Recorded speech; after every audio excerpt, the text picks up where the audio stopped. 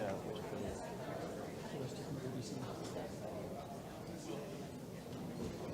Whichever that's You're going to be on the show, on the stream. Is this yours?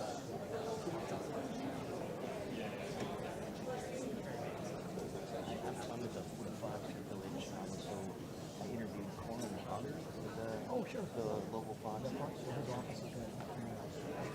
Oh, okay. Oh, so your state government work.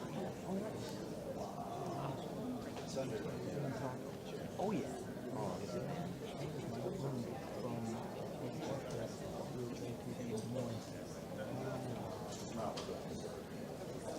Yeah, let's get this on Dane. What do I do? Pictures too? Because you got them all. You got all the blackmail on them. Dane's the best. He's awesome.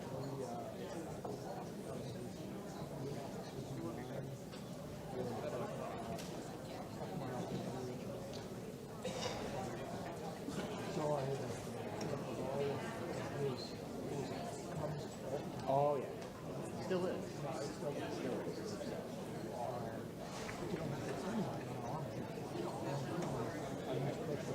Coomer's a friend. Oh, okay. Yeah. Well, I know he played for the. He only played for the Cubs 1 or 2 years. He's from Chicago. Yeah. I remember him with the Twins in his prime.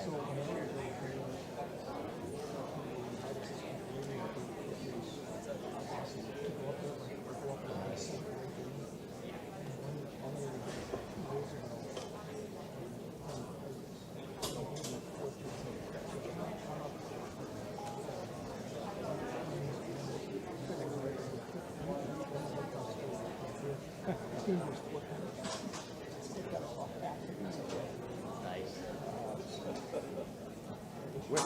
Where does Coomer go have a beer? I'd like to know this.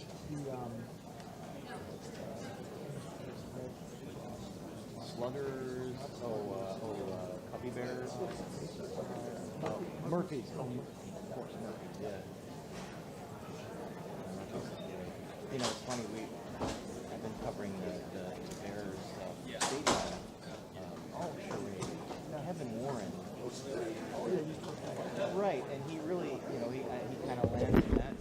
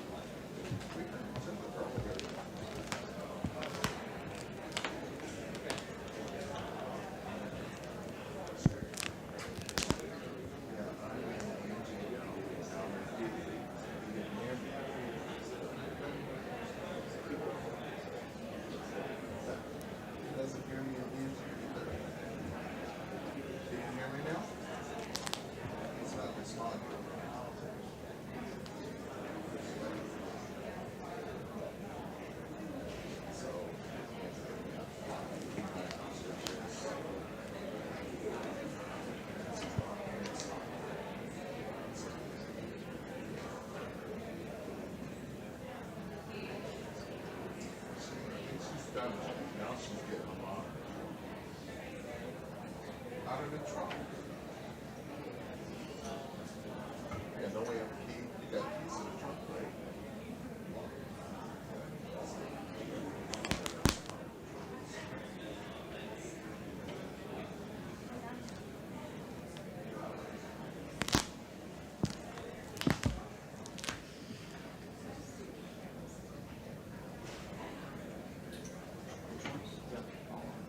I think they'll make them because they're gonna have to be down anyway, because the 3 minutes late.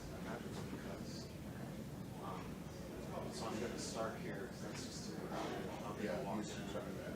some overall stuff, and maybe Once once people people have have cars.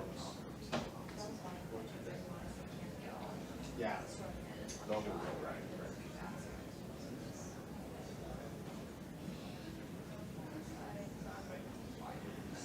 Yeah, I mean, I have this 35, it doesn't, it's not like, I had it, here we go.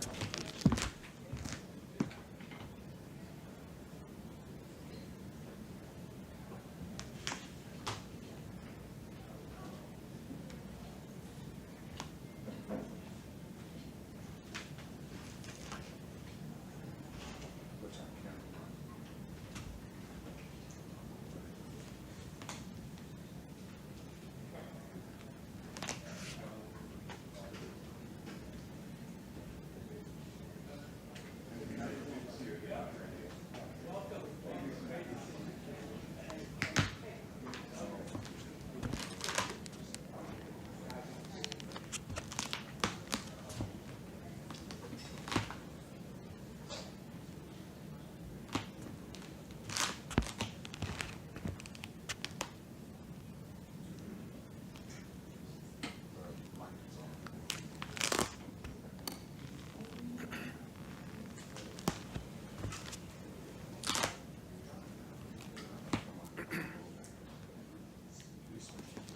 Go.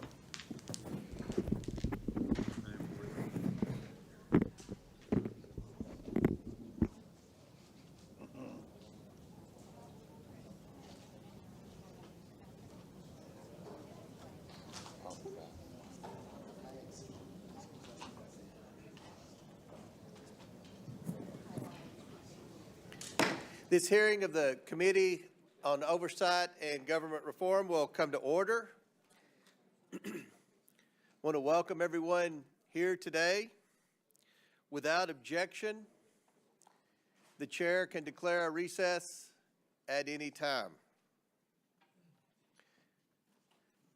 I now recognize myself for the purpose of making an opening statement. Good morning. Today, the House Oversight Committee will continue to examine the consequences of reckless and dangerous sanctuary policies that jeopardize public safety. 3 sanctuary state governors from Minnesota, New York, and Illinois are here to testify under oath about why they allow criminal illegal aliens to roam free in American communities. Let me be clear. Sanctuary policies do not protect Americans. They protect criminal illegal aliens. That is a fact that the Abraham family knows all too well. With us today is the father of Katie Abraham, Joe, and Katie's stepmother, Michelle. In January of this year, Katie was tragically killed in a car crash near the University of Illinois in Urbana. Urbana, like the state of Illinois, is a sanctuary jurisdiction. Katie's killer was a previously deported criminal illegal alien who was driving drunk. He fled the scene and the jurisdiction and was later apprehended by the U.S. Marshal Service in Texas. Katie was just 20 years old. She had a bright future ahead of her that was stolen from her and her very loving family. The illegal alien who took Katie's life should never have been allowed into our country. This was a preventable crime. Unfortunately, there are too many instances where criminal illegal aliens have harmed Americans. Behind me are photos of some of the many criminal illegal aliens that have been captured in Illinois, Minnesota, and New York. These criminals have been convicted of crimes including vehicular homicide of a woman, sexual abuse of children, slashing a victim with a machete, and carjacking, among many other crimes. It's absolutely sickening that sanctuary jurisdictions seek to protect these criminals rather than protect Americans. Instead of putting America first, the Biden-Harris administration deliberately dismantled the border security to unleash the worst border disaster in American history. Their radical policies allowed millions of illegals to flood into our country. Americans voted to end the Biden border crisis, and President Trump has delivered on his promise to secure the border.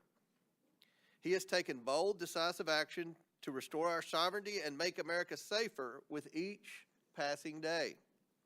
And here in Congress, we are working to pass the One Big Beautiful Bill to fund U.S. Immigration and Customs Enforcement so it can carry out the mass deportation of criminal illegal aliens.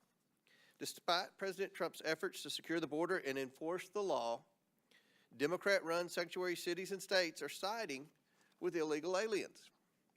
For today's Democrat Party, it seems unlimited illegal immigration isn't a failure of policy, it is the policy. And that agenda is being pushed at every level of government. And this comes at a steep cost to public safety, strains law enforcement resources, and imposes a massive financial burden on both federal and state taxpayers. That's not just bad policy, it is a serious oversight failure. Congress must confront this absurd reality. State and local officials are actively undermining federal immigration enforcement, even when it's aimed at making their own communities safer. It's time to determine what legislative action is needed to stop this subversion and restore the rule of law. It's growing more and more absurd every day. In recent weeks, we've witnessed a Democrat senator who traveled to a foreign country for a wellness check on a foreign MS-13 gang member and now indicted human smuggler that ended with a photo op and margaritas on the rocks. The fervor among Democrats who take the side of illegal alien criminals grew so strong that I even had to deny a written request from members of this very committee to go on a taxpayer-funded junket to visit with this same MS-13 gang member. Earlier this year, I launched an investigation into the radical pro-illegal immigration policies of sanctuary jurisdictions. At an Oversight Committee hearing with some of our country's worst sanctuary city mayors earlier this year, the public was able to clearly see how they care more about illegal aliens than their own citizens. They have pledged not to cooperate with federal law enforcement officials, not even to hand over criminals in their custody who were originally arrested by their own local law enforcement officials for crimes. The absurdity does not stop there. Several of those local officials pointed the finger to laws and policies that their state governments put in place. I invited these governors here today because, as the chief executives of their states, they willfully ignore federal law, shield illegal aliens, and pass the cost of free services onto their hardworking taxpayers. It's hard to figure out whose side these governors are on. They shield criminals while their own citizens pay the price.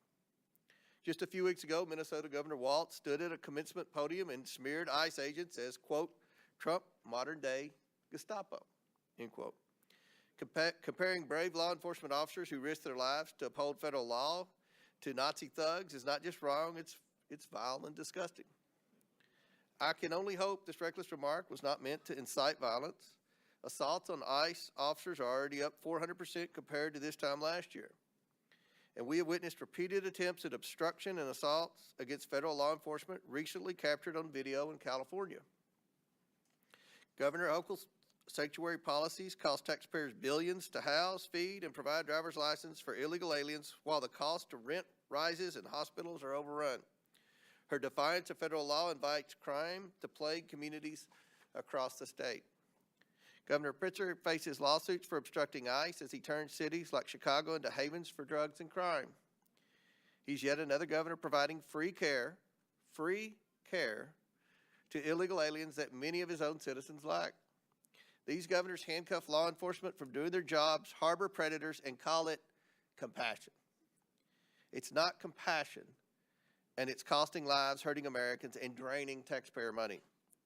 Congress must consider whether to defund every single penny of federal dollars going to cities and states that prioritize criminal, illegal aliens over the American people. Americans want to return to common sense. The Trump administration and this Republican Congress aims to restore our safety and sovereignty. It's past time for these governors to put America first. I now yield to Ranking Member Lynch for his opening statement. Thank you, Mr. Chairman. First of all, I want to thank our witnesses. Governor Walz, good to see you again. Governor Pritzker, Governor Hochul, good to see you again. Ms. Perryman, thank you for your willingness to come before this committee and help us with our work. At this very moment, as we sit in this hearing and at the order of President Trump, the National Guard are on the streets of Los Angeles and active duty Marines are on their way. At Trump's order, Californians are now forced to navigate an active military zone in their midst as they try to go to work or decide if it's safe to send their kids to school. And because of Trump, no American city or state is safe as he lays this groundwork to take his militarization playbook nationwide. 2 days ago, he confirmed that he is considering invoking the Insurrection Act to expand the deployment of active duty military forces against civilians across this country, preparing for a future in which dissent is met with armed force and the machinery of war is turned inward on the American people. If unchecked, this marks not just a threat to our most sacred civil liberties, but a violent blow to American democracy itself. Last week in Los Angeles, peaceful Americans came out to protest the administration's cruel and illegal mass deportation operations in their neighborhoods. President Trump inflamed events on the grounds as an excuse to unleash the U.S. military on its own people, sending in 4,000 National Guard members without the approval of the governor of California, and deploying 700 active duty Marines into an American city is meant to provoke, not pacify, and is an aggressive assertion of federal control where it is neither needed nor desired. Our Marines are often the first responders in a war zone, but American neighborhoods are not war zones. Protesters are not the enemy. They are Americans who have the constitutional right to peacefully assemble and speak up. The problem for President Trump and my colleagues across the aisle is that the American people hate what he is doing in Los Angeles to inflame tensions. Americans are deeply concerned that the president deployed federal troops to an American city over the objections of state and local leadership, and knowing it would escalate the situation. He put members of the public, law enforcement officers, and troops in danger because he loves the images and theatrics of using force. Let's be clear. Democrats oppose violence and lawlessness in all its forms, as well as any threat to public safety. President Trump himself is the worst offender. The chaos he is fomenting in LA is just an extension of his flagrant disregard for the Constitution and our rule of law and democracy. It is clear that the Trump administration's mass deportation policy is not limited to those that have committed serious and violent crimes. It also includes children who are U.S. citizens, immigrants with legal status, and even international students. On February 4th, President Trump deported a 10-year-old girl, a U.S. citizen who was recovering from brain cancer while traveling to Houston for an emergency hospital visit. This 10-year-old girl was detained and deported with her undocumented parents and 4 siblings, 3 of whom were also born here in the United States. Her parents have no criminal history, and what's going to happen to her, an American child, now that she can't see her expert doctors, is unknown.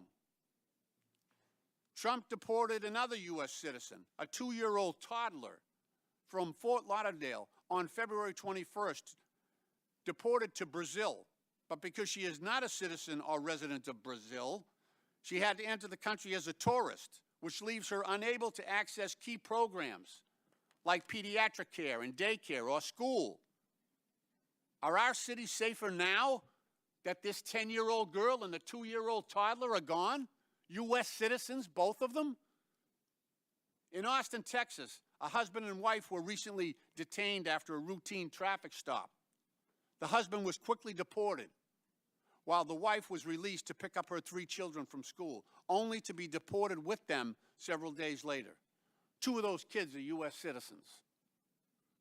Is the family the violent criminals that Trump is supposed to be saving us from?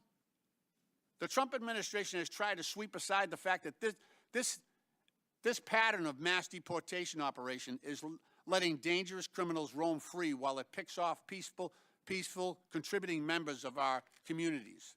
Busboys at restaurants, day laborers at Home Depot, parents who are taking their kids to school. In late March, ICE agents wearing masks and hoodies detained Rumeysa Ozturk. And those of you who watched that abduction, when you compare the old films of the Gestapo grabbing people off the streets of Poland, and you compare them to those nondescript thugs who grabbed that student, that graduated student, it does look like a Gestapo operation. It does look like the Gestapo. She was snatched away and detained 1,700 miles away. Her congresswoman couldn't reach her. Her family couldn't reach her. She was held incommunicado, 1,700 miles away. Her attorney could not reach her. Yeah, that was Gestapo-like. That's an appropriate comparison. That's exactly what it was like. And when U.S. citizen, she was here legally studying at Tufts University. She had every right to be here. We gave her permission to come. Her family entrusted us. They chose Boston because it's a place of intellectual freedom and respect for cultural freedom. And that trust was apparently misplaced. Ms. Ozturk's a Turkish national on a student visa to attend Tufts University. A video of that incident shows Ozturk walking along a public street in Boston, Massachusetts, my home city, when several masked figures just snatched her phone and backpack, handcuffed her, and hustled her into an unmarked vehicle. What's that sound like? What does that sound like? The Trump administration is putting extremism, cruelty, and chaos over protecting kids and families. Trump isn't focused on getting violent criminals off our streets. He's terrorizing our communities to fulfill deportation quotas with fathers and mothers, grandparents, and kids.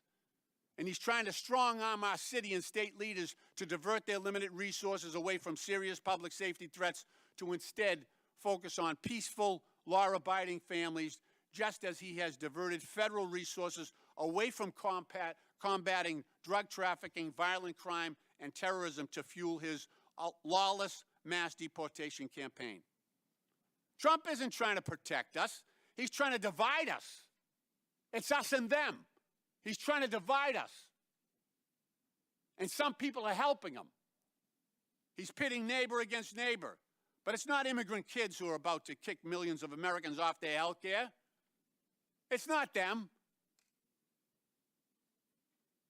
And he's doing that to pay for a tax break for billionaires. And it's not immigrants who are using the military to silence Americans exercising their right to speak truth to power. These are not the strong and measured actions of the leader of a free country. They are the ruthless maneuvers of an aspiring autocrat hell-bent on consolidating power by any means necessary. This is disgraceful. It should not happen in this country. This is wrong. Deploying the military against a civilian population is wrong. And if we don't step up, this will continue. If we don't step up and declare what is right under our Constitution, then other cities, other citizens will meet this same fate. I'm proud of my Democratic colleagues who are willing to stand up to this thuggery. Trump is a wannabe gangster, and he's showing the world what he's about.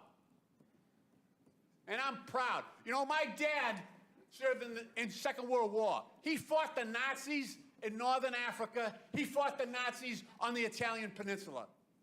And I think he's looking down right now and he's happy that I'm fighting today's Nazis. He's proud of that. We all should be. Mr. Chairman, I yield back. Without objection, Representatives Stauber, Finstead, Fishback, Emmer, Morrison, and Craig of Minnesota, Representatives Miller, LaHood, Davis, and Ramirez of Illinois, Representatives Stefanik, Tenney, Lawler, Goldman, Ocasio-Cortez, Gillen of New York, and Moskowitz of Florida are waived onto the committee for the purpose of questioning the witnesses at today's hearing. Without objection, so ordered. Our witnesses today include the governors of 3 states. We want to welcome you all here. First, we have Tim Walz, governor of the state of Minnesota. He was sworn into office on January 7th, 2019. His second term began on January 2nd, 2023. Governor, welcome back to the House of Representatives. Next, we have J.B. Pritzker, governor of the state of Illinois. He was sworn into office on January 14th, 2019. His second term began on January 9th, 2023. I'm going to yield briefly to my colleague, Raj Krishnamurthy, for further introduction. Thank you, Mr. Chair. Thank you for yielding. In Illinois, we like our pizza deep, our politics lively, and our budgets balanced. The last one used to be a miracle before Governor Pritzker took office. I know firsthand, as the son of immigrants who realized the American dream in Illinois, that immigrants make enormous contributions to our country. Governor Pritzker understands that too. His great-grandfather fled pogroms in Ukraine in 1881 and settled in Chicago to build a better life. That legacy has shaped his lifelong commitment to public service, justice, and opportunity. Before entering public office, Governor Pritzker built a successful business career and became a leading philanthropist, supporting early childhood education and establishing the Illinois Holocaust Museum. Governor Pritzker has delivered historic investments in education, workforce training, infrastructure, technology, and clean energy, all while expanding paid leave, raising the minimum wage, and defending the rights of all Illinoisans. Governor, thank you for your leadership and for joining us today. Yields back. Next, we have Kathy Hochul, governor of the state of New York. She was sworn into office on August 24th, 2021. Welcome, Governor. And finally, we have Sky Perryman. She is the president and CEO of the Democracy Forward Foundation. Thank you all for joining us. Look forward to your discussion this afternoon. Pursuant to Committee Rule 9G, the witnesses will please raise their right hand. Please stand and raise your right hand. Do you all solemnly swear to tell the truth, the whole truth, and nothing but the truth, so help you God? Please let the record show that the witnesses answered in the affirmative. Thank you all, and you may take a seat. We appreciate you being here today and look forward to your testimony. Let me remind the witnesses that we have read your written statement and they will appear in full in the hearing record. Please limit your oral statement to 5 minutes. As a reminder, please press the button on the microphone in front of you so that it's on and the members can hear you. When you begin to speak, the light in front of you will turn green. After 4 minutes, the light will turn yellow. When the red light comes on, your 5 minutes have expired, and we would ask that you please wrap up. I now recognize Governor Walz for his opening statement. Thank you, Mr. Chairman, Ranking Member Lynch, and members of the committee. I'm proud to be here today as the governor of the great state of Minnesota. Wherever you go in this country, people tend to want the same basic things: safe neighborhoods, affordable household goods, meaningful work, good schools. That's what my administration has worked to ensure for our people, and that's what we've delivered. Under our leadership, Minnesota has been ranked the 4th best state to live in, the 2nd best state to raise a family in, and the 3rd best state for jobs. And when it comes to serious crime, Minnesota has hit its lowest level in over 3 decades, and we consistently have lower violent crime rates than the U.S. average. Now, we have a broken immigration system in this country. I think everyone in this room agrees with that. But nothing Minnesota has done to serve its own people stands in the way of the federal government managing border security and policies. While you've convened this hearing to explore the issue of so-called sanctuary states, Minnesota is not even a sanctuary state. Minnesota legislature has passed no such bill making Minnesota a sanctuary state, and I have signed no such law. Minnesota cooperates with federal authorities in a number of ways. When there's a convicted felon in our prisons, we ask about their immigration status and share that information with the Department of Homeland Security. We also cooperate with Homeland Security requests when there's a judicial warrant and when due process has been afforded by our Constitution has been served. But enforcing immigration law is not the role of local and state governments. The fact is, Congress has given federal agencies the authority to enforce immigration laws across this country. That includes Minnesota, and I support them doing so. It's the federal government's job to secure the border. That's why when I was in Congress, I visited the southern border and voted for bills that would have increased funding for Border Patrol, made it easier to hire qualified agents, and deployed advanced technologies to the border. Most importantly, I recognize that securing our border does not mean we sacrifice our constitutional values. Unfortunately, the cruel and misguided policies of this current administration fail to live up to those values. Minnesotans are angry with what they've seen happen to their neighbors. They're angry that the federal government has been snatching people up, putting them in prison, and deporting them without a shred of due process. There's been no notice, no meaningful opportunity to object, and according to the president, no way to get out of these overseas prisons once you end up there. And let's be clear, many of these are law-abiding Americans, people who have been granted asylum or promised protected status.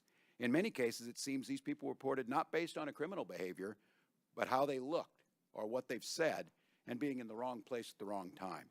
Even U.S. citizens, like a 4-year-old boy with cancer, sent to Mexico, away from his father, away from the medical needs, to a country he was not born in or had never been to. Americans deserve a sensible, humane, and effective immigration policy that reduces illegal immigration while protecting fundamental rights.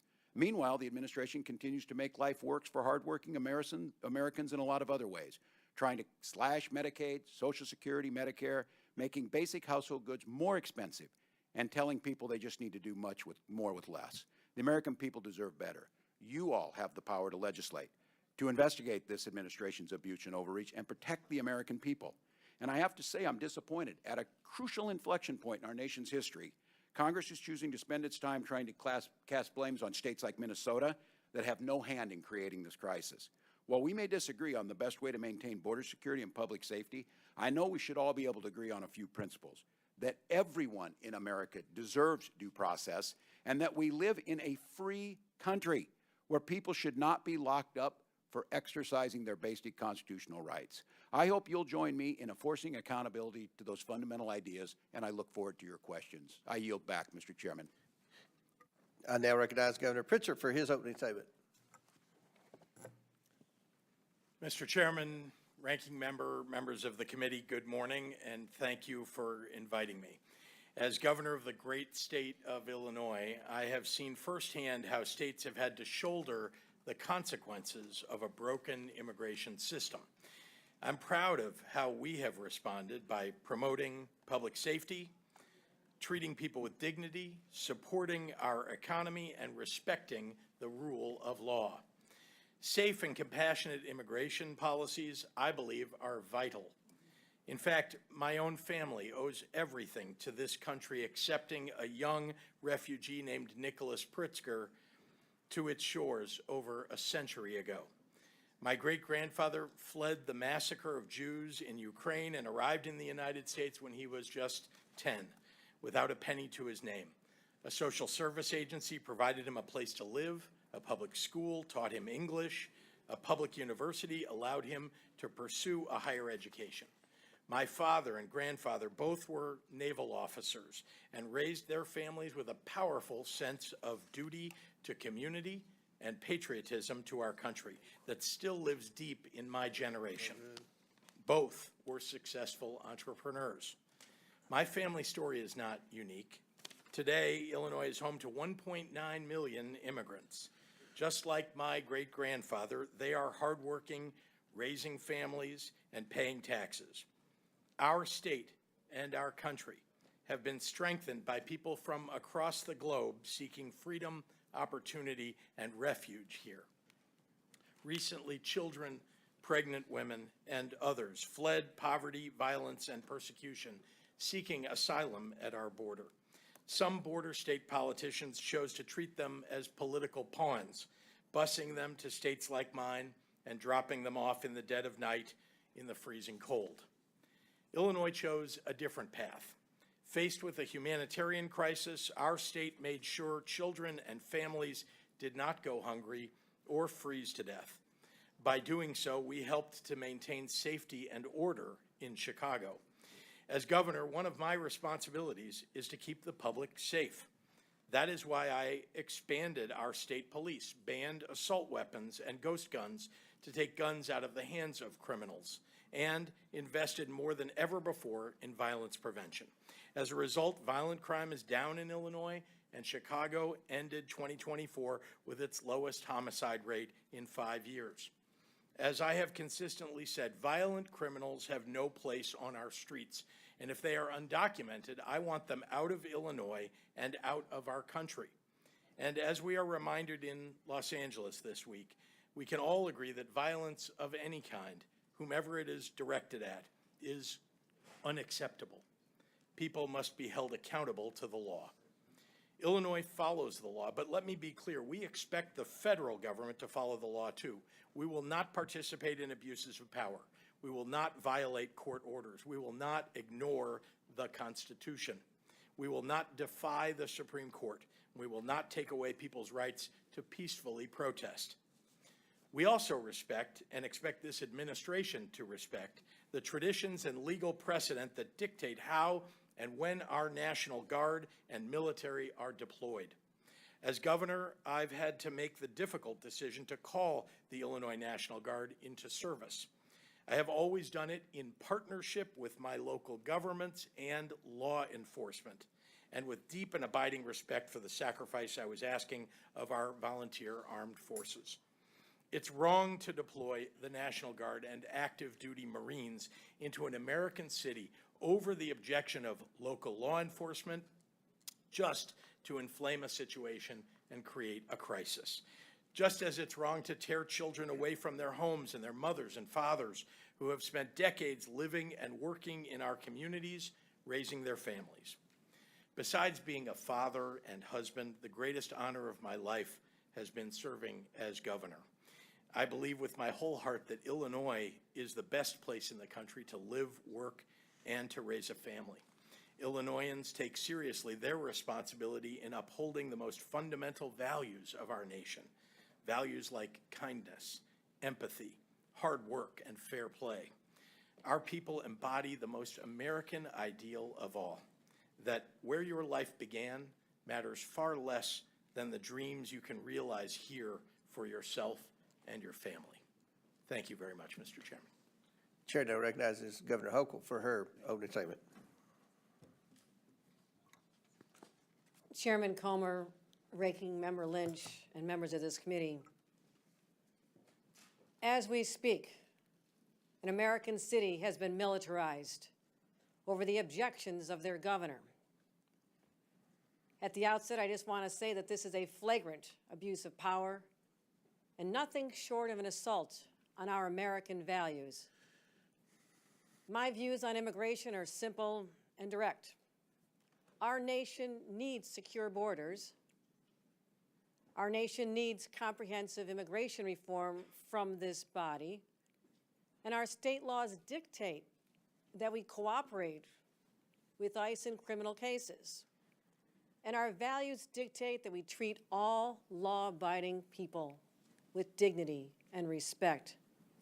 The America I believe in is a nation of laws and a nation of immigrants. Abandoning either threatens the very foundation on which this great country was built. You know, for 400 years, New York has prospered because of the hard work of these people, these newcomers, people like my grandfather who fled great poverty in Ireland. Grandma and Grandpa had the same American dream that the immigrants today have. I see it in their eyes. They're not here for handouts. They're not here to take advantage of the situation. They're here to work. They want to contribute, earn their place, raise their families. Yet, every day there's another story of children being ripped from the arms of their mothers, wives separated from their husbands, families arrested while attending legal immigration appointments. You know, not long ago in a small town known as Sackett's Harbor in upstate New York, masked and armed ICE agents stormed into a home before dawn. They abducted a mother her 3 children, including a 3rd grader. They were cast into a living hell in a detention facility in Texas. I immediately contacted Border Czar Tom Homan and demanded their release. In Jefferson County, more than 60% of the residents voted for Donald Trump, and those people protested in the streets. Local Republican lawmakers, business owners, school leaders all spoke out. Finally, after 2 long weeks, the family was finally returned home. In New York, we understand the difference between going after criminals and traumatizing law-abiding families. Now, some of you will use this hearing to stoke fear. I'm here to talk about the facts. New York has managed an unprecedented immigrant influx because of a broken border. Yet at the same time, our state has become stronger and safer. Today, New York has the lowest homicide rate among the nation's top 10 states. We didn't achieve this with indiscriminate roundups, not by tearing apart innocent families, but by investing $2.6 billion in public safety, engaging in smart, targeted policing, and partnering with law enforcement, federal law enforcement, to apprehend and deport serious criminals.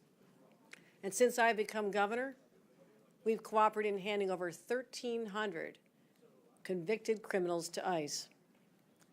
But what we don't do is civil immigration enforcement. That's the federal government's job. New Yorkers need their state troopers on our highways, seizing guns and drugs. States like mine are doing our part, but we can't be expected to fix the broken immigration system. You know, and the very people who go on cable news and rail about the border are the same ones who torpedo bipartisan legislation each and every time. So here's my message.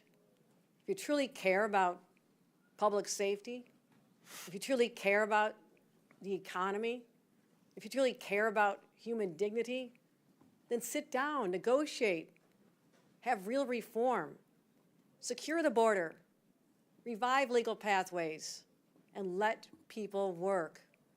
At the end of the day, I'll go home and do my job keeping New Yorkers safe. I hope that you will do yours. Thank you. And I now recognize the Democrat witness, Ms. Perryman, for her opening statement.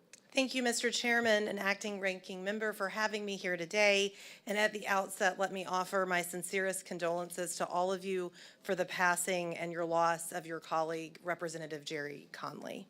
I'm here today as a lawyer and as the president and CEO of Democracy Forward Foundation, which is a national nonpartisan legal organization that is committed to achieving democracy and a nation that enables all people to thrive. At Democracy Forward, we represent people and communities who make up the very fabric of our nation on a pro bono basis in federal and state courts and regulatory bodies throughout the country. I know this is a hearing focused on immigration, and so I would like to say at the outset and echo the calls for bipartisan, comprehensive immigration reform. I will also note that the rhetoric that we have heard the president and his allies use in recent days about immigrants and people in this country is inaccurate, overly politicized, and not solutions-oriented. Fundamentally, Democracy Forward Foundation's work centers on the premise that when the government does its job and delivers for people, our society is stronger. And when our government strays from that purpose, ignoring the Constitution, not achieving and respecting the fidelity of people's rights, our democracy and our people are in danger. Right now, based on the work that we are doing, I am here to say that our American people are in danger and that our democracy is in crisis. I am looking at these United States flags. We need to remember who we are. We right now have a president who has proclaimed without irony that he is a king in a nation that next year will celebrate 250 years since it threw off the reins of monarchy. Since Inauguration Day, the President and his administration have acted beyond the lawful bounds of executive authority. They have usurped the power of this Congress. They have sought to eliminate due process of law. They have ignored court orders, and they are targeting people, civil society organizations, and lawyers. These are anti-democratic actions that present an overall threat to every single American and their well-being and to our values in America. That is why at Democracy Forward Foundation, we have had to go to court to file more than 70 legal actions in federal and state courts and agencies and offices since Inauguration Day to protect the American people's rights. From stopping the president's federal funding freeze, to blocking the decimation of the Department of Education, to having to safeguard due process, to challenging DOJ and Elon Musk's attempts to access personal data on behalf of individual Americans, our team is in court every single day on behalf of people of all identities and ideologies, people in red states and blue states, people in small towns, urban areas, and rural communities. Our work at Democracy Forward demonstrates that the United States Constitution is still here, and it is here for all of us. This administration's tactics with regard to immigration enforcement that we have seen, they shock the conscience. They shock the conscience of the vast majority of the American people, including people who do not see eye to eye on how to fix our immigration problem in this country. They have led us to file and have to file litigation on behalf of religious communities to prevent ICE from entering houses of worship. We are litigating against policies that prolong the detention of individual immigrant children without their families. And of course, we are challenging the lack of due process afforded to our clients, men who were disappeared through an unlawful agreement between the government of El Salvador and the United States Department of State. All told, the courts have ruled against the current administration more than 170 times in less than 200 days because of the fast-moving harms and flagrant violations of the law and of our Constitution. And while this is a dire situation, our work demonstrates that the American people are determined to protect their rights. They are determined to use lawful and peaceful means of petitioning their government and, when necessary, of holding their government accountable. People have talked about their families, and last week was June 6th, which is, of course, the anniversary of when American troops landed on the beaches of Normandy in World War II. I, too, am the mother of a 9-year-old boy, and that 9-year-old boy's great-grandfather served in that battle, and many others throughout the European theater. But as I reflected last week, we don't need to be in Normandy to defend our democracy in June of 2025.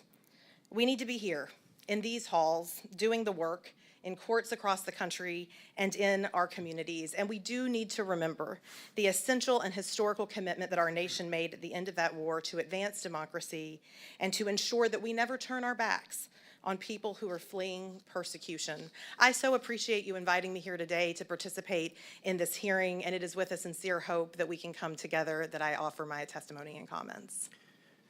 All right, opening statements have concluded. We're now going to begin the questioning portion of today's testimony. And I'm going to begin with Governor Walz. Governor Walz, I thought that maybe your statement referencing ICE as Gestapo was an outlier statement, but now that Mr. Lynch has endorsed it, it appears that it could be some type of Democrat talking point. Governor, do you and other Democrat politicians understand why referencing ICE as Gestapo is offensive? I'm going to explain. The Department of Homeland Security is reporting that ICE agents are now experiencing a 413% rise in assaults. We've seen numerous videos of rioters obstructing and assaulting federal law enforcement after your remarks, including in Los Angeles.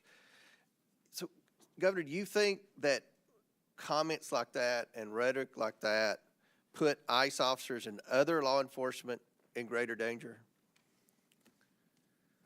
Well, thank you for the question, Mr. Chairman. First and foremost, any attack on law enforcement is unacceptable, wherever it's at, whether it's state, local. So you understand, and I've got limited time here.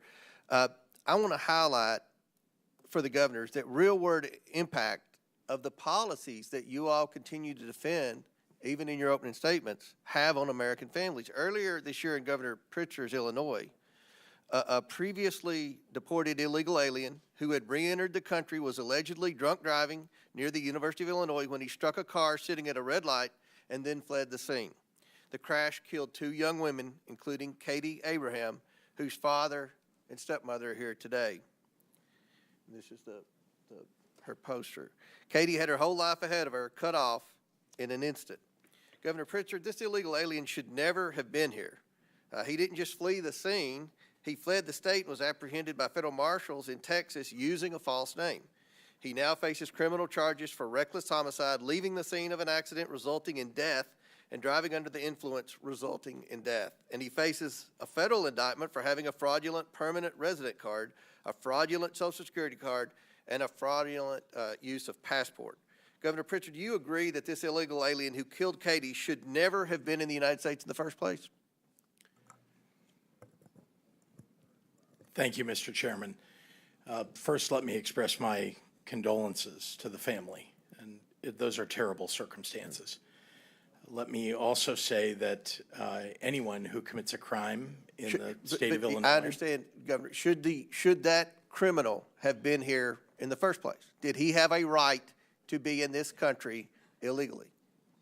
If the person is a criminal of any sort, then they ought to be. So that person had a right to be in the United States? They ought to be given their due process rights, and they ought to be convicted. And the criminal who yes. entered this country illegally, in your testimony, had a right to be in this country? No, I'm suggesting to you that when we, and I have responsibility for the state of Illinois, I can tell you that it's the responsibility of the federal government to manage immigration in this country. And if you're suggesting that the federal government didn't do its job, that is up to you. Let me ask you this, Governor. I can tell you that in the do you state of believe Illinois, do you believe that President Biden did his job in securing the border? I was critical of things that President Biden did. I think I've been very public about that. I wrote a letter to the president telling him that. Okay, thank you. Now back to Governor Walz. You were obviously selected by Vice President Harris to be your running mate in 2024. I'm curious, did you ever ask Vice President Harris about former President Biden's and then President Biden's cognitive decline? No, not that I can recall, Mr. Chairman. You saw President Biden's disastrous debate performance. I'm just curious, you never did comment to Vice President Harris like, wow, you know, he may not be on the top of his game. Nothing was ever mentioned to Vice President Harris? And the reason I ask, obviously, is because I know you watch CNN, and other networks have interviewed a lot of people, including Jean-Pierre and Buttigieg and others that have suggested that they were shielded from President Biden and weren't allowed to speak to him, and that you know, his mental decline was obvious. You never discussed that with Vice President Harris? No, not that I can recall, Chairman. And I, as governor and then being on the ticket, I was probably more concerned with my own debate performance than President Biden's. So no. Let me ask you this, Governor. Do you believe that the Biden-Harris administration secured the border? You mentioned it's the federal government's role to secure the border to protect Americans from illegals entering the country, I guess. Do you think they did a good job of that? I think the border has been broken for a very long time through many administrations. It's one of the reasons why Vice President Harris was advocating so strongly for the bipartisan bill. Did she mention her role as the border czar when you all were out campaigning? Or? Not that I can recall, other than that we talked about the need to pass the bipartisan border legislation that would have done many of the things that, as a governor, I know would have made our jobs easier. But President Trump secured the border without any legislation. I mean, that was kind of a myth that was in the media and a Democrat talking point that we needed legislation to secure the border. The border's secure. Everything's fixed? That's step one. Step two is to deport the criminal illegals, and that's where we're facing obstruction in your all state. So I'm sure there are a lot more questions that will pertain to that. My time's expired. I now recognize Ranking Member Lynch for his questions. Thank you, Mr. Chairman. It's worth saying again that Democrats oppose violence and lawlessness in all its forms. I do want to point out that the vast majority of protesters have been peaceful.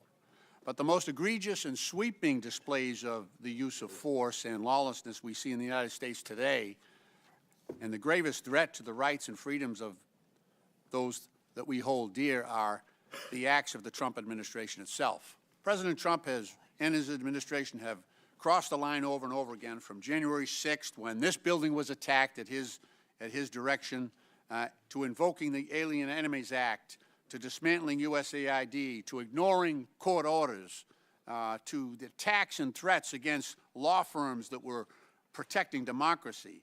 As in that midst, in in the 5 months since Trump took office and put the for sale sign over the White House, he's earned $2.9 billion on his crypto scam. I mean, to call this unprecedented, that word has lost all its meaning. He keeps making history, but the wrong kind. Just the act of sending the National Guard and troops and active duty Marines to L.A. was already an overreach. Supposedly, now we hear reports that those soldiers and Marines were sent to quell protests, but now are detaining civilians and are being trained to perform immigration enforcement functions. Ms. Perryman, what else could go wrong with the National Guard and Marines deployed in L.A.? What are the risks to the Americans who live, work, and exercise their right to freedom and to free speech there? Well, I would just say that what our Constitution recognizes and how good government functions is really based on trust. And when we look at National Guards, it is the governors that often call the National Guards in. And so, of course, the fact that we are seeing a situation where the president has taken this step without cooperating with the governor and with local communities there is deeply concerning. And of course, we know from history that could lead to escalations and could lead to violence that is really problematic for all of our communities across the country, including in Los Angeles. Thank you. Ms. Perryman, Secretary of Defense Pete Hegseth has talked about the deployment order, and he testified that this order, and I'm quoting him, this order is getting ahead of a problem so that if in other places, if there are other riots in places where law enforcement officers are threatened, we would have the capability to surge the National Guard there if necessary. Ms. Perryman, how does the President's broad order and the presumption before the fact that military force would be deployed, how does that pose a threat to other cities across the country? Well, again, it appears to be an escalation, and the main thing that's really important to so many Americans across the country, as well as local law enforcement in so many areas, that local law enforcement is there to help people be able to peacefully protest. And so there are ways that people in this country can express their views. We don't all agree with each other. And right now you really see the White House, for whatever reason, I think escalating, maybe seeking to create some made-for-TV moments. It's not clear. But I do think that there is a lot at stake here, as you've heard this morning. Thank you. I want to ask each of the governors, this is a general question, how could each of the governors answer briefly how President Trump's policies, his assaults on the rule of law and his interjection of military force into California, how that would threaten your states, especially where Secretary Hegseth has said that he would support that expansion. Mr. Walz, Governor. Well, thank you, Ranking Member Lynch. Well, first of all, it's one of the federalism policy of this, especially when it comes to posse comitatus and the Insurrection Act. Governors are in charge. Our National Guard, as all of you know, serve in either Title 10 or Title 32 status under the role of governor. Right. And on all of these operations, the absolute pinnacle and the most critical piece is the coordination amongst them. And as a governor not being notified as local law enforcement, it creates a chaotic situation that they cannot operate as a joint unit. And governors are always there. We do it for floods. We do it for civil unrest. But doing it without causes immense danger, not citizens to, but to those very law enforcement officers who are then put in that chaotic situation. Thank you. Governor Pritzker. Local law enforcement are the ones who indicate to the governor or to their local officials who talk to the governor about their need for National Guard. And indeed, I've had that situation in the state of Illinois and called out the Guard when I needed to.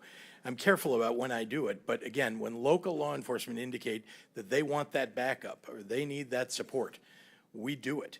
Now, I have to say, when the President of the United States is calling out your National Guard over the top of local law enforcement saying that they don't need it, that they have things under control, it tends to have an inflaming effect on what's going on the ground, just when local law enforcement and officials are getting things under control. And I think that's what we saw in Los Angeles. Governor Hochul. Those actions absolutely undermine the sovereignty of individual states.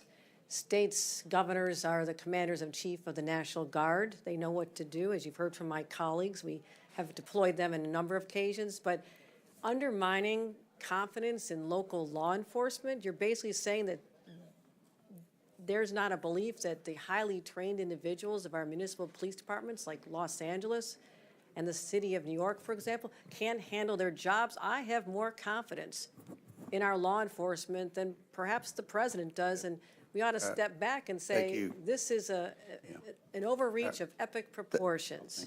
Thank you. Mr. Chair Chairman, recognizes. Thank you for your courtesy on the time. Appreciate that. Thank you. Chair recognizes Ms. Stefanik from New York. Thank you. Governor Hochul, on your first day in office, you signed Executive Order 1. Is that correct? I believe it is. And you extended this executive order not once, not twice, but 3 times, most recently January 16th of this year. Is that correct? If that's what your facts show, I signed countless executive orders. I would and assume you'd know policies it's and laws. Executive Order 1. And this is a continuation of your predecessor's sanctuary state policies, correct? Is included in that.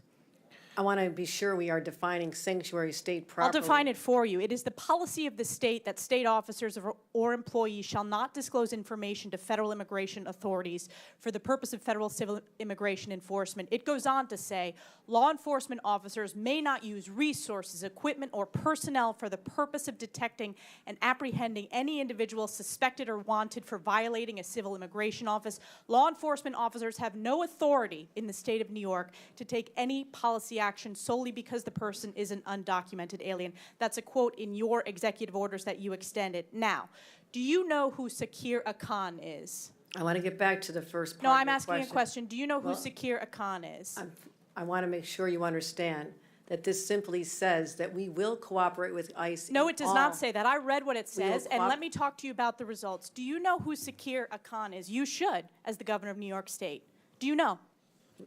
Refresh my recollection. He was an illegal migrant in New York. And do you know what crime he committed in addition to being here illegally? No, I do not. You do not. This was widely reported. He found a 15-year-old girl, threatened her with a metal pole, told her to get into the back seat of his car. He took her clothes off, and he violently raped her in Albany, New York. Do you know who Sebastian Zapita Khalil is? I'm sure you'll tell me there's many cases, whether they're These are pure- high-profile cases. New Yorkers know about them, and you don't. So let's talk about Sebastian Zapita Khalil. Do you know who that is? I don't have the specific details at my disposal, no. Well, this is an illegal migrant in New York because of your sanctuary state policies. Do you know what crime he committed? I'm not familiar at this moment. I bet you're going to be familiar when I remind you. He found a sleeping woman on the subway, lit her on fire, and burned her alive. This is in Kathy Hochul's New York. And as I'm sure you are aware, and I'll remind you, that ICE issued an order to detain this violent criminal, but that was rejected by New York officials due to sanctuary state laws. Now, do you know who Raymond Rojas Basilio is? I just want to say this. These crimes are horrific. Because of condemn them, and I your would say sanctuary state policies. In all of these cases, we would work with ICE to remove You them. did not in this case. They are If they need walking our on the assistance. streets because of your policies and your executive order that you signed 3 times. Now, Raymond Rojas Basilio, do you know who that is? I'm telling you this. I will You don't know explain to who you it the is. policies of New York. We cooperate with, I know you're just You do trying not. to. You do not. Specifically, miss- ICE was told not to detain this individual, and he burned a woman alive on the New York subways in Kathy Hochul's New York. So I will keep on going.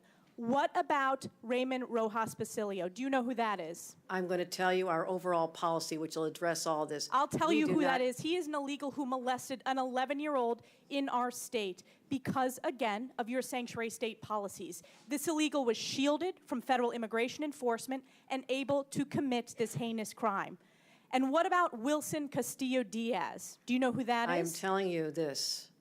We do cooperate fully with ICE in criminal prosecution. Our sanctuary You're not advocating for regulations these victims. only deal with This is a civil 5-year-old who enforcement. was raped Civil on Long enforcement. Island in Nassau County.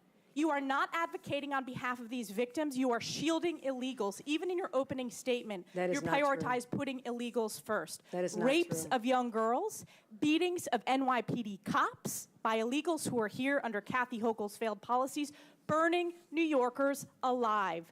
This is Kathy Hochul's New York. It's one of the many reasons why you're hemorrhaging support from hardworking New York These are families. horrific crimes, and they're heartbreaking. They're horrific crimes that are committed on your watch. You signed this executive order on your first day in office. You signed it again and again this January. We deserve a governor who stands up for law-abiding New Yorkers, doesn't put illegals first, but actually puts New Yorkers first. I appreciate Rather the than going chairman's- after the viral moment, I suggest you No, look no, at no. the facts. I'm standing up for New Yorkers. No. Rather than addressing the illegals in New York, you are prioritizing your far-left sanctuary state policies, which you put in place with executive orders. Instead of advocating for cooperate in victims, all a those 5-year-old cases. who We was raped, cooperate with you ICE. did not. They were released We because cooperate of with sanctuary ICE. state We policies in New cooperate York with State. law No enforcement. amount of words is going to clean up your failed record and these horrific crimes committed in sanctuary state that you created. And with that, I Your yield back. representation, the facts are Gentlelady absolutely false. yields back. Absolutely Chair false. recognizes Ms. Norton from Washington, D.C. Thank you, Mr. Chairman. Let's be real. Since the start of the Trump administration, each day has been more nightmarish than the last. But in the past few days and weeks, we have seen a significant escalation of Trump's mass deportation agenda. On May 29th, a 9-year-old child and his father were reportedly detained in Torrance, California, and separated from one another by ICE. A 4th grader ripped from the only community he knows and from the arms of his father. We have kids who are afraid to go to school, afraid that ICE will grab them and their families from school grounds, and afraid their parents will not be there when they get home. Schools are supposed to be safe havens for our children that foster learning and growth. Instead, the Trump administration is deliberately weaponizing them, terrorizing children and families with its immigration policies, and threatening more than 600,000 students, kids with detention and removal. President Trump has called for an end to birthright citizenship, a constitutional right recognized since the end of slavery. He has cut federal contracts that give 2-year-olds representation in immigration court. He has ripped the children who are immigrants and United States citizens from schools, their friends, their neighborhoods, and their homes. There is no other way to spend this. President Trump is waging a cruel and deliberate war against children. Ms. Perriman, do all children residing in the United States have a constitutional right to attend public schools regardless of immigration status? They do. Ms. Perriman, how is President Trump going further than past presidents in authorizing ICE to carry out enforcement activities in schools, hospitals, and places of worship? Yes, I mean, this is what brought us to court on behalf of the Baptists and the Quakers and the Sikh communities and other religious communities that are having to challenge this. For more than 30 years, the country had a policy that prevented indiscriminate enforcement activities at what we call sensitive locations. That includes houses of worship, and it includes schools. We saw in the early days of this administration, the Department of Homeland Security rescind that policy and endanger people, all people, not just immigrants, but people who are seeking to engage in communal worship, people who are seeking to go to school, and to be present in other sensitive locations like hospitals. Governor Walz, what does it mean for children in Minnesota if ICE comes to their classrooms? Well, thank you, Congresswoman. Minnesota prioritizes education. We're proud of our education system. We're proud that when students come to school, they get a good meal, they have well-qualified teachers, and it's a place where it's safe. It's a safe place where they can learn. We prioritize it because our economy depends upon it, and it's the right thing to do. Disruptions at places like school, when ICE is free to operate in Minnesota within the laws, but to disrupt schools, to disrupt and come to those schools, not only the impact to that individual student, but to the entire learning environment in those schools are disrupted by it. And again, we agree with everyone here. Those committing crimes is where we need to focus, but being on campuses in elementary schools is not getting at that. Thank you. Governor Pritzker, when ICE detains and arrests parents as they drop off kids at school, how does this affect educational outcomes? Thank you very much, Congresswoman. Let me begin by saying that, as you may know, under President Trump, ICE showed up in Chicago nearly immediately and began terrorizing our neighborhoods, our schools, and parents. Indeed, many parents felt like they needed to go into hiding, even though their children needed to go to school every day. And so disrupting that environment, frankly, not just for the children, but for the parents and for teachers and the entire school community, it is something that, we believe in Illinois in educating all of our kids, making sure that they get what they need in our public schools. In fact, we've invested significantly in making sure the results have been very good. 8th graders in Illinois rank 2nd in reading in the entire country. 8th graders in Illinois rank 5th in the country in mathematics. And it's because we have a safe environment, but not when Tom Homan brings Dr. Phil with the overreach of force with ICE to disrupt our education system, and particularly our elementary schools. Thank you. Gentlelady's time's expired. Chair recognizes the Majority Whip, Mr. Emmer from Minnesota. Mr. Chairman. Thank you, Mr. Chair. Welcome back to Washington, Governor. I'm going to run through a series of facts before I get to my questions, so let's get started. Governor Walz, you signed the Health and Human Services Omnibus Bill into law in May of 2023. That bill expanded Minnesota Care to provide free health care to illegal aliens. You signed the Higher Education Omnibus Bill into law in May of 2023. That bill allows illegals to have their college tuition paid for by the state. You signed the Driver's License for All Act into law in March of 2023, and that bill allows illegals to receive driver's licenses. So, you claim you're not a sanctuary state. You just provide free health care, free college, and driver's licenses to illegal aliens. One reason you're here testifying before us today is because you refuse to cooperate with ICE. While states like Florida and Virginia empower their law enforcement to detain and remove criminal illegal aliens, you, sir, have done just the opposite. Your Attorney General is directing law enforcement to ignore ICE immigration detainers. Do you agree with the Attorney General's guidance? Well, Congressman, it's good to see you again, and thank you for being here. First, I would say, as my job as governor of Minnesota is to make Minnesota the best state in the nation. Do you agree with the Attorney General's guidance?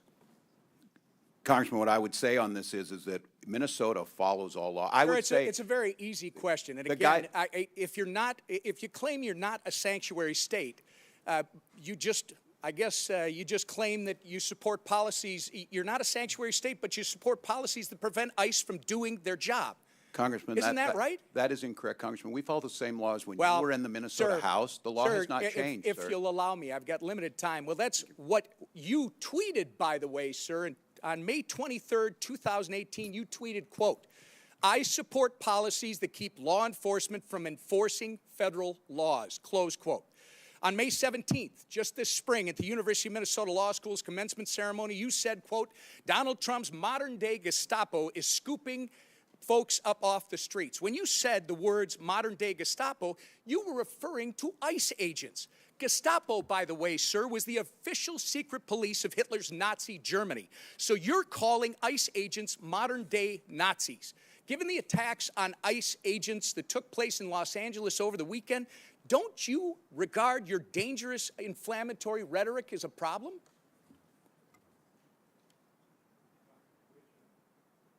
The questions you want me to answer first. So, sir, it saddens me that you refuse to express regret from comparing ICE to Nazis.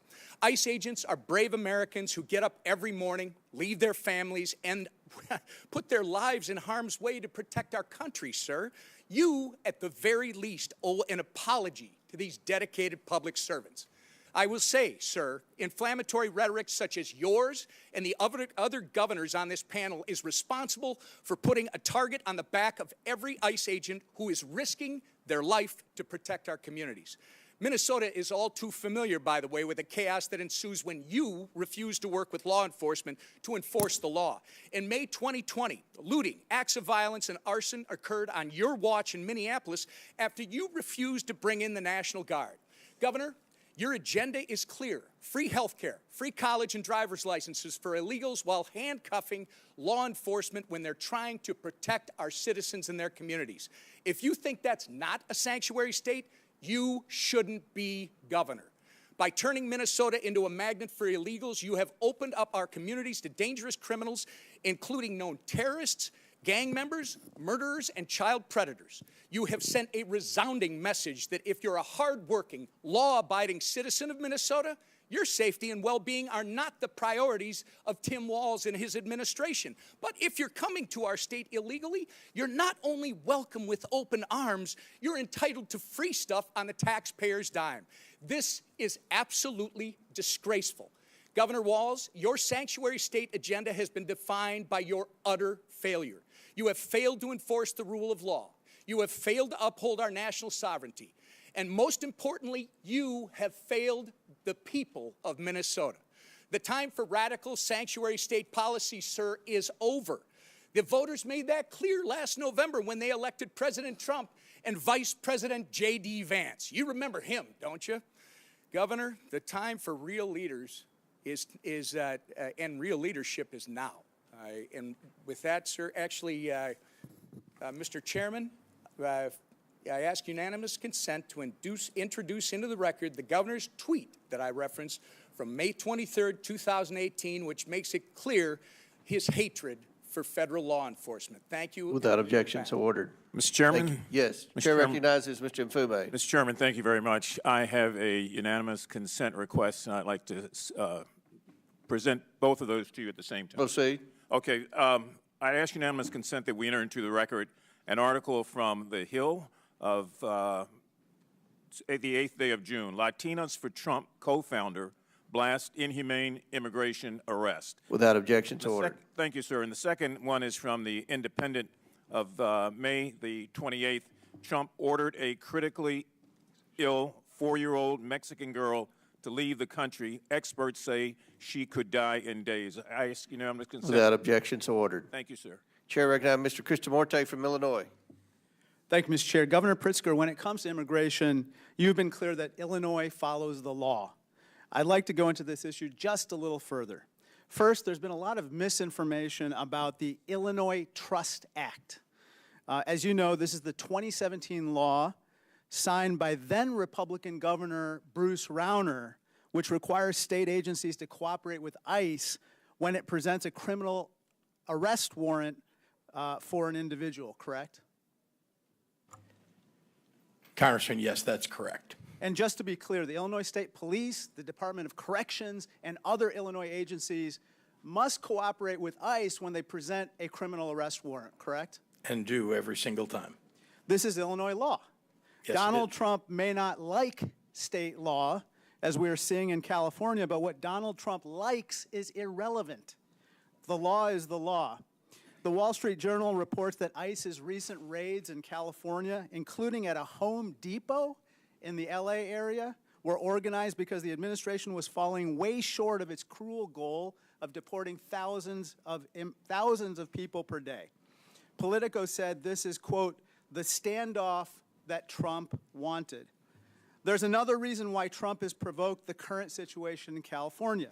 He doesn't want to talk about what he calls the big, beautiful bill and what I call the large, lousy law. So let's talk about what Trump doesn't want to discuss. What Trump doesn't want to discuss is that his large, lousy law cuts $625 billion in Medicaid, a program that insures millions of Americans. Governor Walz, in a press release on Medicaid cuts, you said, quote, the victims of these cuts will be families, children, veterans, rural Americans, and pregnant moms. That's what you said, right? That's correct, Congressman. And Governor Hochul, in a recent op-ed, you wrote, even if you don't rely on Medicaid, these cuts affect you.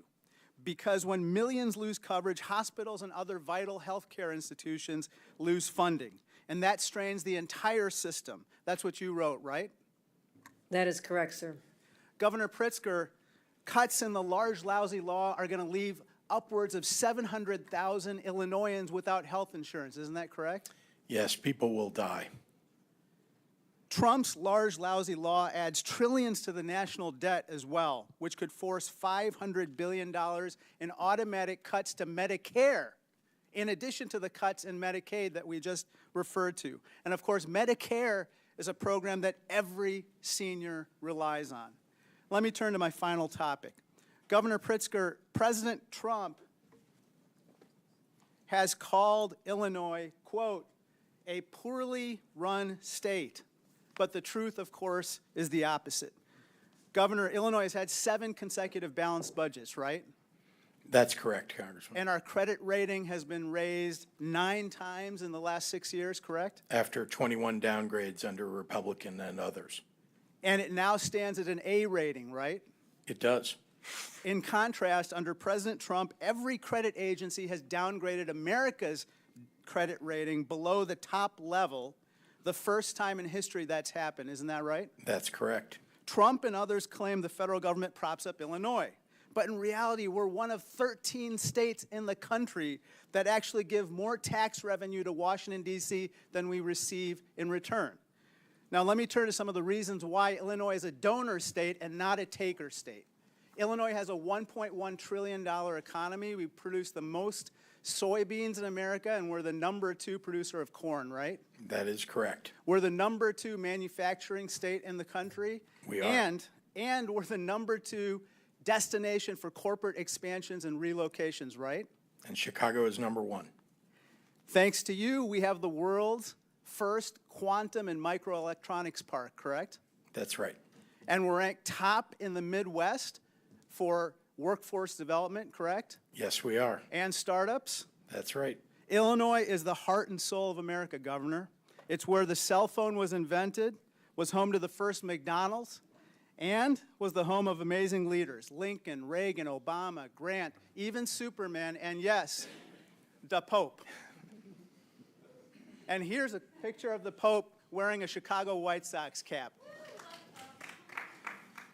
The next Pope's going to be a Cubs fan. There you go. Illinois has terrific jobs, people, and pizza.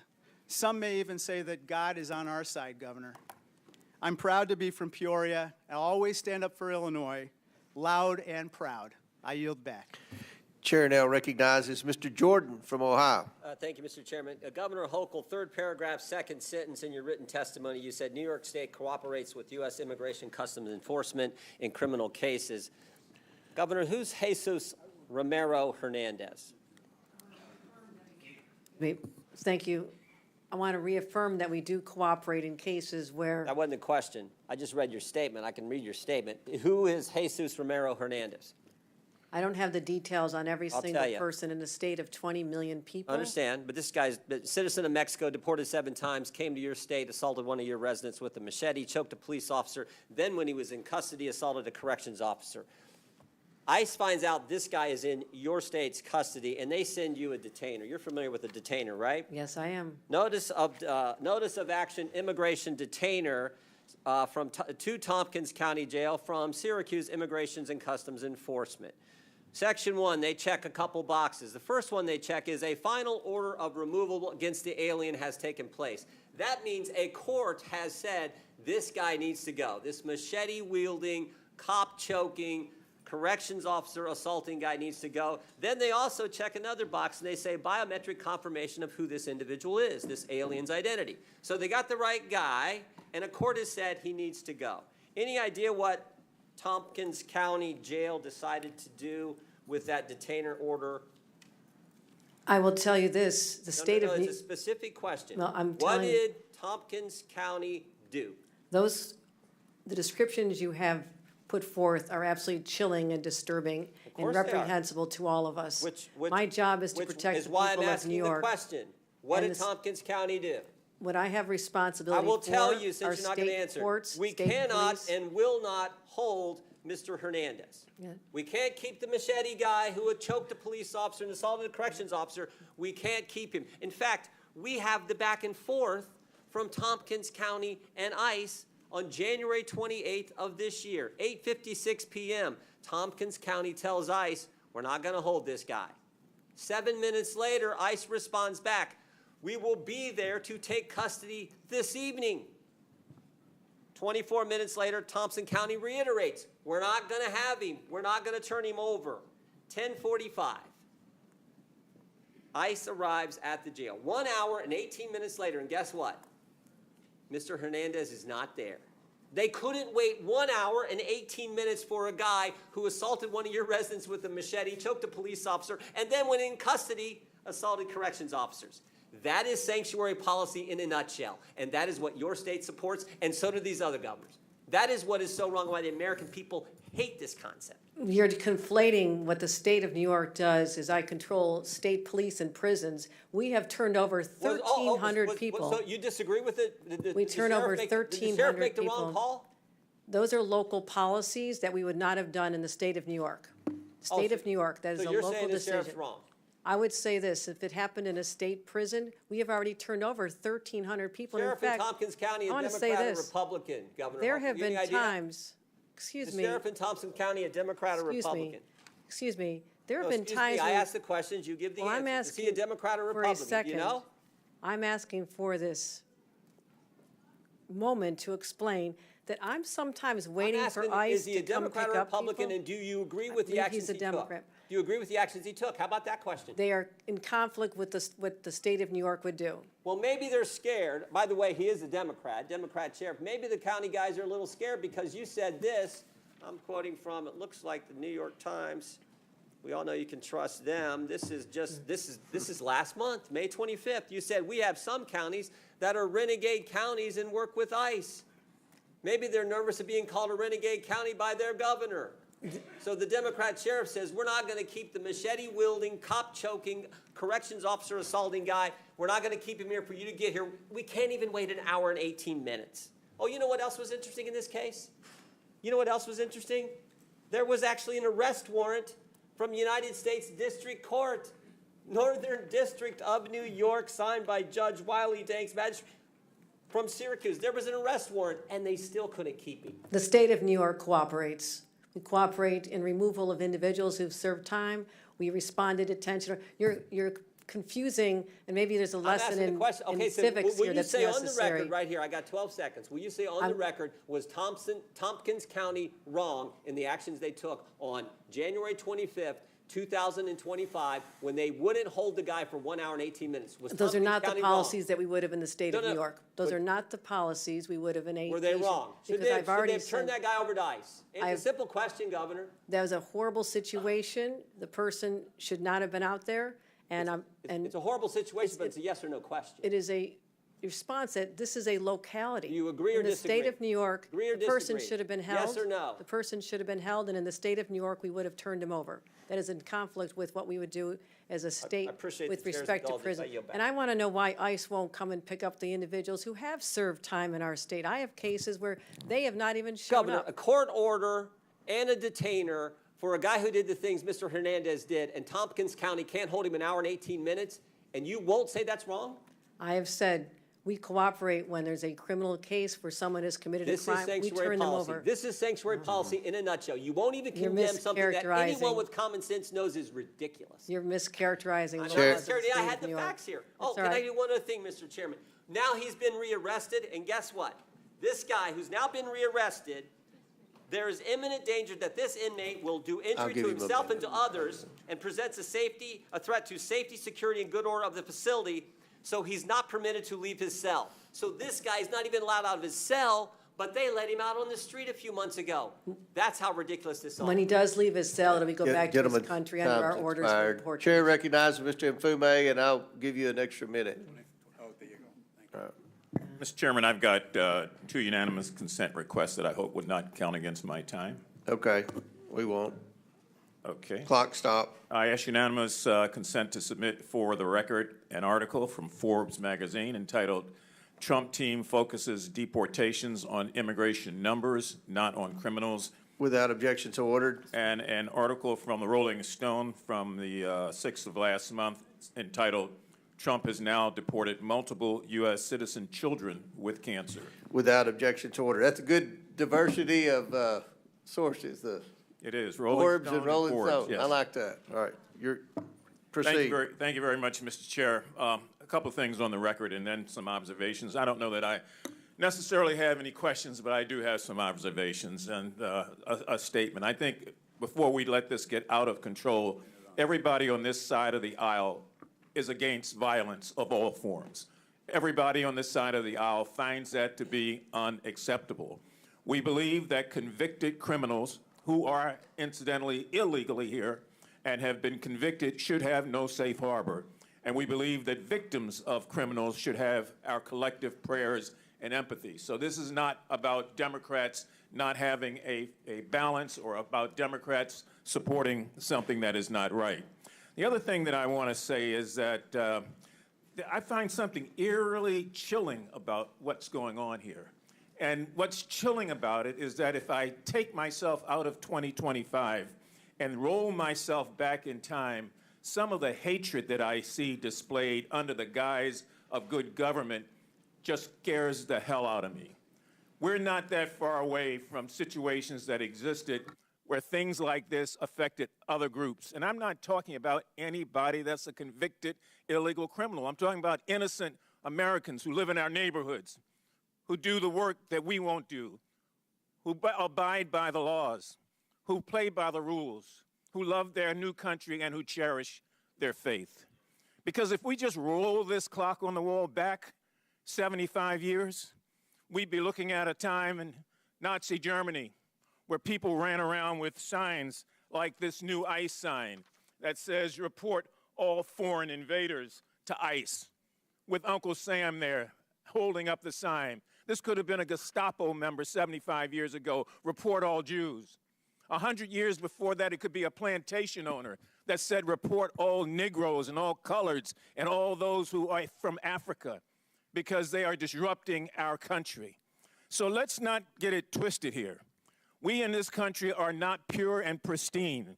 We had runaway slave laws to kick the people who ran away from slavery.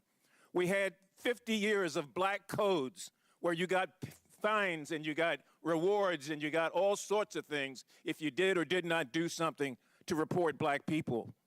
After 150 years of slavery and 100 years of segregation and 100 years of Jim Crow after that, you could be arrested for anything in this country not that long ago. I remember when the National Guard was deployed in 1968, and I walked out of my house facing fixed bayonets with men in uniform, not knowing what the hell they were there for, but obeying the chief executive officer of this country. And I know what it's like to face a bayonet and to face a National Guardsman. And I've seen the tension that it brought about and how that group of demonstrations across this country continue to go for days and days and days. And so don't give me something about, there's something about these people because they're immigrants. No, there's something about them because they're people, and like all groups, they've got bad people in them. I could have been arrested 75 years ago for walking into a restaurant, for drinking out of a water fountain, for being accused of looking at a white woman like Emmett Till did in 1955, and he was burned and lynched in this country. When future generations peer through the telescope of time, I hope that they look at us and realize that there are some who chose not to shirk their responsibility, not to run away from the reality and to face it head on. You know, not too long ago, I went to visit a proud lady who this year will celebrate her 149th anniversary. And she stands today, even as we sit in this hour. In her left hand is a great torch.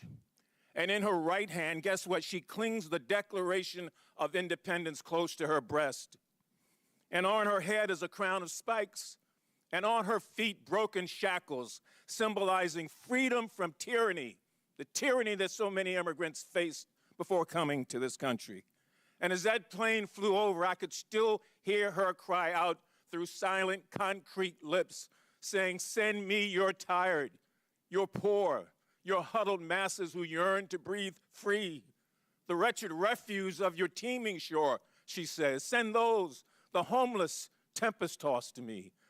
For I left my lamp beside the golden door, that all of you and all of you and all of you might follow. And so we came.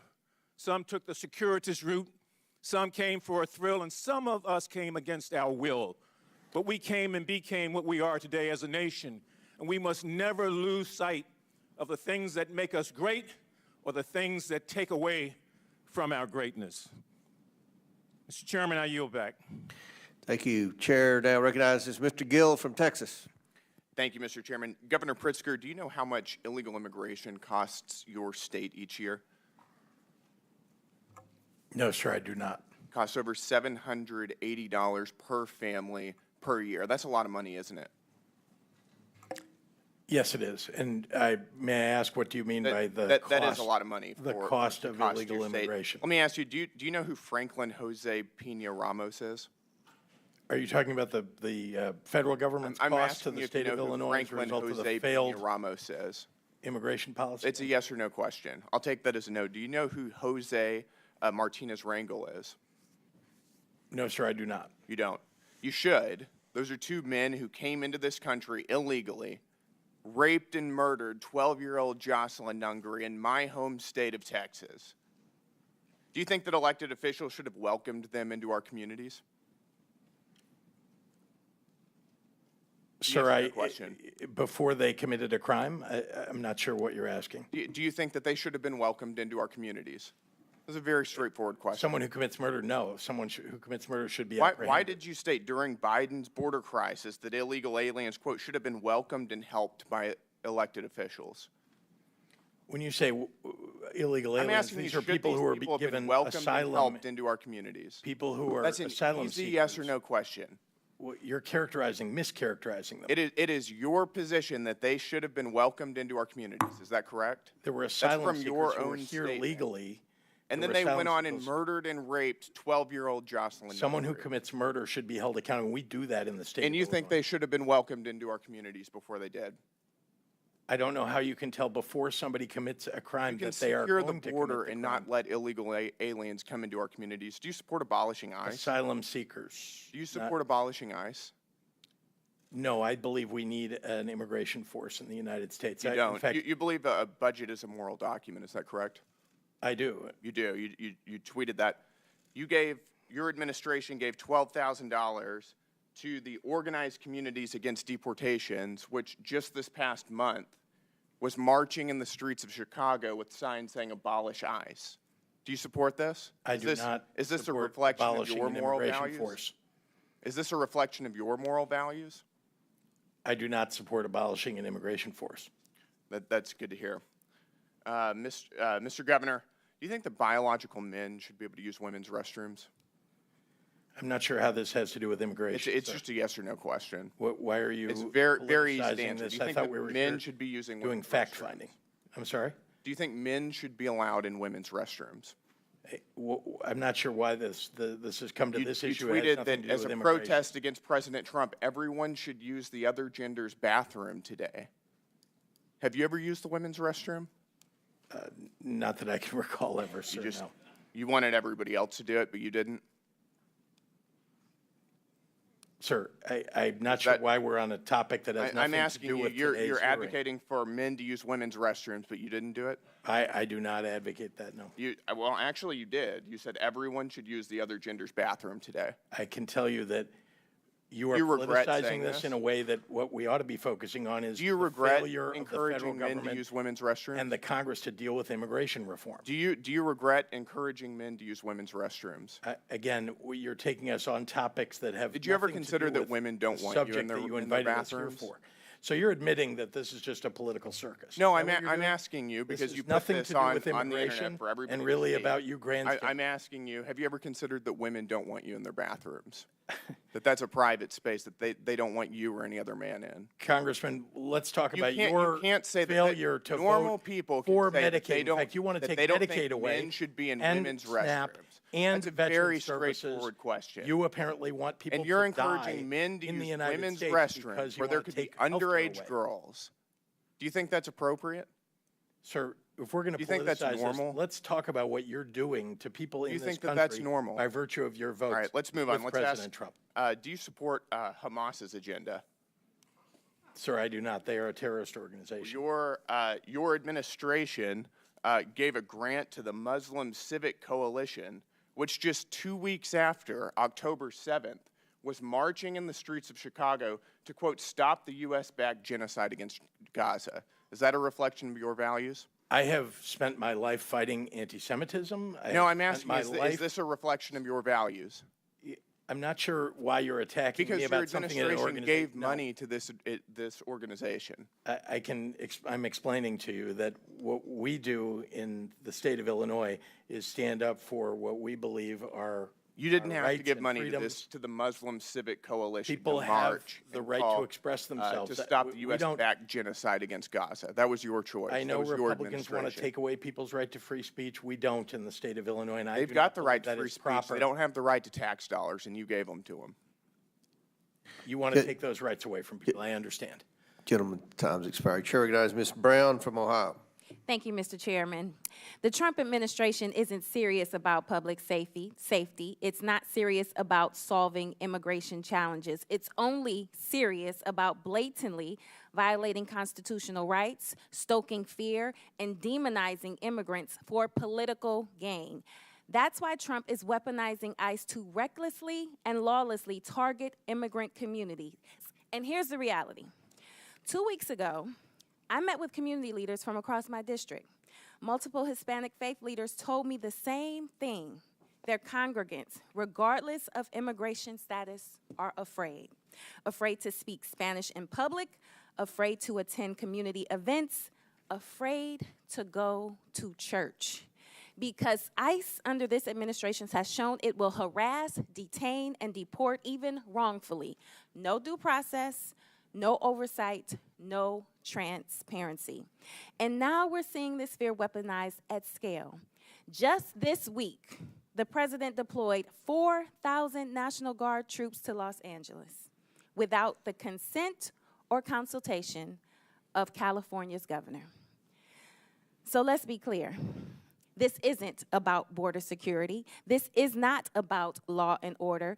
What it is really about is a reckless power grab. Militarizing American cities doesn't make anyone safer. It escalates and puts everyone at risk. So, Governor Pritzker, as Commander-in-Chief of your National Guard, how concerned are you about this executive overreach?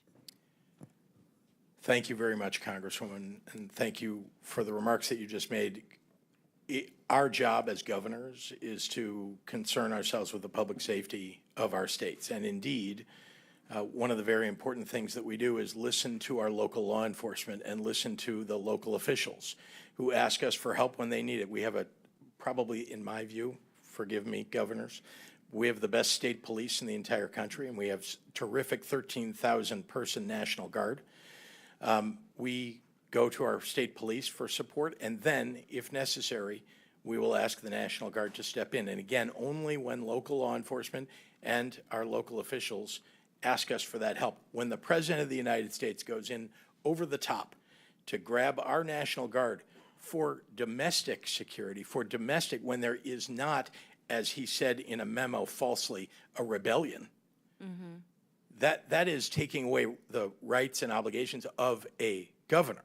And it ought to be done in consultation with governors. In fact, the more local you get, the more accurate, I believe, the information is about what's happening on the ground. That's why I speak with local leaders of law enforcement, CPD in Chicago or others, before we take any action with National Guard. The President of the United States fails.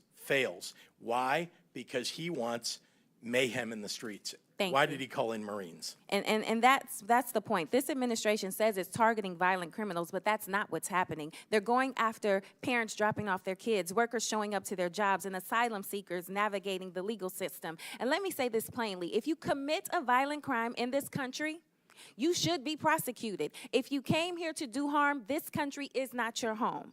Governor Pritzker, can you set the record straight with which direction is violent crime headed in your state, up or down? Down significantly. Thank you. And Governor Pritzker, across the country, undocumented immigrants are less likely to commit violent crimes than U.S. citizens. Does that hold true in your state? Immigrants are less likely to commit crimes than people who already live there. Now, that may come as a surprise to some tuning in today, especially those fed a steady diet of fear. A recent poll found that Fox News viewers are twice as likely to believe the false claim that immigrants commit more crime. It's not true. It's not true. It's not true. So let's stop with the scapegoating and start focusing on real solutions. So quick yes or no's, Governor Pritzker. Did Trump's pardon of the January 6 defendants who violently attacked police officers make Illinois safer? It did not. Does blocking common sense gun laws like universal background checks make your state safer? Absolutely not. Did DOGE cuts to community violence prevention funding make your state safer? Much less safe. Would cutting Medicaid to pay for tax breaks for the wealthy make your state safer? No. Cutting SNAP benefits? No. Okay, so this is what we are dealing with this current administration. Things that are not making our country any safer and are doing harm to the people who need it the most. And with that, Mr. Chairman. Gentlelady yields back chair, and I recognize Mr. Donalds from Florida.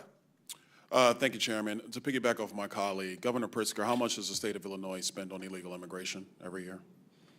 Again, illegal immigration, that's a federal responsibility. They could tell how much is wasted as a result of their failures. Governor, don't you keep track of how many people are on your Medicaid rolls, how many people who are illegal immigrants in the state of Illinois who are getting actually benefits in your state? Doesn't your government keep track of that? They don't get Medicaid in Illinois or any state, as far as I know.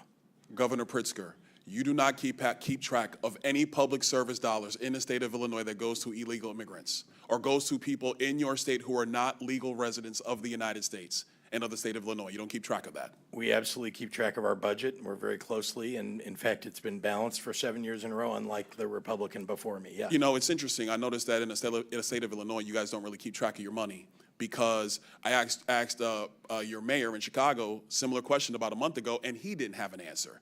It was quite interesting. I think this might be an Illinois problem. Governor Hochul, in your state, you are spending about roughly $4 billion on illegal immigration, and at the same time, you are actually asking the federal government for $4 billion to finish Penn Station. Don't you think it would be better to stop funding illegal immigrants in your state and actually use those resources to finish Penn Station as opposed to coming to the federal government for the money? Penn Station is owned by Amtrak, not by the state, so it's an appropriate use of their dollars, and Donald Trump has agreed to spend upwards of $7 billion. I appreciated that very much. What we spend on immigrants, the immigrants who are here hardworking to live a life and working on our farms and taking care of our parents in nursing homes and taking care of our children, they have been coming here for 400 years. And we don't keep track of individuals based on their status. We make sure that people have services so we don't end up with an unexpected. So essentially what you're telling me is that you keep no track of money that is going to people who are not legal in the United States, resources that are taken away from New Yorkers, resources that are taken away from Illinoisans. You guys do not keep track of any of this. You know what's really challenging is that many people came here with legal status. I mean, temporary protective status, 300,000. Do you all of a sudden they wake up one day and it's gone. Do you go along with the strategy from the Biden administration, which massively expanded immigration protocols that overwhelmed your city and overwhelmed your state? Do you agree with that? We call for secure borders. We call for this body to I do never its remember job. you calling for secure borders at all, Governor Hochul. We certainly have. That We doesn't certainly sound have. like him to my memory. Many conversations I had with the White House. We asked for federal resources. I mean, you're putting a federal problem on our laps, and you know what? It gets old after a while. I wish you would just do your job. If your here party and actually would pass do the job of meaningful reform. securing the nation the way President Trump has now had to do twice, we wouldn't be in this predicament. Wouldn't you agree? Do you agree or disagree that securing the nation's borders is the job of the President of the United States? President Trump has done that job twice now. Well, and previous Democrat presidents have not done that job. Wouldn't you agree with that?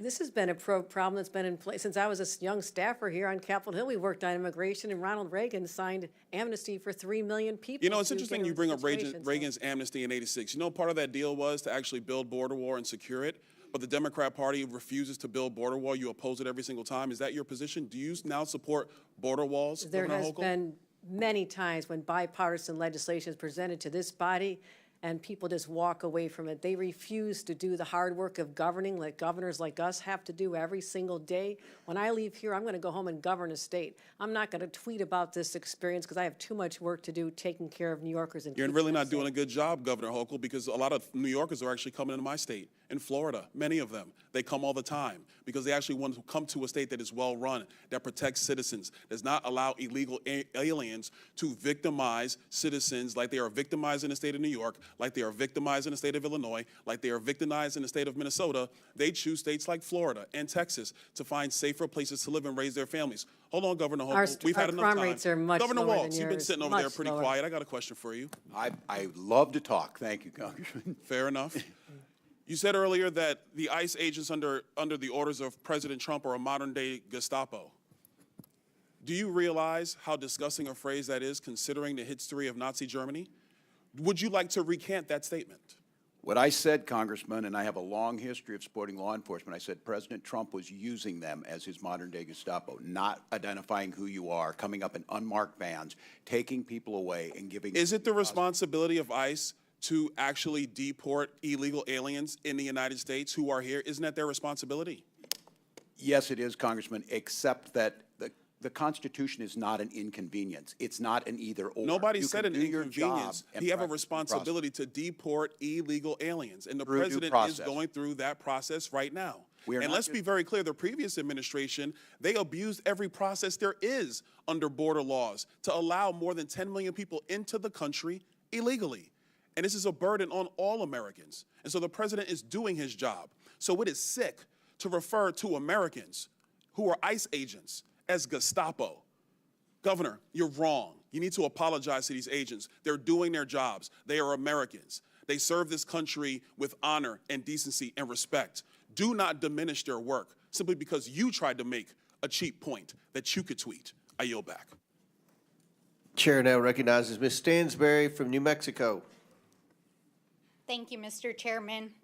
Well, some interesting theatrics today. Welcome, everyone, to the Oversight reality TV show. I know Mr. Trump loves himself some good TV, and today is not disappointing. And in fact, I want to say welcome to some of the members who've showed up to this committee who I've never seen here before. It's great to have you here in the hearing room with us. Now, before I get started on the topic at hand, I want to take a moment to speak directly to the immigrant community who might be watching and listening today. I want to say to everyone out there who is living in fear, we see you, we love you, we respect you, and we are fighting for you and every community that is being targeted by this administration and this Congress. We also want all of you out there to know that you have rights. You are protected by the law. And you should not have to live in fear and wonder whether or not you're going to be safe if you leave your home or if your family is going to come home at night. We see you. We are fighting for you. You have rights. Now, let's turn to the situation in California, which, of course, much of this hearing has focused on. As someone from a Marine veteran family, let me be clear. Marines are combat troops. They are highly trained, highly disciplined, lethal fighting force combat troops. And they should never, never be deployed against the American people who are exercising their constitutional rights. This is a gross and disgusting abuse of power. A disgusting abuse of power by fake tough guys who think that they can intimidate our communities while taking away their rights. And this is from the same man who dodged the draft and called our military service members suckers and losers. That's your commander-in-chief. And here, these folks here and the president want to say they're for our military and our veterans while they're illegally deploying service members, violating state sovereignty, gutting the VA, firing generals and lifelong service members. And you all want to sit in here and play like you're with the military and the American people, while Donald Trump is planning to spend $45 million of your hard-earned taxpayer dollars on a fake military parade this Saturday that they can't even fill, that they put a super PAC ad on Craigslist to recruit citizens of the city of Washington, D.C. to go stand in the parade route. Congratulations, it's made for TV. But this is serious, because this is an abuse of power. So I want to read a list of grievances: obstructing the administration of justice, refusing to assent to the laws for the public good, sending swarms of officers to harass our people, keeping standing armies without consent of our legislatures, transporting Americans overseas to be tried for pretend offenses. Mr. Chairman, I wonder, do you know where these offenses come from? No? Aw, that's too bad. Because it's actually the Declaration of Independence. That's right. It's the Declaration of Independence. And my colleagues across the aisle might want to bone up on that in the U.S. Constitution before they go attacking our communities, especially as we head into the 4th of July holiday, and celebrate our independence from an abusive and mad king. Because here in America, there are no kings, and we reject people who believe they are. And no one is above the law, and we will hold them accountable. But I think it's very clear today, and I think it's been borne out by every witness that we have here, that what Donald Trump is doing is not only an abuse of power, an abuse of the military, an abuse of our citizens, but also, y'all should know this, while you're sitting here creating this made-for-TV moment, that 2/3 of Americans, according to the polling yesterday, are opposed to what Donald Trump is doing with both immigration and the deployment of the military in our communities. It's wrong, it's immoral, it's illegal, and it's a violation of our rights. And with that, I yield back. Chair recognizes Mr. Langworthy from New York. Thank you very much, Mr. Chairman. Governor Hochul, yes or no, do you think someone who's committed murder or rape in this country, in that they're here illegally, should have tools at their disposal to avoid deportation? As the governor, his primary responsibility is to protect the people of New York. I'm sorry. Those crimes are abhorrent. I'm sorry. Whatever response you prepared to give today dwarfs in comparison to your actions as governor. I would like to remind you of someone named Gianfranco Torres Navarro, an illegal alien and suspected leader of a violent Peruvian gang. He was tied to 23 murders in Peru and came to this country illegally across the southern border.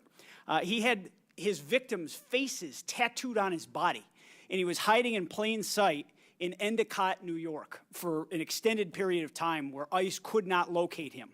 And why did it take so long to find him? Because policies like your green light law, which blocks ICE and U.S. Border Patrol from accessing critical DMV databases. In fact, it threatens the badges and threatens to charge with felonies any officer that shares that DMV data with federal agents. These agents rely on data to be able to know who they're pulling over on the side of the road. They're taking their lives into their hands every time they're trying to, keep our streets safe. The really sick irony here is that your government in New York, my home state, freely shares that same DMV data with the government of Canada at our bridges in you and my hometown. But it doesn't share that data with your American federal government. Why, Governor? You're misstating the green light law because we are able to cooperate with federal authorities when there's a crime Why do you shield the database, Governor? Anything they want from us related to investigating a crime is available to them. This is data that's needed in real time to enforce the laws on the streets. They can't subpoena these records from your government. And I've had these conversations with my county sheriffs all across the state of New York, state police. They want to work with the federal officials. They want to clean up these messes. But they can't because they are being threatened by you and our Attorney General that they'll take away their badge and end their careers. Been countless instances where we've cooperated with federal law enforcement. It happens on a daily basis. And so your characterization is just incorrect of how we provide information to people who ask for You it. share the database in its entirety with Canada, but you don't share it with the federal government. It's beyond belief. I mean, this is denial and excuses, Governor. You know damn well that the New York State Sheriff's Association, the State Association of Chiefs of Police have both condemned the green light law. Sheriffs from Erie County, Niagara County, Monroe, Albany, Broome, Dutchess, and Oneida counties, multiple parties represented here, not just Republicans, have warned that your law ties their hands. It puts officers' lives in danger, and it shields criminals from accountability. When you refuse to work with law enforcement, when you refuse to hand over data that can protect communities and save lives, you are actively aiding the illegal alien criminals who have crossed our borders and committed violent crimes. And the consequences are not hypothetical. Your bail reform law is the reason that Laken Riley is dead. He should have been in jail in New York, and he wasn't. He went to Georgia. He fled our state because he should have been in prison. These are tragic and real circumstances. In Buffalo, a Venezuelan illegal immigrant hacked his wife to death with an axe. In Syracuse, an Ecuadorian national strangled a young woman on her birthday and dumped her body in a park. In Irondequoit, in Monroe County, a Dominican national slaughtered an entire family, including 2 toddlers, and he set their house on fire. Governor Hochul, you took an oath to serve the citizens of the state of New York, and you've allowed violent criminals who came here illegally to hide in plain sight and to avoid federal officials because of your support for the green light law. I mean, this is an abomination. This is not keeping New Yorkers safe. We turn over the information you're referring to all the time. You're misstating the laws and its purpose. We cooperate all the time. As much as I want to believe you, Governor, I believe the cops more. Well, I believe the cops that I know and I trust in our same hometown that are out there in the streets every single day. Your laws put lives in danger. Your laws have led to people being murdered. my job is to protect the people of New York, and I fight hard every single day. I am doing a very lousy job of it, Governor. Reduce the crimes. Murder rates are down to historic lows, and we're working hard to make sure one crime is one too many. I take this very seriously, but we do cooperate when anytime they need help with law enforcement, and you're just that is refusing just to not accept what the law enforcement officials tell me, You're just not accepting Governor. the facts. I can't help that. I trust the professionals. You and I aren't police officers.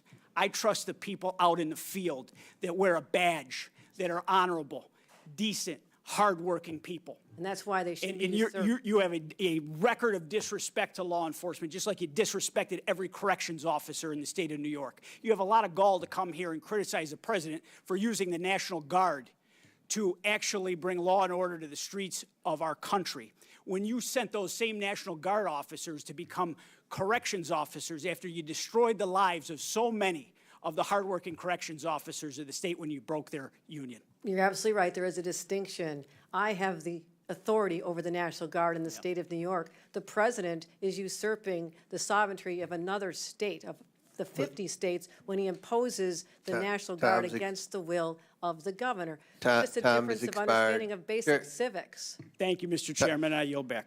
Mr. Chairman, I have a unanimous consent request. I'm sorry? I have a unanimous consent request. Proceed. First, I'd like to seek unanimous consent to enter into the record this article, counties that provided sanctuary to undocumented immigrants saw falling crime rates, steady fines. Without objection, so ordered. Second, data shows sanctuary policies make communities safer, healthier, and more prosperous. Without objection, so ordered. And third, Trump team focuses deportation on immigration numbers, not criminals. Without objection, so ordered. Chair now recognizes Mr. Garcia from California. Thank you, Mr. Chairman. I want to thank our governors for being here as well. Thank you all for your service to your states and to our country. I want to just be clear, Donald Trump clearly and House Republicans are really not serious about helping our states and our cities. Before I came to Congress, I was a mayor and I worked closely with our police department, incredible men and women that worked really hard to promote policies that actually make the public safer.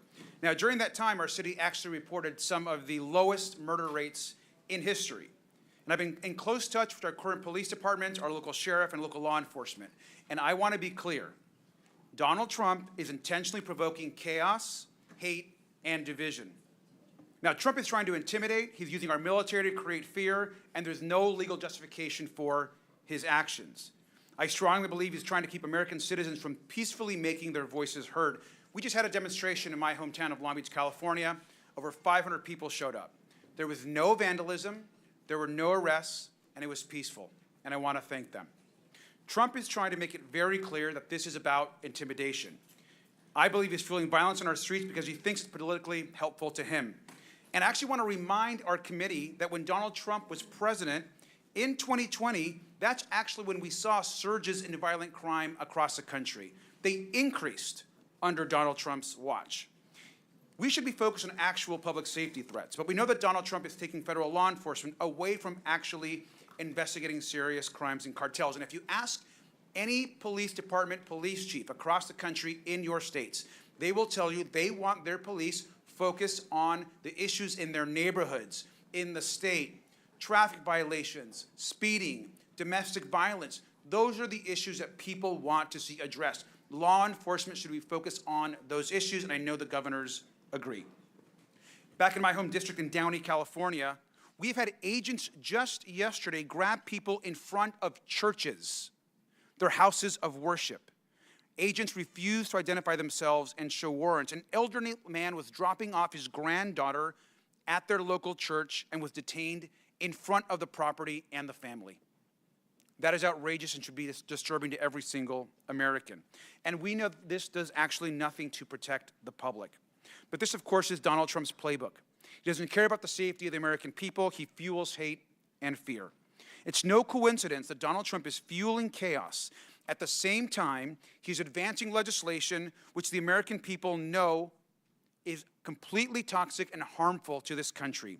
We're looking at 16 million people losing health care. It's being debated right now as we speak in the Senate. Nutrition cuts for seniors and veterans, huge tax cuts for the wealthiest and the largest corporations in this country. And while this is being debated, Donald Trump is causing chaos and fear across our country. I want to ask the governors in the remaining time that we have. It is clear that health care and these impacts of this bill will impact all three of your states greatly. And so I have a brief question. What is the bigger risk to your state? Ripping away health care from millions of people across the country, thousands and thousands in your own states, or the law-abiding, working, undocumented folks in your states? And I'll let you each go ahead and give that answer. We'll start with Governor Pritzker. Thank you very much, Congressman Garcia. There are 770,000 people who stand to lose their health care in the state of Illinois, perhaps even more, depending on how this bill turns out. And I can tell you that there are people who are dependent upon Medicaid and Medicare to survive. I am deeply, deeply concerned about the deaths that will occur as a result of the cuts, not to mention that we're taking away SNAP benefits from families that need it most, and children. Veteran services, people who have PTSD, who need to see their therapist at a certain time, now have to wait much longer periods of time because of the threat of this bill. So I'm deeply concerned. DOJ has taken away one of our facilities in the state of Illinois already. It's a huge problem, and that is the threat. Thank you, Governor Walz. Yeah, thank you, Congressman. In Minnesota, in 2023, we were ranked as the top state for health care, home of the Mayo Clinic. We have more people covered almost than any other state. This bill would take 250,000 people off of health care, make it more difficult, reduce the outcomes we're getting. 40% of those are children receive their care through that way, and over 70% of nursing home patients. It would be catastrophic, and the state has built it up to improve lives of all of our citizens. Thank you. And finally, Governor Hochul. Health care is a basic human right, and I'm proud in the state of New York that 95% of people in our state have health care coverage. But these devastating cuts will throw off at least 1.5 million New Yorkers, and not just those individuals, but when hospitals in rural areas have to shut down, the entire community will lose important services. So this will have a ripple effect through our economy and hurt more than just the people who lose their Medicaid, and it is devastating and absolutely unwarranted. And we encourage everyone to stand up, speak up on behalf of their constituents, especially those from the state of New York who represent rural areas. They're counting on you. Thank you. Governors, I thank you, and I yield back. Chair now recognizes Mr. Biggs from Arizona. Thank you, Mr. Chairman. I get a kick out of you sanctuary state, county, city leaders who talk about having to deal with the border crisis. Cracks me up, actually. But at least, Governor Pritzker, you did call it a crisis in your statement. I appreciate that. Ultimately, as you said in your statement, you received 50,000 illegal aliens into Cook County. And Governor Hochul stated that New York received about 220,000 illegal aliens. That's fantastic that you know those numbers roughly. Now I want you to imagine you're a southern Arizona community of about 80,000 people, sitting right on the border. And over the course of the Biden administration, a couple of million people came through your little town. And I quote you, Governor Pritzker, Illinois didn't ask for this crisis. And I'm going to tell you, neither did Yuma, Arizona. Its lone hospital, only hospital, couldn't handle the influx, nor could its single food bank, its law enforcement, its schools, and other services and infrastructure. That was a failure, you're correct, on the part of the federal government under Joe Biden. That's all stopped now. That's all stopped now. Because it didn't take a new law, it took enforcement of the current law. But you know what drew a lot of those people? Because you might have been down there once. I've been down there dozens of times. I've taken more people from Congress down there than anybody else here. And you know what those people told me? They're coming here because they do. They do want. They wanted to get to places, and they would name Chicago, and they would name New York to me. And I'd say, why the heck are you crossing here and not crossing at Del Rio? Because you guys offered sanctuary policies. They believed that they would be protected in your jurisdictions. And now that these millions of illegal aliens are here, permitted to get here by the Democrats and the Biden administration, your jurisdictions actually hinder the enforcement of immigration laws because of the sanctuary policies you've adopted. And then you have the temerity to complain about the influx of illegal aliens that strain your social services. Well, you did that. That's not even an unintended consequence. That's what it is. So I'll ask you, Governor Walz, do you agree with Minnesota your Attorney General's opinion stating that it's not lawful for Minnesota counties to hold people for immigration authorities, even if there is an immigration warrant? Do you agree with his statement? That's his statement. It's not yours. I just want to know if you agree with him. Yeah, well, I know you know this, Congressman, that all 87 Minnesota counties follow federal law. I don't know that. I just want to know. I don't know that. Why would I know that? I'm just going by your Attorney General. I haven't got the He says not chance to to do explain it. it. Do you agree with the Attorney General? That's all I'm asking. The Attorney General is elected independently in Minnesota. Nothing in his opinion allows it. In Minnesota, So are you telling me you disagree with him? Could I Do you have 20 disagree with him? seconds just to say? I just want you to answer the question. You're not answering the question. I served here, Congressman, and there's the respect to the witnesses to just be able to speak. Yeah, there is, and there should be respect, and that respect from the witness should be to answer the question. Our counties and jurisdictions can do whatever they deem necessary. They have to. Do you agree with your Attorney General? Apparently, we don't know, because you're not going to answer. You're going to be oblique about it. So that's unfair characterization. I'm trying to answer. I'm not the Attorney General of Minnesota. Do you agree with his memo? And you're killing time because you're filibustering. Do you agree with his memo?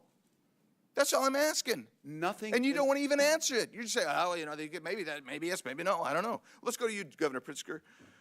A lawsuit was filed against you in the state of Illinois, and you responded. Your response to the claim is that Illinois has a quote constitutionally protected choice not to assist federal authorities with deportation, close quote. Give me the constitutional reference you're making there. What are you referring to? Congressman, I don't know the lawsuit that you're referring to, and I don't know that I was the respondent in that lawsuit. I can say that This is from the response filed on your behalf. So you didn't read the response? Well, let me then ask you, if that is the response officially of you, how is that consistent with Arizona versus U.S.? It's not. How is it consistent with 8 U.S.C. 287 D3? It's not. Let's just cover it in the last 18 seconds. When you guys say you say we do give these people the information only on a criminal warrant. Is there any distinction in 8 U.S.C. 1373A 1324C that says, yeah, you don't have to give information, you don't have to provide the body, you don't have to respond to the ICE detainer. Is there anything in there that says there's a distinction between the criminal law, the criminal warrant, the criminal detainer, and a civil warrant, civil detainer? Is there anything in there? The answer is no. I'll answer for you. You do violate the law. You are sanctuary cities. And every one of you sitting there, if you don't know that by now, you should know it walking out of here, that you are actually committing a federal crime every time someone does that, because you don't have the authority under federal law or under the Constitution to negate even a civil warrant for someone who's violated a federal offense when you get a detainer notice. Yield back. Chair recognizes Mr. Frost from Florida. Thank you, Mr. Chair. All over the country, people are protesting nonviolently President Trump's treatment of immigrants, and they are right to. And I think it's important that we are clear as leaders about what's going on in this country right now. There is no mass deportation campaign. Deportation is a process that is not being followed right now. What's going on is people are being snatched up in the middle of the streets, trafficked, kidnapped in the middle of the streets, trafficked to other countries without due process. Trump is taking blatantly illegal and inhumane actions to stoke protests and then escalating things from there. Over the weekend, he sent the U.S. troops to California. This is dangerous. First, the California National Guard without the governor's support, and now the Marines. The Marines are trained to fight and win wars, not to de-escalate a protest in the heart of an American city. Members of our armed services have sworn an oath to the Constitution. They didn't swear an oath to Donald Trump, and they're not his personal army. And so in the face of a wannabe dictator, we have to have strong opposition. First, the Trump administration says they're going to arrest judges. Then they arrested a judge. Then they talk about arresting elected officials. Then a mayor gets arrested. Then they said they'd arrest a member of Congress, and one has been indicted. Democratic member of Congress has been indicted. And now we have Trump's border czar, Tom Homan, who's threatened to arrest the California governor. And I don't think we should take this as an empty threat. Why is Trump now saying he wants to arrest governors? It's because he knows that some of the people who are going to be the greatest opposition to his lawlessness are Democratic governors standing up for their people. And so I'm just curious to hear from our three governors here today, because these things can be put forth as hypotheticals, but they're not hypotheticals. Elected officials are being arrested. This is happening.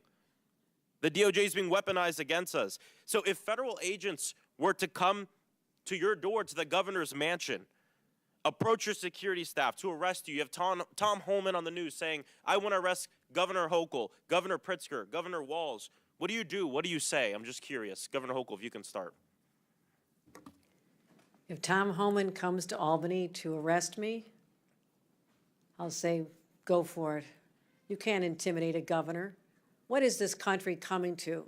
When people can threaten us on social media and on cable news and try to stop us from doing our jobs. We're here on the front lines every day, fighting to defend our rights, our values, and the public safety of our residents. And so anything threatening our responsibility is an assault on our democracy, nothing short of that. Thank you, Congressman.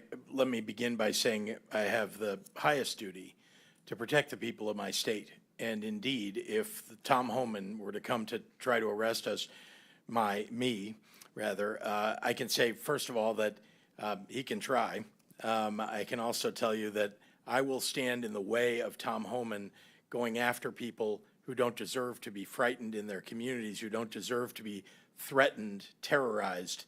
I would rather that he came and arrested me than do that to the people of my state. Well, thank you, Congressman. And I was just sitting here listening today again. There's many of you in here, friends on both sides of the aisle that I served here.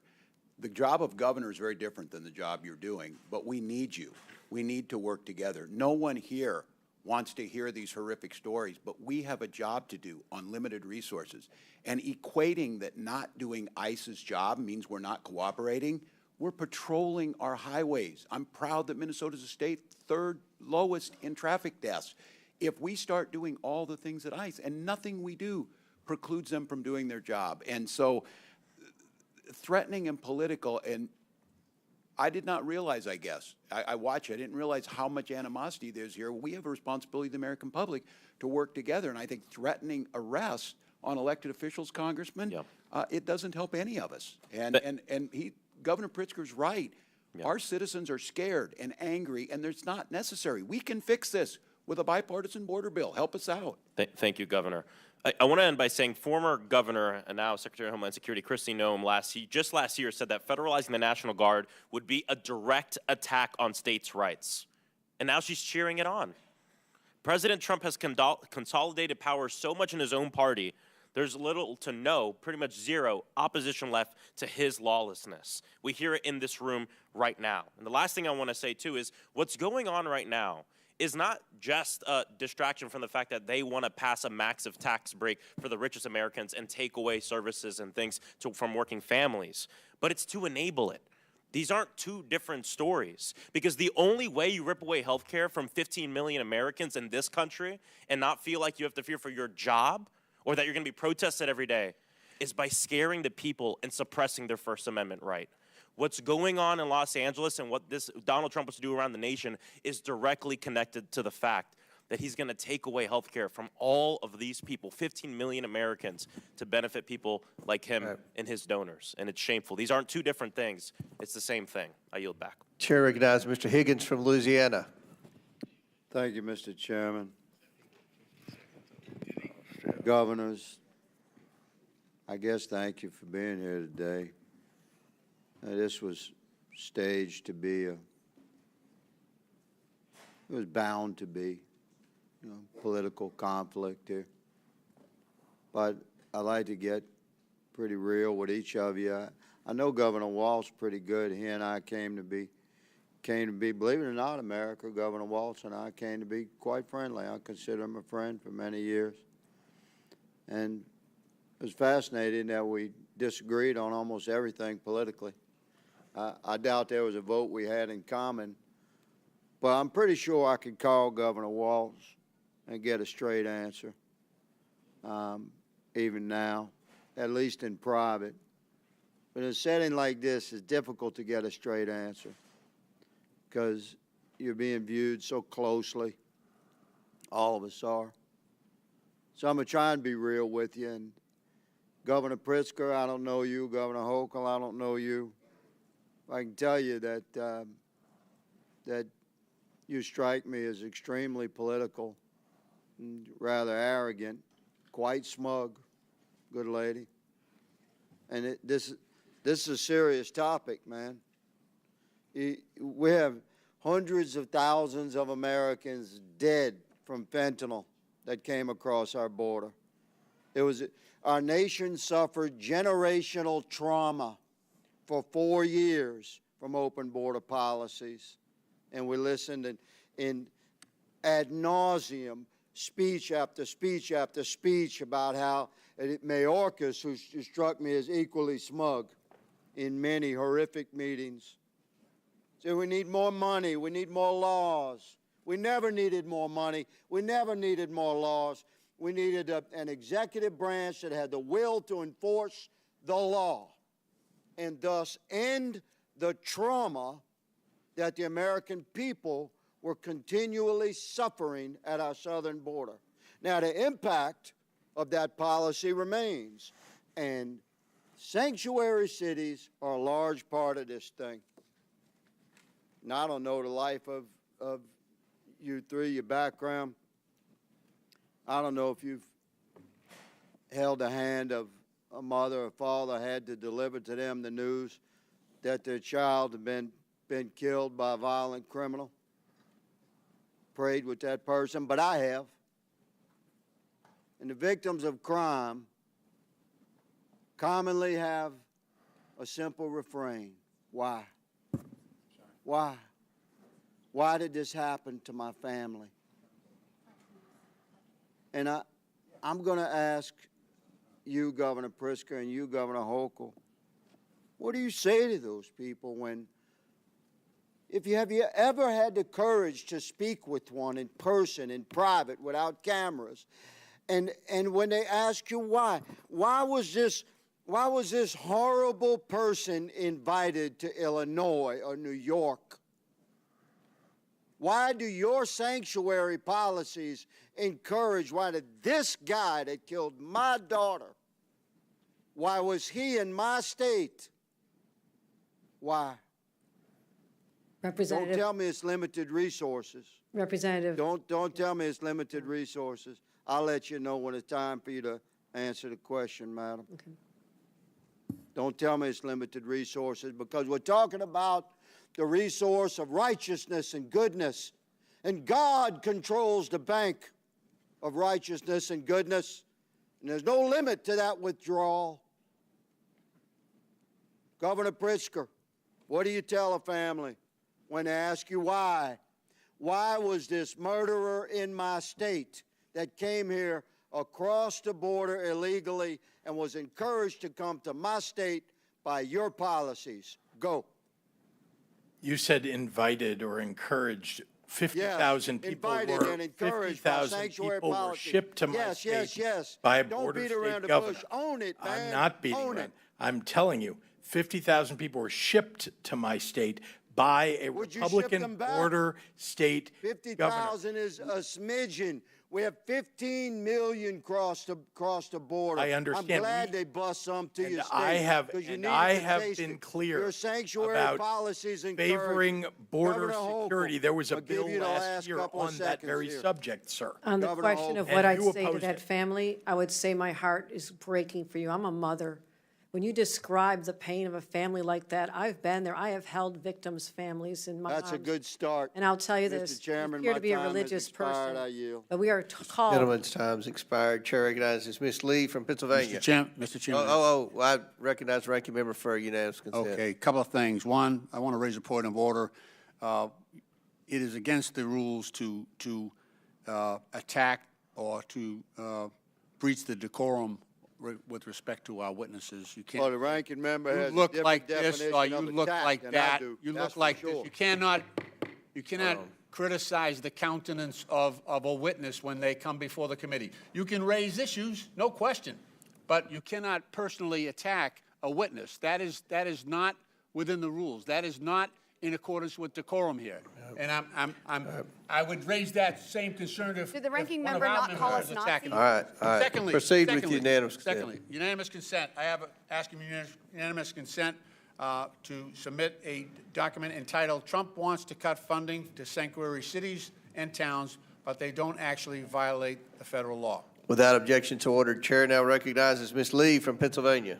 Yeah, thanks, Mr. Chair. It's always funny the lack of decorum that we get, and people we do drop the gentleman act here oftentimes when attacking women who aren't able to defend themselves with equal time. But that's kind of the theme here, right? Attacking Americans or people who are not able to defend themselves, or at least who Republicans hope can't defend themselves. And that's what we're seeing essentially in Los Angeles. So I would say that this hearing is quite timely.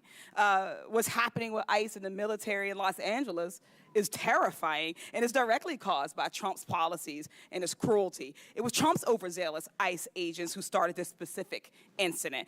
And now they want us to get bogged down in arguing over the right types of protest or the right types of way or the right way to defend yourself, the mythical perfect type, so that we could ignore that Trump is the one who is escalating all of this. Trump is the one who ordered in thousands of National Guardsmen over the objection of Governor Newsom, something that hasn't been done since 1965. Trump is the one deploying Marines, not on an enemy abroad, but on the American people who are exercising their First Amendment right in this instance. The only opportunity that they have to defend themselves against lawless lawmakers who are imposing cruelty upon them.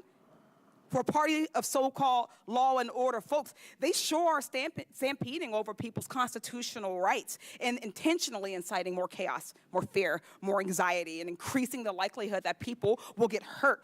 In the end, what's happening in Los Angeles is just one of many incidents where Trump and his administration have not given a single damn about people's safety. For one, the ICE and DHS agents that are arresting people and raiding places often don't even have any kind of uniform or identifying badge. They're masked, and they're in unmarked cars. Ms. Perryman, just briefly, why is it so dangerous to have masked, plainclothes ICE agents arresting people?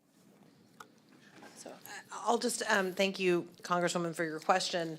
I'll go back to what I said before, that we know our Constitution recognizes and our country recognizes the importance of trust between local law enforcement, the federal government, and governors. And what we're seeing here is a breach of trust. It's an escalation, and it's dangerous for the American people.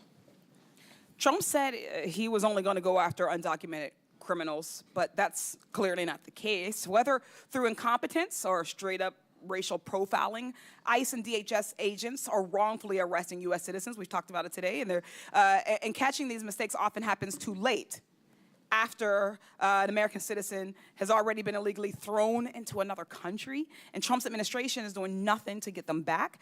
These agents are also going into previously protected spaces, as we've discussed, like churches and schools and hospitals. DHS agents tried to get into an elementary school by lying that they had the permission from the parents. That is a cartoonish level of evil. ICE also arrested a Massachusetts high school senior, Marcelo Gomez da Silva, on his way to volleyball practice. Governor Walz, you're a former teacher and coach. Do you think these kinds of actions create instability for students? And do you worry about increasing anxiety of kids coming to school? Well, thank you, Congressman. I certainly do. Creating that safe environment where our kids can come and the expectation is to learn, they certainly do. Once again, there's no reason to use these enforcement actions at those locations when there are other tools. And I think, again, this false equivalency that we do not want violent criminals to be arrested, detained, and go through due process, we do, but hugely detrimental to the educational system, hugely detrimental to a system that is dependent on trust and the goodwill of everyone in that school system. So, yeah, it is detrimental. Thank you, Governor Walz. These same kids getting arrested are often being separated from their families. They are scared. They're alone. An attorney is one of the few resources they had access to that is now being taken away as well. The Trump administration has canceled contracts with legal groups that represent those undocumented children in immigration court. This is going to force thousands of kids as young as 2 years old to represent themselves very quickly as we're running out of time. Ms. Perryman, how's a 2-year-old supposed to represent themselves in court? A 2-year-old can't represent itself in court, him or herself in court. And I'll just say that we are in court every single day seeking to try to ensure that people have access to legal representation, which of course this administration is really seeking to curtail. They're seeking to ignore due process rights. I was going to say, would you say that it is due process if a 2-year-old is left to represent themselves? Absolutely. It's a flagrant violation of our Constitution. It's also something that shocks the conscience. We'll leave it there. Thank you. I yield back. The witnesses have requested a 15-minute bathroom break, but before we do that, I'm going to go to Dr. Fox for 5 minutes of questions. After Dr. Fox, we'll take a 15-minute break for the witnesses, and then we'll start back with Mr. Kassar. So Chair recognizes Dr. Fox from North Carolina for 5 minutes. Thank you very much, Mr. Chairman. Governor Walz, as you're aware, Minnesota saw the largest COVID-19 fraud scheme in the nation. The so-called nonprofit Feeding Our Future falsely claimed to have served 91 million meals to children, for which it received nearly $250 million in federal funds. According to the FBI, the $250 million in federal taxpayer money was, quote, funneled into luxury homes, cars, and lavish lifestyles while families struggled. In March, 2 individuals were convicted in connection with this case, and I understand related investigation continues. The FBI stated that, quote, the egregious fraud uncovered in the Feeding Our Future case represents the blatant betrayal of public trust. The FBI will not allow criminals to rob federal programs and walk away unscathed. We'll expose their schemes, dismantle their networks, and ensure they face the full weight of justice. Do you support the federal government's efforts to bring to justice those who stole federal taxpayer money at the expense of hungry children in your state? Thank you, Dr. Fox, wholeheartedly. And this is a great example. When the federal government works with the state, we reported it, they prosecuted them, they are in prison. So do you support federal efforts to bring to justice those who commit federal crimes in Minnesota? I most certainly do. Okay. Does Minnesota honor ICE detainer request? Congresswoman, thank you for the question. I've been making sure I get my opportunity here. Minnesota follows all federal law. State law requires, and I would say the state law requires all state and county facilities to ask for immigration status when a convicted felon is committed and tells DHS if they're undocumented. All state facilities. DOC calls DHS before a convicted felon leaves prison. We have a controlled handover. ICE is How can we be sure that your state is serious about cooperating with the federal government to enforce our immigration laws? We do it on a daily basis, Congresswoman. And again, I say this is the floor. Counties can do more, but here's the confusion we have right now. Last week, a list of supposed sanctuary cities or counties were put out. Many of those were counties in Minnesota that had gone above and beyond. Their sheriffs said it put them at risk because they were doing that. They were sharing information and doing what they're supposed to do. It's a coordination issue. But you said in your answer it's only if they've been convicted of crimes that or a judicial warrant. Or a judicial warrant. That's correct, after due process has been served. So that you don't cooperate if they're illegally here and the ICE comes to get them? If they have gone through the process, Congresswoman, and they have received due process, and ICE's job is to come and get them. It's what I've been saying all day. But if they're here illegally, then they're here illegally. There's no, they've broken the law already. Many are here as asylum seekers. They've overstayed a visa. I have another question to ask you, Governor. As I've said before in this committee, innocent American taxpayers are collateral damage in the Democrats' pursuit of open border policies.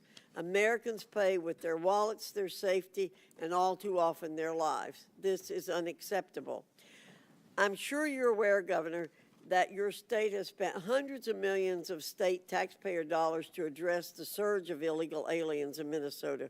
Are you also aware of any NGOs operating in your state that provide services to illegal aliens, and have those NGOs received any federal funding? I can't answer that at this time. I don't have it in front of me.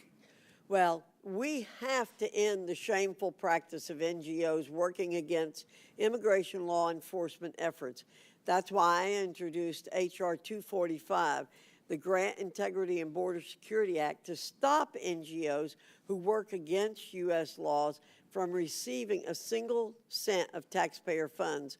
Americans should never tolerate a government that uses their own tax money against them. And, Mr. Chairman, I yield back. Gentlelady yields back. Before we recess, recognize the ranking member for UC. Thank you, Mr. Chairman. I ask unanimous consent to submit an article from the Seattle Times entitled "National Sheriffs Association Head Tears Into Fed's Sanctuary List." Without objection, so ordered. Pursuant to the previous order, the committee will stand in recess for 15 minutes. The committee stands in recess.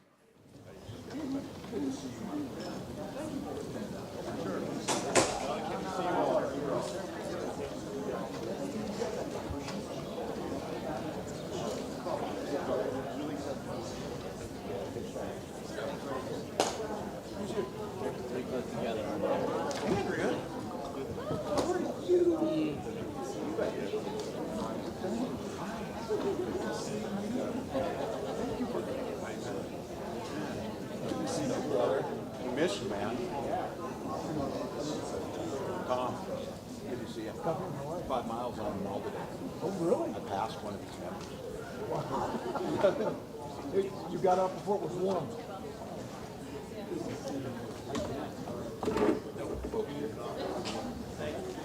Thank you all.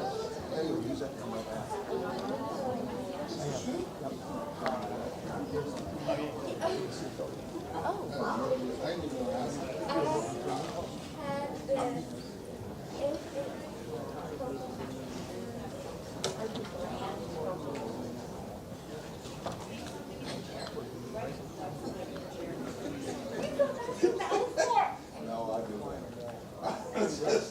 Yeah, I was walking.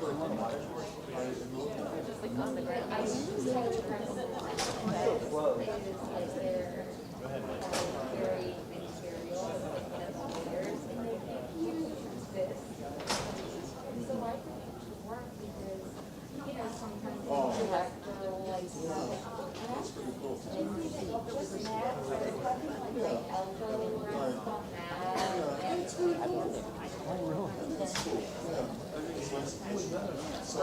the mattress is permanently nice. Because you would sink right through that.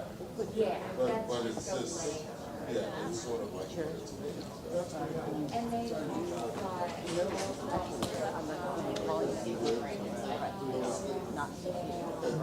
That's cool. Right. We went through the whole thing, you know, as far as whether we were on the ride.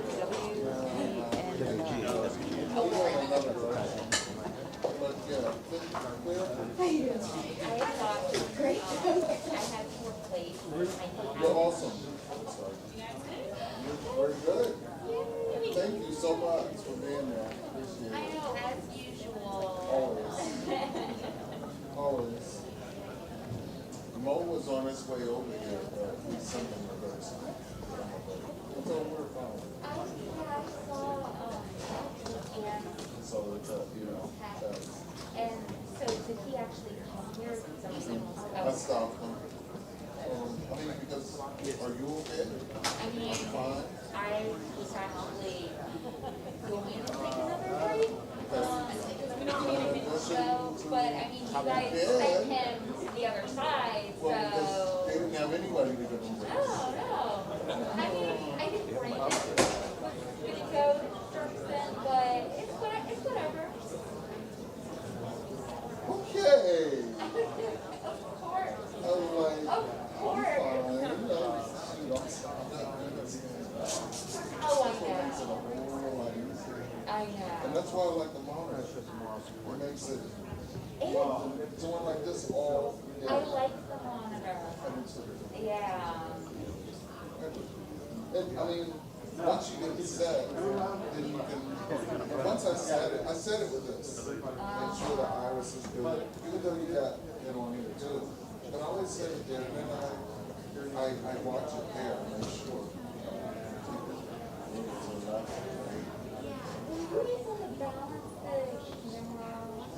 It's been doing fine.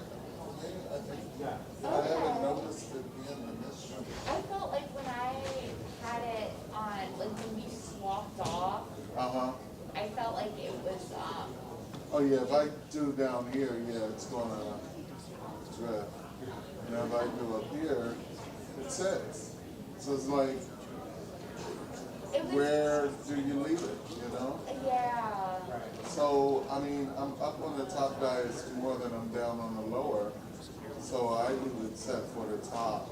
See, I adjusted it. Oh, I see it, it's going up now. Let's see, let me see. So, yeah, now, so if I adjust it for down there, oh yeah, it's like, I mean, it's kind of off. Yeah.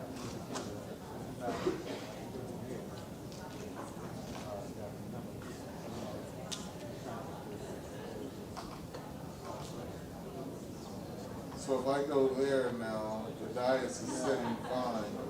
So I come down to here, it's drifting still. Maybe, what is the counterbalance set at?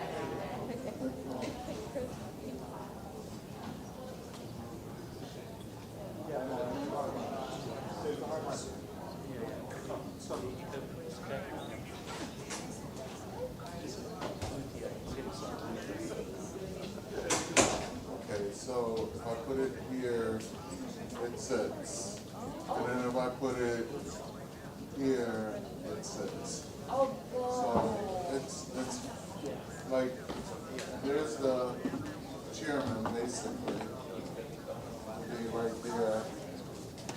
And that's it. And if I go down to this person, like to her, if I go to her,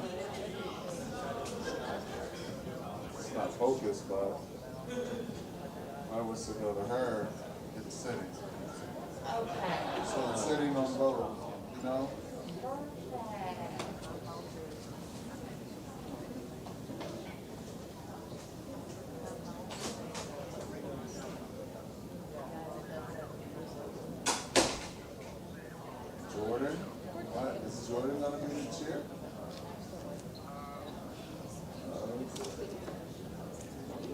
on now.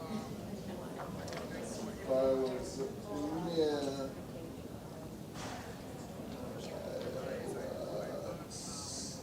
I'll tell you fireworks. Okay, it's set.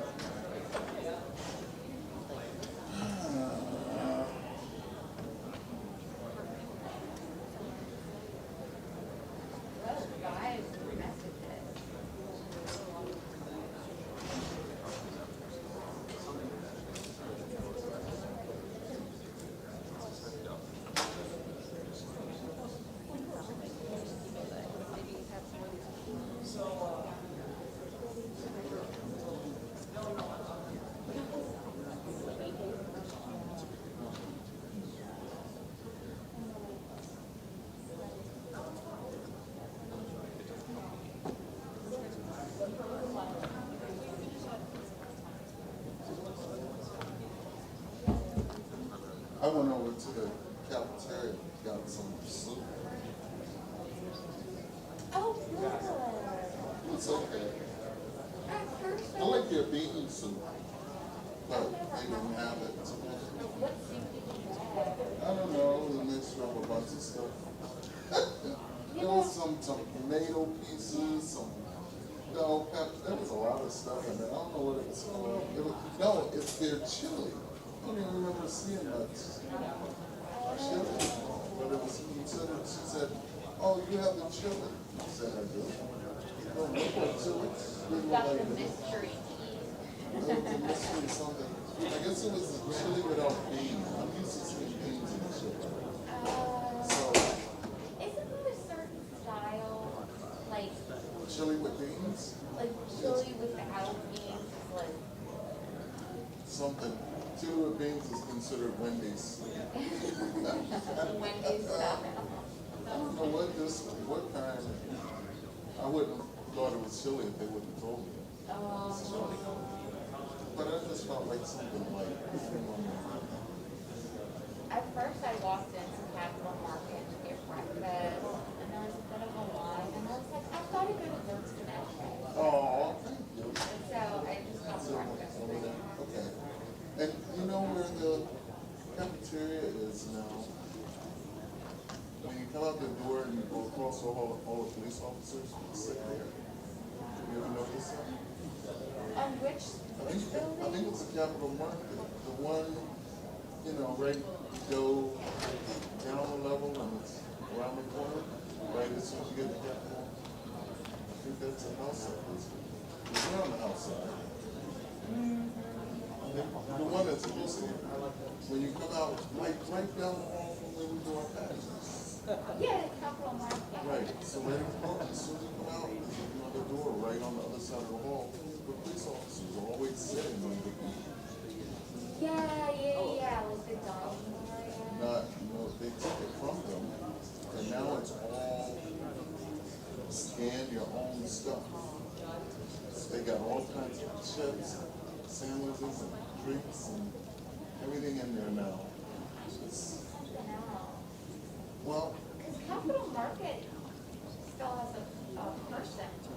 yeah, Capital Market, you order your food, and you pay, and then you go sit over here. Yeah, in that Right. dining area. And then when you're done, you walk out to the hall, and you go straight across the hall, there's a sitting room.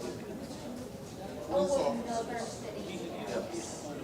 Right. Oh, okay, I've never been there. Yeah. It would be like police officers sitting there with shorts and hoodies. Now it's all food. And they said it's open 24 hours, but you scan it. That's good to know, right? It's like another markup. Yeah. It's available. That night that we had the hearing, I was I needed coffee, right? Yeah. To get through that, and so we were in Rayburn, and I went to where all the vending machines are. There's like an espresso machine there. I went there and it said it was out of espresso. It was only like hot chocolate. I went, there was a vending machine that had, like Starbucks, you know, drink pulled in there. And it was dark, it was awesome. And then there was a third vending machine that I saw, like, some other kind of coffee drink in there. And the little, it said like, can't breathe, like, it was also earthy and sonic. I walked all the way to Longworth, and that's not that far from Springburn, you know? And they had one of those like self-checkout places there. Yeah. Can I say something? Listen to you, like, when we do rules, have you ever come out and gone to the left and went to the press gallery? Like the lounge area, or? Where the press gallery, where they do the prints. If you come out, cross turn left, like from here to that little wall. You sit in front of this elevator, the door right there is the press gallery. There's coffee machine, soda machine, all of it right there. Microwave to warm up your lunch or your garden, water, bathroom. You know, like years ago when somebody was like giving me a tour, I'm not this. I remember seeing that, and I had not actually gone there on my own. Oh yeah, you got it. Go ahead, I'm sorry. I don't know, I can't remember how to navigate this. You said it is on the same floor. If we ever over there together, you come out of the door, go left like you're gonna go to that elevator right there, and the door right to your right says house. It says press gallery. Okay. For the print. Yeah. We go in there with this microwave. It's like 35 cents. I was gonna say, I remember the vending machines were like, had like the kind of old fashioned prices. Yes. So, in the bathroom, like I had my lunch, I think I had pizza and stuff. And I'm like,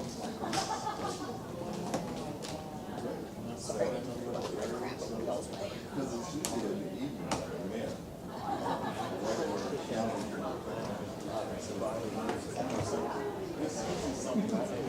Just saw the page going over the calendar for all the TI and get those we have coming up.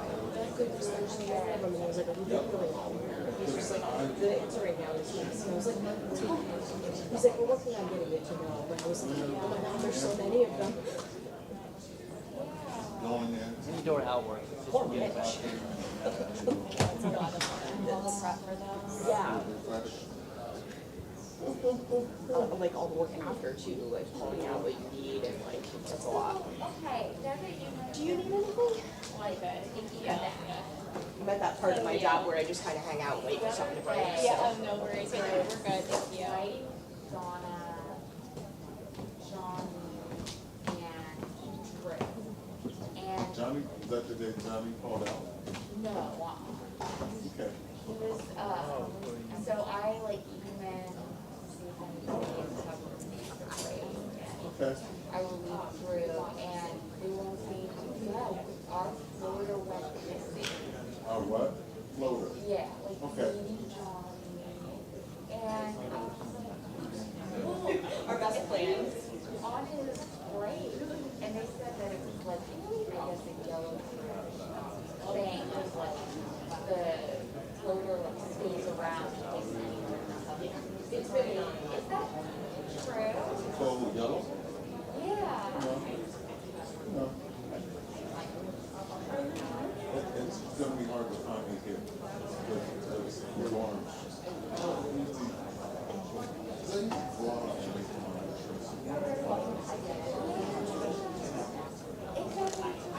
But I do try to, I'm like, leaning, and I'll be right there. Like, I'll check in if, you know, if I'm kind of refreshed, I did what I needed to do. Yeah. I'll check in with the people, but they were like judgy Johnny for not doing that.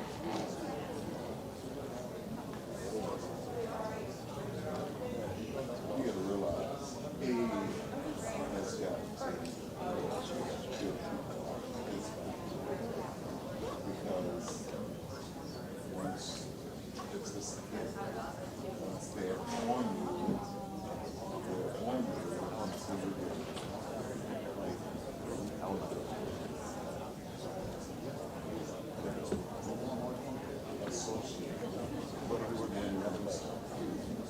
She's great. Right now, I'm getting the updates on Gus's team made the state tournament. So they are playing right now in state tournament. They lost to Italy in 5 sets. They won yesterday. They lost to Rogers.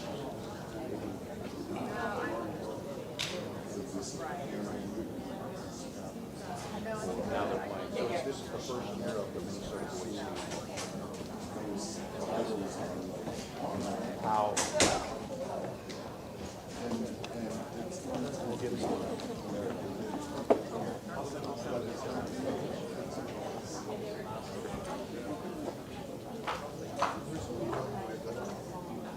like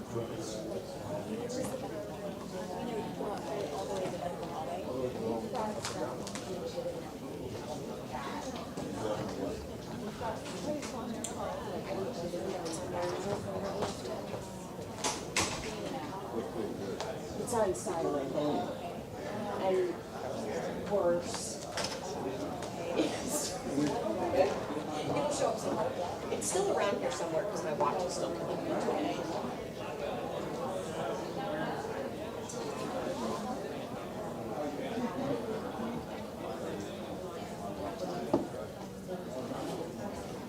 Gracious Lord.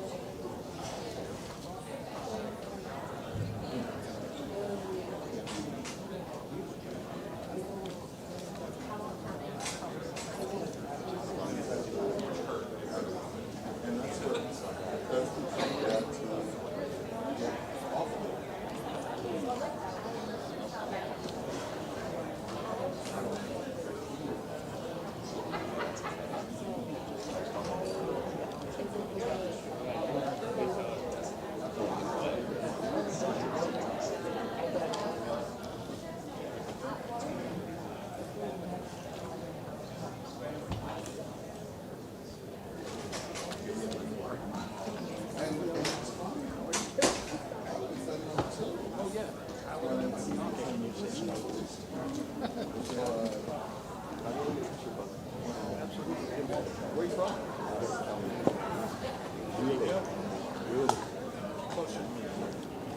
I lived in Jonesboro, Arkansas. So he knows this. I lived in Jonesboro. The committee will attempt to come back in order. Give the witnesses a second to find their seats, and then we'll recognize the next questioner.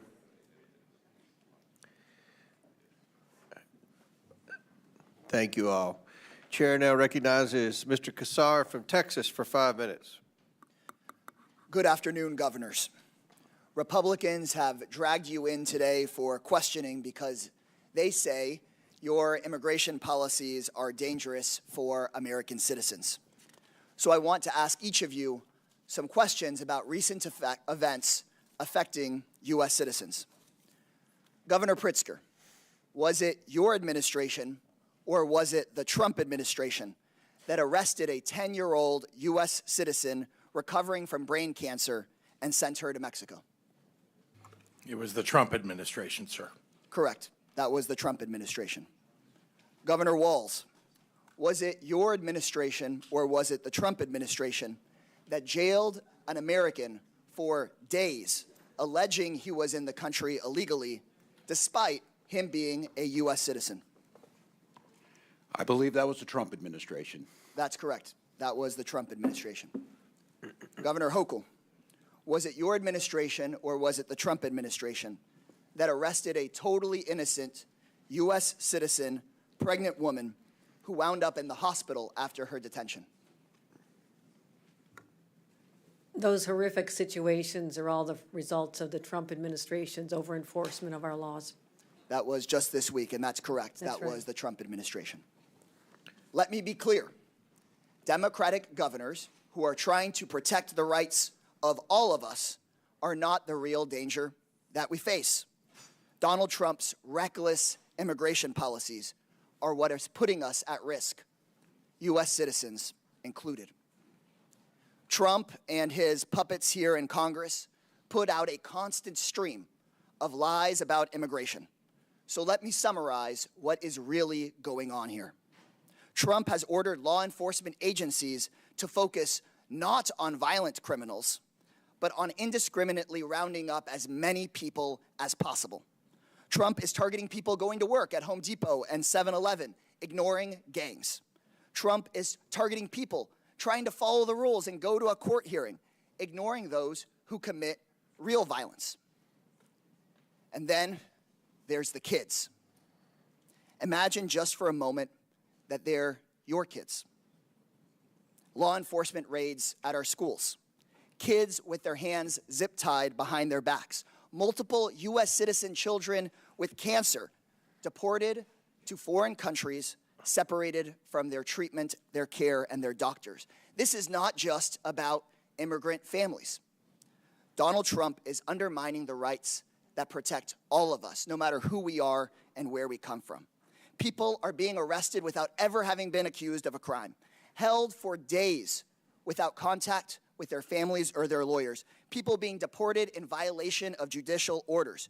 Trump also is going after anyone who dares try to put up guardrails against this, arresting judges, arresting mayors, arresting members of Congress and union leaders. This is not law. This is not order. This is chaos, and it's dangerous for all of us.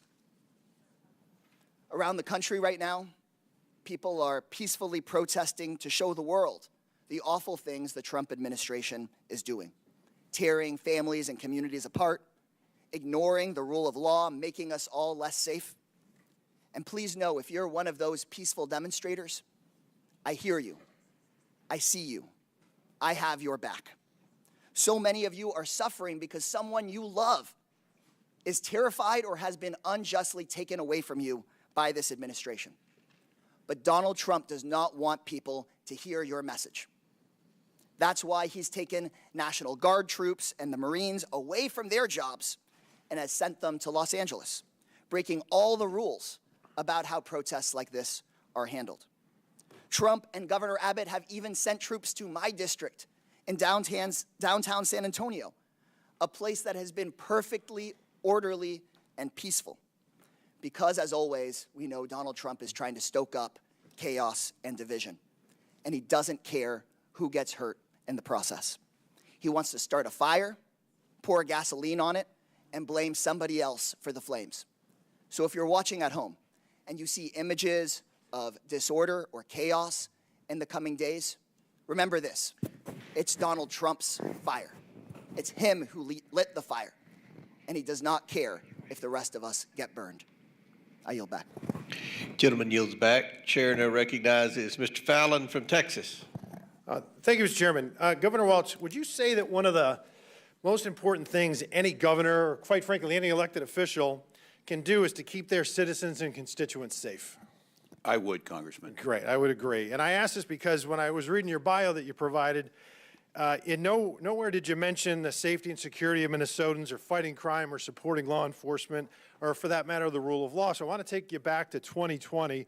You were the governor of Minnesota. There were summer protests. You referred to them as peaceful demonstrations. In hindsight, would you still stand by that? Were they mostly peaceful? Congressman, after the murder of George Floyd on the streets, thousands gathered in the streets. Were there those that... But, Governor, were they mostly peaceful protests? The vast majority certainly were. Those that weren't... So why would you have to call out the National Guard for mostly peaceful protests? They weren't all peaceful protests. Okay, so they weren't, all right, mostly. So, Governor, the total damage in dollars, what was that in Minnesota for the peaceful protests? I don't have that in all right, according to the insurance industry in Minnesota, they put the number between $1 and $2 billion, and your own state Senate put the price tag at $500 million. So if that's a peaceful protest in Minnesota, I shudder to think what a violent one would cost. Congressman, Governor, I did not I'd call like it to a keep peaceful things protest. Okay. I did not call it that. We had folks who were there, Okay. and they're in prison. Okay, great. I'd like to keep things simple as far as when we talk about federal detainers, and I've talked to several federal law enforcement officials about this. So a detainer is issued when someone's already in custody and confined, jail, prison, court.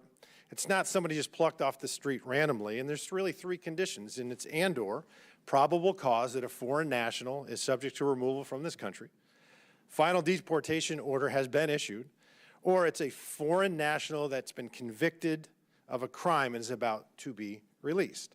So sanctuary states won't cooperate with federal law enforcement. In Minnesota, do you cooperate sometimes, never, or all the time? We follow federal law in all 87 counties and all the jurisdictions. Some of them do honor detainer requests. Some do and some don't. That's correct. Okay. Counties have the ability. Okay. So, Governor, would you commit here and now, and this is really simple, I think it's commonsensical, to compel state and locals in Minnesota to cooperate with all federal detainers issued by federal law enforcement when it involves a foreign national that's been convicted of a felony? And I'm talking about kidnappers, rapists, child molesters, murderers, predators, parasites, scumbags.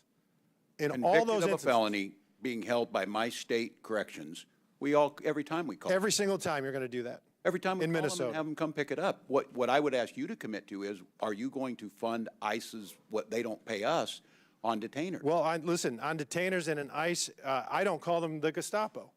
And this is my definition of Gestapo, Governor.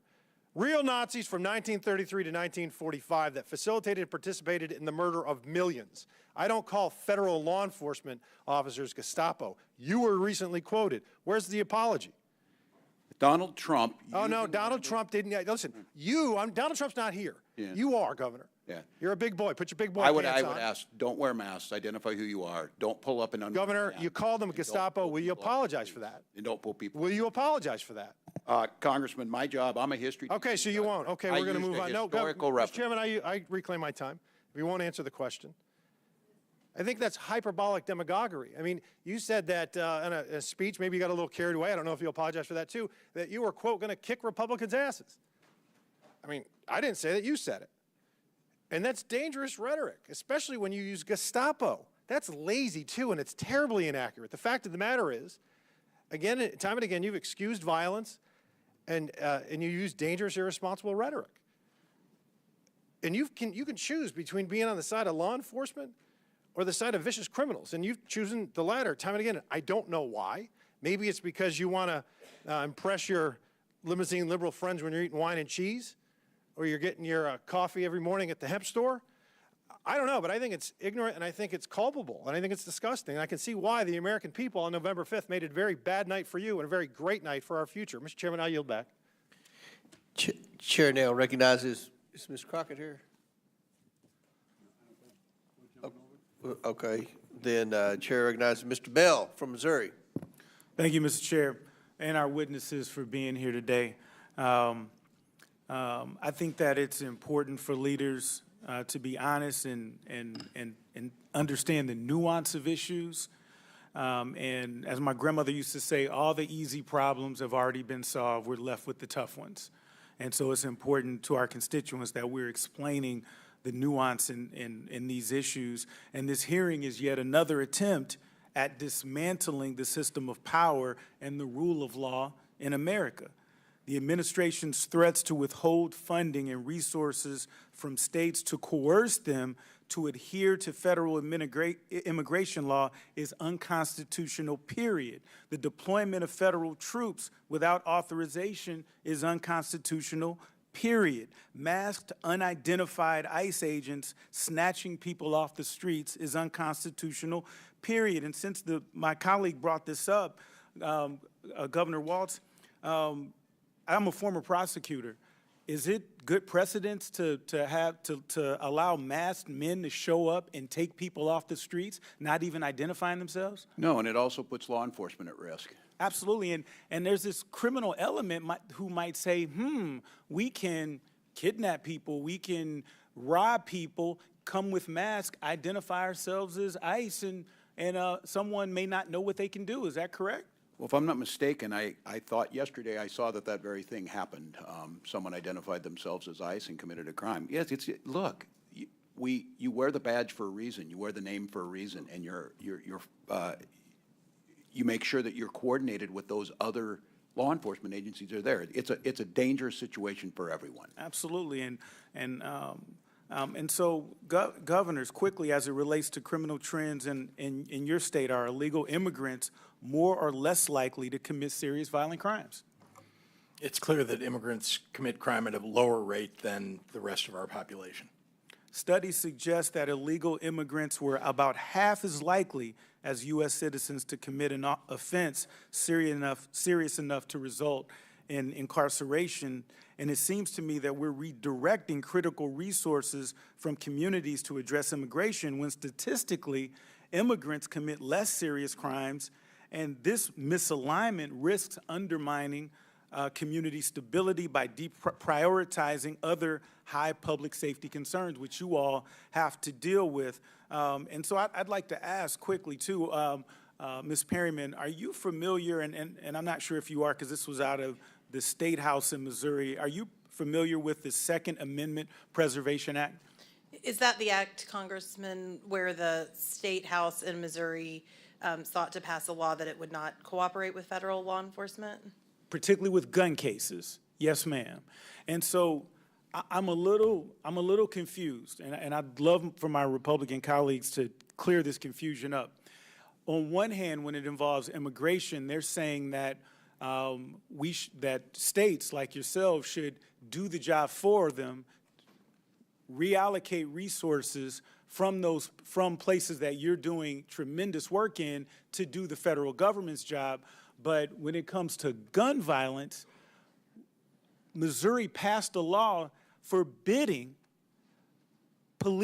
local police, from cooperating with federal law enforcement. And so I got to ask, in your respective communities, is gun violence a problem? Governor Hochul.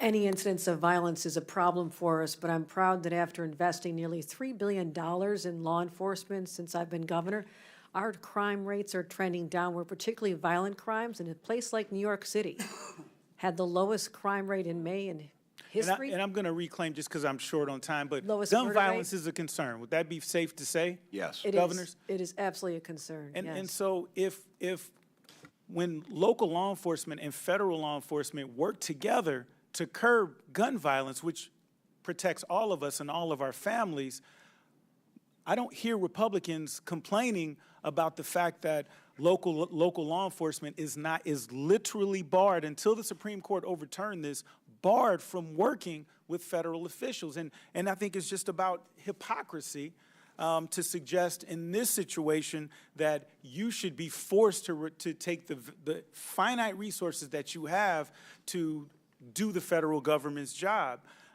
That's my time. I yield back. Chair recognizes Mr. Sessions from Texas. Mr. Chairman, thank you very much. To our friends, Mr. Waltz, welcome back. The opportunity that we have today to talk about this brings up a lot of issues. I think we all understand and we know this. There are over 600,000 migrant children that cross the border without supervision from 2020 forward. 600,000 children. We're sitting here arguing about a lot of things, but during the Biden administration, they took no steps, none, to affect, and this is from an IG report. They were unprepared. They did not know what they were doing. They let people come across. They didn't check. They just took people's word for it. And we still have these. Of those, 233 migrant children were never even given dates to appear in an immigration court. No dates by the Biden administration. Here, come on in. Here you go. I would suggest to you that each of you are participatory for bringing people because of your words of New York is open, Illinois is open for business. We want you to come. We want you to be here. And terrible things have happened in our country as a result of a false promise. I know you're perfectly willing to pay millions of dollars to people out of your own coffers, but the bottom line is they came through Texas and other areas, and it caused a great deal of carnage and harm. And these migrants are in trouble. They're in trouble, the entire pathway to be taken advantage of and to cause harm, not just to themselves, but other people. I would submit to you, all three of you have encouraged people to come, and the numbers are stunning about the numbers of not just people that got caught, but those people that came here who have criminal records, and they appear on terrorist watch lists.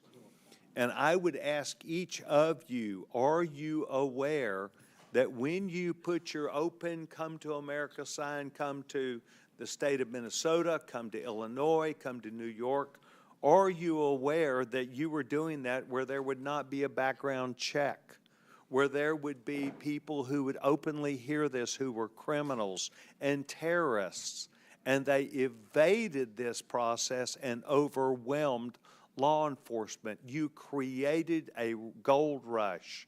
You created a rush whereby people came, and the entire pathway is littered with not only brand new areas, and it's the number of communities that now participate under 280G has exploded. And that is because it is the drug cartel's plan to have someone in every single city around America. In Texas, it used to be Dallas, Houston, San Antonio, Austin, maybe Fort Worth and El Paso. Now it is smaller cities, even in the congressional district that I represent. They brought their marketing team with them because there are people who still owe the cartels. This is not a new story. When Vice President Biden, he spoke about receiving a briefing from DEA, understanding there were people that had to pay off the cartels for being here. Each and every one of you have participated. Each and every one of you have put a green light out. Please come, be with us. We'll take care of you. And it has caused carnage. Governor Walz? Well, thank you, Congressman. First of all, I think the idea of a nation of immigrants, no one asked for folks who were illegally. We bring in over 1 million people Absolutely that legally go through a process, know what our rules are. We do background checks. That's why we're talking about millions of people, no background check. We need to make sure the legal process is done, and those that shouldn't be here aren't. Okay. That's your viewpoint now. That's not what has been said in the past. That's not what Governor Hochul said. At the period of time when people were flooding in, it was seen as being okay, just come. Governor Pritzker? Thank you, Congressman. As a great-grandson of an immigrant to this country, I can tell you that my views about immigration are that it's a positive for this nation in general. Immigration is legally. Legal immigration. Now, let's talk about what has happened over certainly the last 40 years, if not much longer, which is... Why don't we go the last 4? Because we've never had understand. anything like the last 4. Let's not put this into a context of history. Let's put it under you as governor, your public comments, Governor Walz's comments, and Governor Hochul's public comments to encourage people to break the law, to come through my state and cause carnage, and drug cartels to have people now where they have a marketing organization everywhere to where communities have to have a 287G problem because they have people staying where they had never stayed before. Well, that mischaracterizes things that I have said. Let me just be clear. We have had 40 years of failure at the border and failure of immigration policy. We'll talk about the last 4 years, right? There were people that came to the border, because the federal government decided that, because there's law that allows this, There was not law that allowed it. There was a presidential directive. Okay, fair enough. We're not in charge of the border in Illinois. I can tell you that. We don't have a border with a foreign Well, you nation other encouraged than knowing there we have Lake Michigan be between us and tens of Canada. thousands of children that would come. Governor Hochul? We had 50,000 people who came from Texas because they were shipped to us. And let me tell you, I was in favor of helping them find, helping Texas, indeed, find a way to provide for them. We, as a nation, should be welcoming people to this country. Not illegally. And handling, That's the difference, and you need to say that. Mr. Chairman, I know my time is up. I'd like to ask unanimous consent to enter to the record United States Department of Homeland Security Management Report, August 19th, 2024, March 2025, where unaccompanied alien children. Without objection, so ordered. Chair recognizes the ranking member for unanimous consent. Thank you, Mr. Chairman. I, too, have a unanimous consent request for an article from The Nation magazine dated May 23rd, 2025, entitled, "Trump Wants Thousands of Migrant Children to Represent Themselves in Court." Without objection, so ordered. Chair recognizes Ms. Tlaib. Thank you, Mr. Chair. To all the witnesses, all of our governors, thank you for being here. I want to start with questions, just really quick, yes or no. Do you believe in due process for everyone, no matter their immigration status? I do. I do. Yes. What if they didn't vote for you? I still support them. I Doesn't represent matter, right? everyone in my You know, they disagree with you on immigration. They disagree with you on climate, LGBTQ, right? All of you? We take care of everyone who lives in our state. So what about Palestinian human rights? I'll start with you, Governor. Yes, support. Human rights for everyone, yes. Do you believe they Palestinian. deserve due process, even if you disagree with them on Palestinian human rights position? Yes. Governor? Yes, we have, and by the way, we have Well, the Governor largest Hochul- Palestinian American population. Oh, I know. in the I'm aware of country. that, Okay, sir. yes, ma'am. Governor Hochul, how about you? Yes, we do. Your constituent Mahmoud Khalil is still in ICE detention. Are you aware of him? Very much so, and I'm hoping he's returned home on Friday because Yeah, we're he's been working on that. he So has been he's a legal denied due permanent resident. process. I know, this is important. He's a legal permanent resident. He was kidnapped over 3 months ago. And, you know, one of the things I want to do is, if I may, Chairman, submit for the record a letter from Mahmoud Khalil to his son, who was born while he was kidnapped and illegally detained by our country. Without objection, so ordered. I'm going to read a little bit from what he said what he wrote to his son. Quote, "I waited on the other line, end of the phone, as your mother labored to bring you into this world.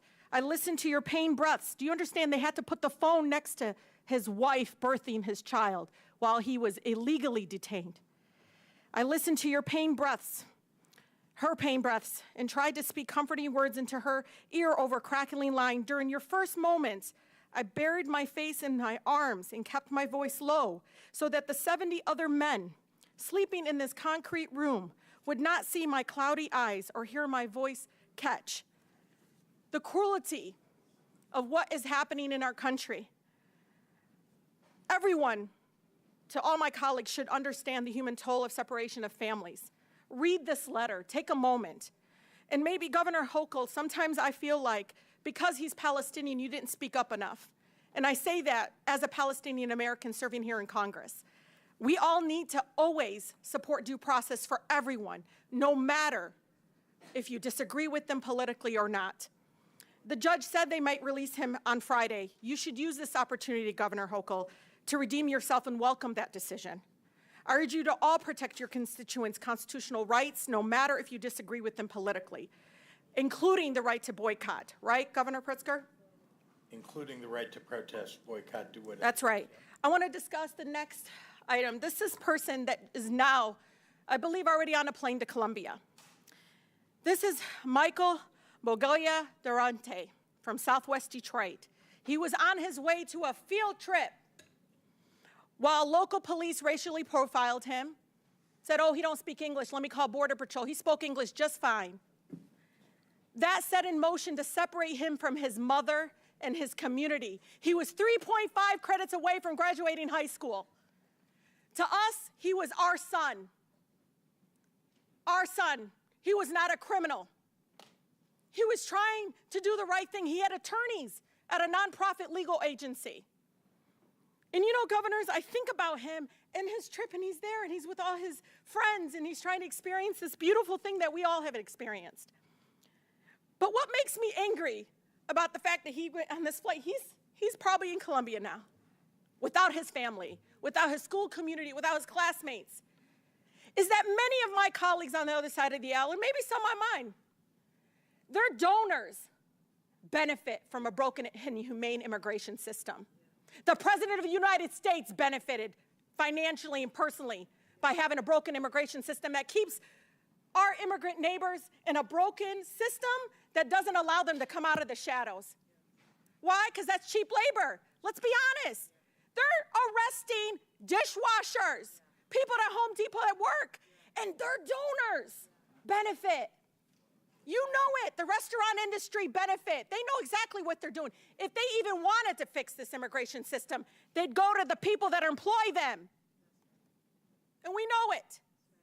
Now, detention centers. Guess who's going to benefit from private detention centers and holding our immigrant neighbors? Their donors. So shame on us in bringing these governors here when we know exactly what is happening here. This is all for profit, all for cruelty, and fear and division. Fix our economic system in our country. People are starving. People can't afford basic needs. And you're ripping our loved ones away from us because you don't have the courage to fix our broken immigration system. It's been inhumane for decades.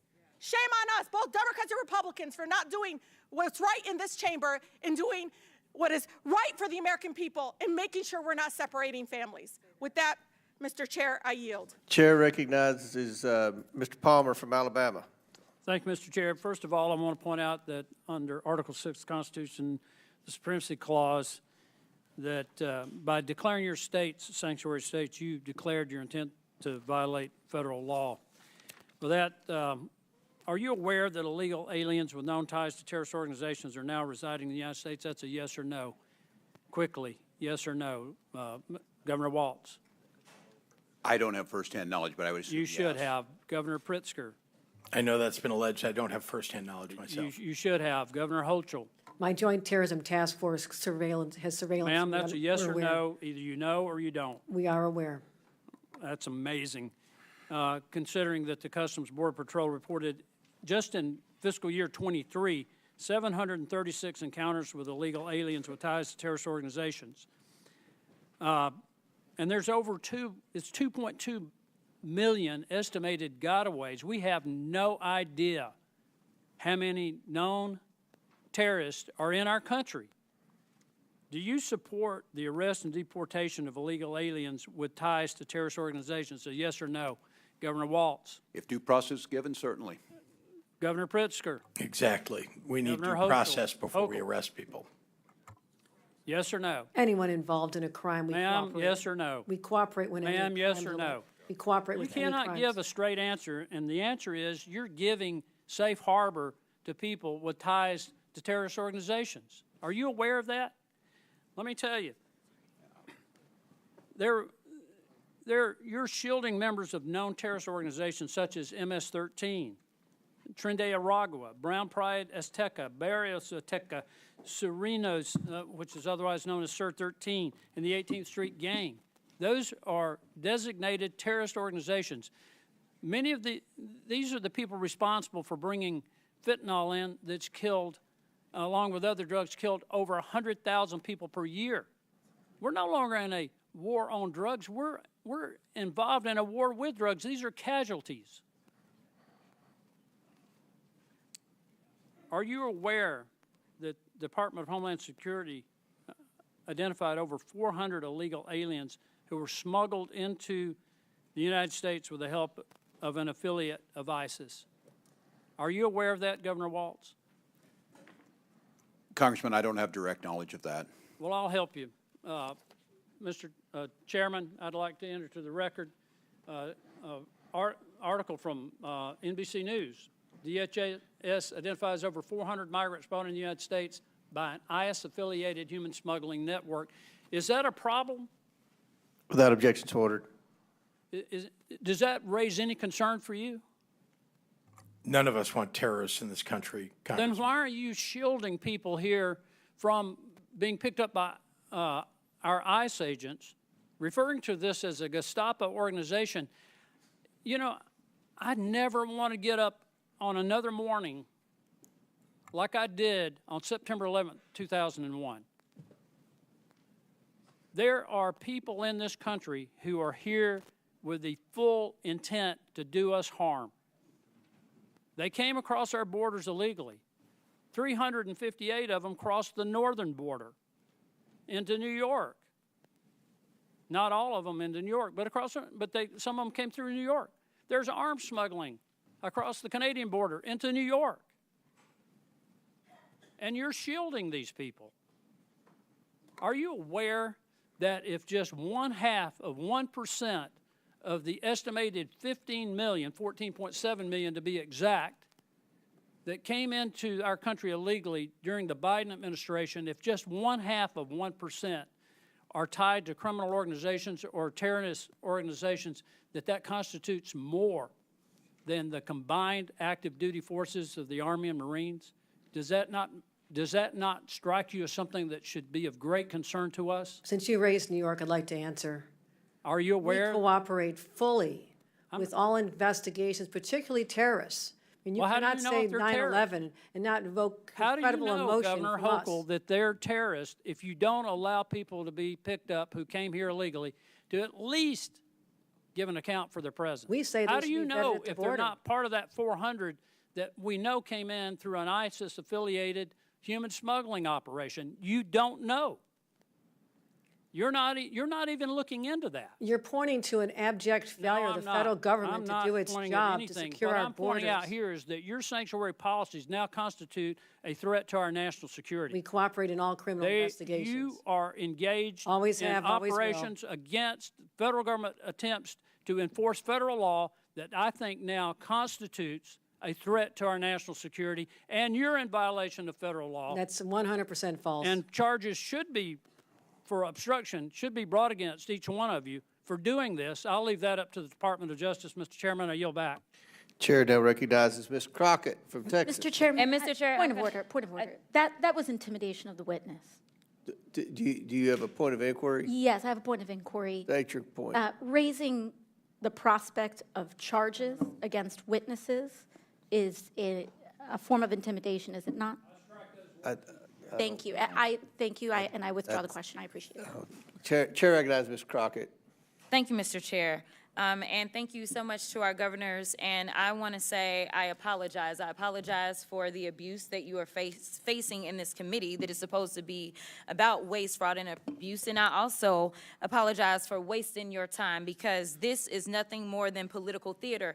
Now, again, this committee is supposed to be about waste, fraud, and abuse. We did not have to have this faux creation of Doge. The committee itself, that is our job. So what I want to talk about is something that the American people may want to know, which is economically, how is this impacting them? These failed immigration policies that are only put on so that they can have a show because we have a reality show president who seemingly still believes that this is all about TV instead of real lives. So let me talk about something really quickly because I want to clarify something because I believe that all of you understand the importance of something like tourism.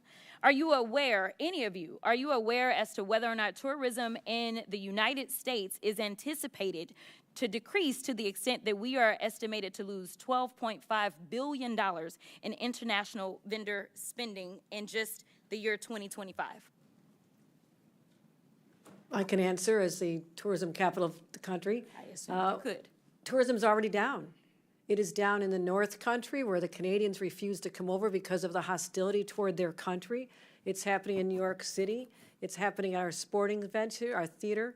There's a ripple effect throughout our entire economy because of the change in attitude that our country, that once welcomed people from all over the world to visit and recreate and to live here, now feels like a very hostile place to them. It is going to have an economic impact on our bottom line without a doubt. So let's talk about it a little bit more. So I am supposed to have a number of FIFA games in Dallas, and I am fully anticipating that we are going to have a problem because I've been receiving phone calls that people don't feel safe coming here, and it's not the immigrants.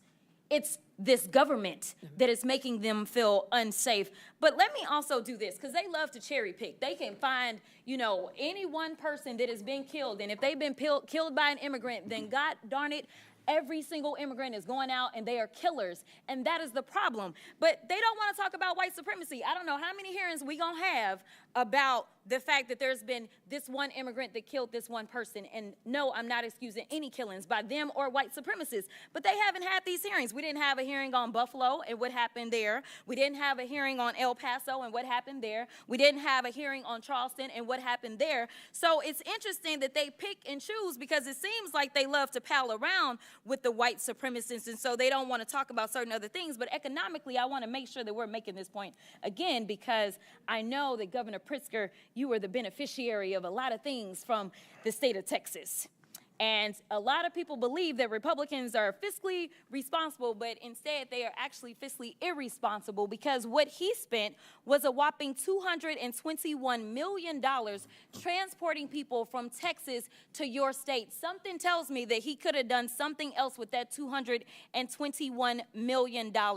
In addition to that, I know that there's been some conversations about what's going on in LA, and they want to say that it's riots because they didn't want people to keep talking about, say, the Epstein files or whatever other drama was popping off between the president and his little friend. So they wanted to change the conversation to immigration because they feel like, well, the polling is in our benefit. But let me tell you something. If they cared about making sure we were going to be fiscally responsible, they would tell the American people that it cost them $134 million to send the National Guard to LA for the quote-unquote riots that the governor didn't ask for, nor did the mayor of LA ask for. And they sent them over there, and they say that they care about our service members, yet they sent them and they were laying on the floor. They did not provide for food. So I don't know why we would believe that, number one, they want to fix this. They don't want to fix this, because the brokenness is a feature, not a flaw of the system, because it is beneficial to them when it comes to campaigning. If they can't stoke fear, then why are they going to, say, have anybody vote for them? Because that's what people are doing. They're voting out of fear. But Ms. Perryman, we know each other a little well. And I know you got a law degree. And it seems like we all need law degrees in here nowadays to understand the Constitution. So really briefly, I just want to make this point. There is a certain person that was afforded, say, due process. But let's say if, say, Donald Trump had been charged with all of these cases that he got charged with in 4 different jurisdictions, if he wasn't afforded due process, there could have been a possibility that he just would have been locked up and thrown somewhere, right? That would be a possibility. And then maybe we wouldn't have a tariff war or anything else that we're dealing with or all the other nonsense. But the point is, he was afforded due process, and regardless of the political opposition, Democrats, Republicans, and independents, I thought, believe that due process should be afforded to everybody, even him. Due process is for everyone. Okay, so the Fifth Amendment doesn't say that it's just for the people that are Americans? It does not. It says anybody on our soil? It's for everyone. Okay, it's pretty simple. I don't know why we are having issues, but I thank you and I will yield. Chair recognizes Dr. Gosar from Arizona. Oh, before I recognize Dr. Gosar, Mr. Palmer has a unanimous consent request. To enter to the record testimony before the subcommittee of Oversight and Government Reform, Subcommittee on Federal Law Enforcement, from Joseph M. Humeyer, who is. Without objection to order. Mr. Chair, I have unanimous consent.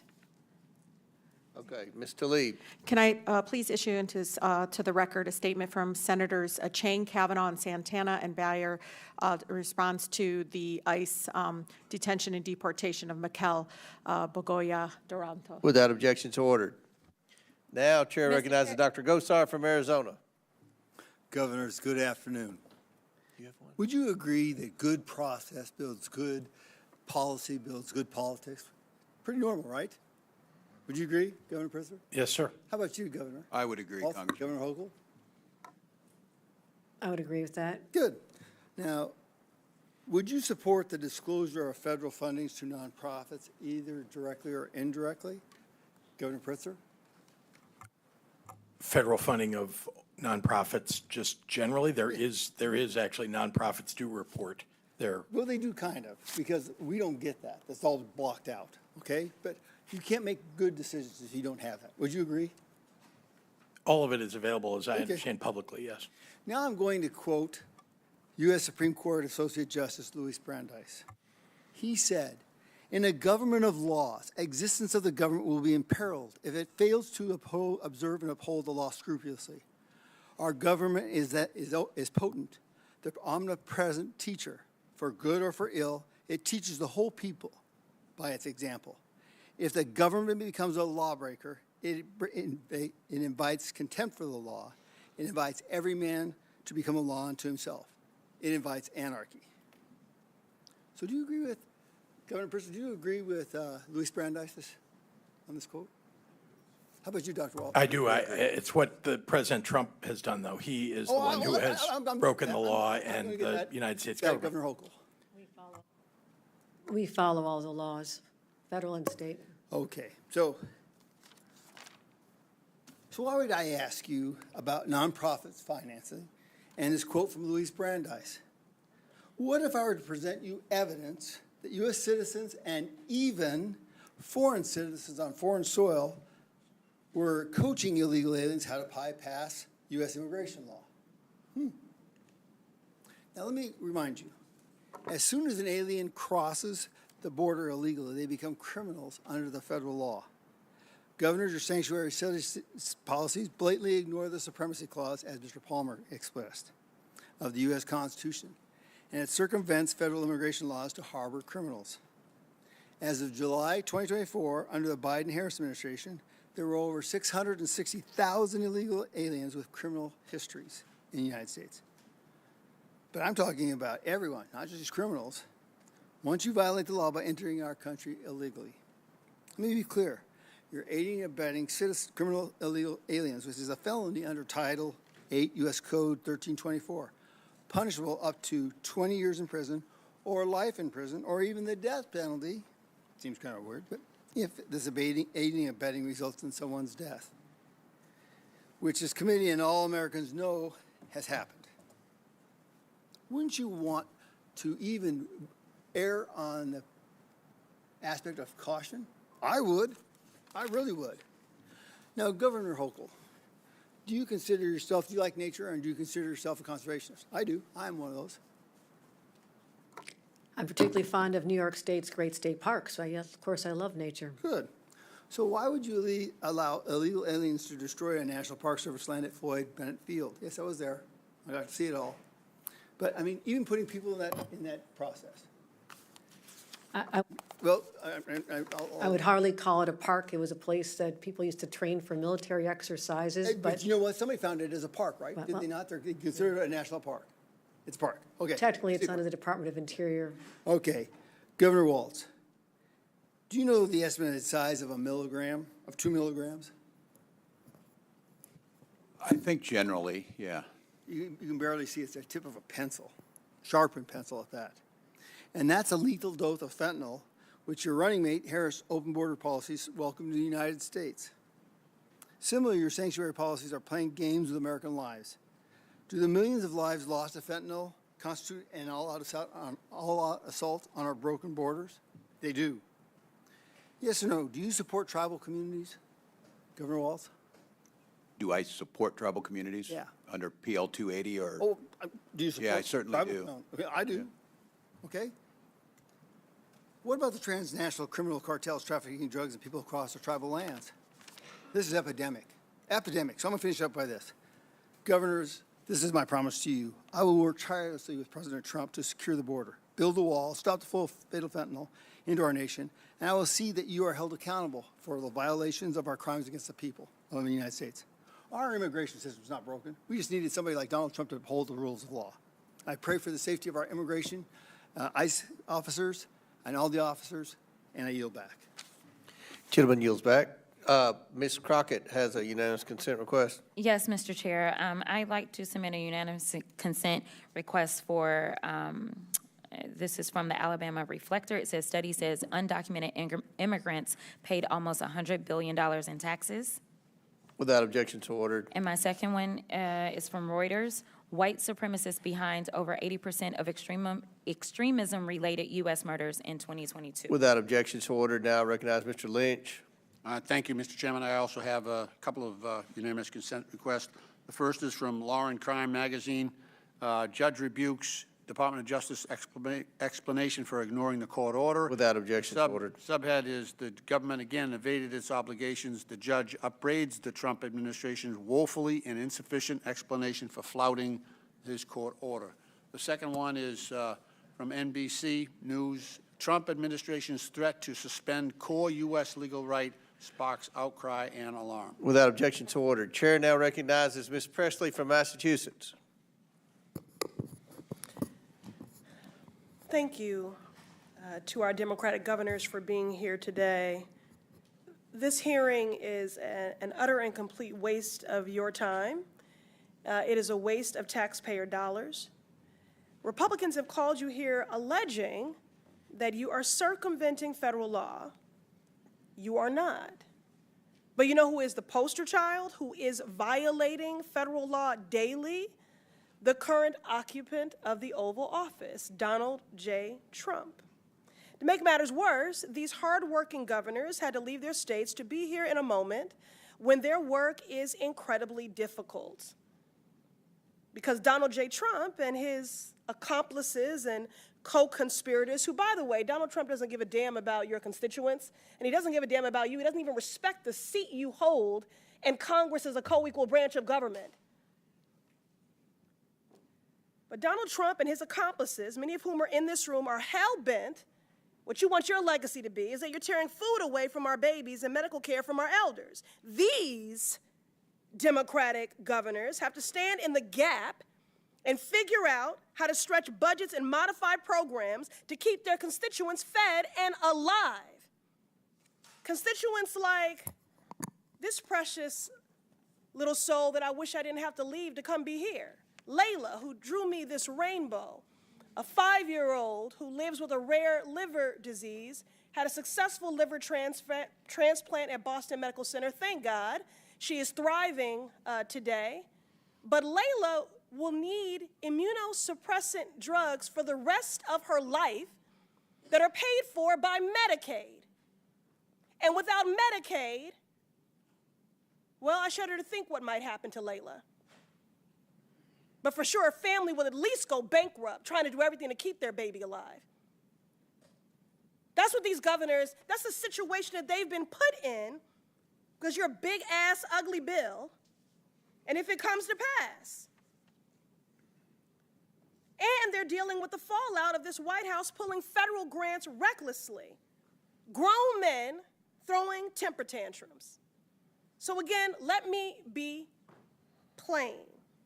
The Trump administration is breaking the law, not these Democratic governors.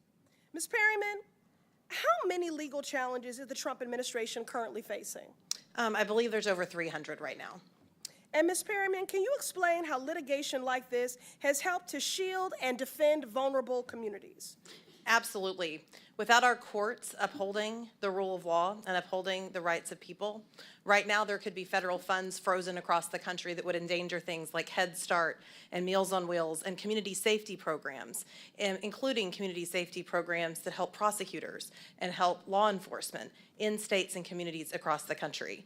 The administration has terminated over $800 million in Office of Justice program grants that we are having to challenge in court, and the list goes on and on and on. Thank you, Ms. Perryman. Thank you for your good work. That's right, in case after case. The media might not want you to know, but we are winning. Trump tried to end birthright citizenship, blocked. He tried to shut down asylum, blocked. He tried to defund cities, blocked. And because we are winning in court, Republicans are trying to change the rules to rig the system. Tucked in the big ugly bill the Republicans voted for is a provision, Section 70302, titled Restriction on Enforcement, that would restrict the judiciary from enforcing court orders and holding government officials accountable. This is an intentional and deliberate attempt to undermine the courts so that the Trump administration can break the law with impunity. Republicans, Ms. Perryman, pretend to care about law and order, but this provision is the exact opposite. What message does this send to people who count on the courts to protect their rights? It suggests that the people that voted for the bill don't want the American people protected and that they don't want them to access their courts and access the ability to protect their rights. Don't want the American people protected, that part. Allegedly all in the name of law and order and safety. This is about nothing but power and control and abuse of power and terror, which makes everyone less safe. The shame and the sham of it all. I yield back. Chair recognizes Mr. Grofman from Wisconsin. Thank you. Glad to see we have 3 governors here. I hear a lot about Illinois being from Wisconsin. I just had I think some builders in my office yesterday talking about all the Illinois people building houses in southern Wisconsin to get out of Illinois. In any event, I think we have a very generous country here right now. Every year, about 850,000 new citizens another 8 million new citizens are sworn in, naturalized in this country. I think we have about another 500,000 people coming in this country on work visas, and a little under that coming in on student visas. So we're very generous about allowing people in this country. I should have said 850,000 new people sworn in. In any event, it's not impossible to get here legally. Nevertheless, we have a lot of people every year overstaying visas or still sneaking across the border. And the question I'm going to ask you guys and gal is, do you believe we should have immigration laws in this country? We'll start, I guess, we'll right down the line. Governor Walz. Congressman, the question is, should we have immigration laws? Yes, that's it. Yes, we should. Governor Pritzker. They're very important. In fact, we should have more robust immigration in this country, and it should be done under a law. Ms. Hochul? Yes, of course, we should have immigration laws. Okay. In fact, we do. The question is, when people come in this country and break those laws, do you believe they should be enforced? Let's say people come in this country, Gulf of Mexico, Pacific Ocean, however they come here. Should they be spun around and sent back out of the country, or should we just allow them to stay here? It depends if they're, Congressman, if they're coming on an asylum claim, protected status. Exact question is, assuming they come on an asylum claim and that claim has been rejected, should they be allowed to stay here? The judge denies their asylum claim? No, they should not. They should not be able to. Governor Pritzker, if somebody's overstaying, we'll say a different way, overstaying their say, work visas, a student visa, should they be allowed to stay here or should they be removed? Given due process, sir. Should they be removed? Due process is required, yes. Okay, Governor Hochul. Yes, agree. Following due process, the federal government has the authority to make those removals. It has nothing to do with. I'll ask you, should people who are here illegally get welfare benefits? Mr. Governor Walz? Are they at food stamps, low-income housing? Should they get assistance that would be here? Yes. We provide for all of our people in Minnesota. It's one of the reasons. Okay, so your statement is that if somebody comes here,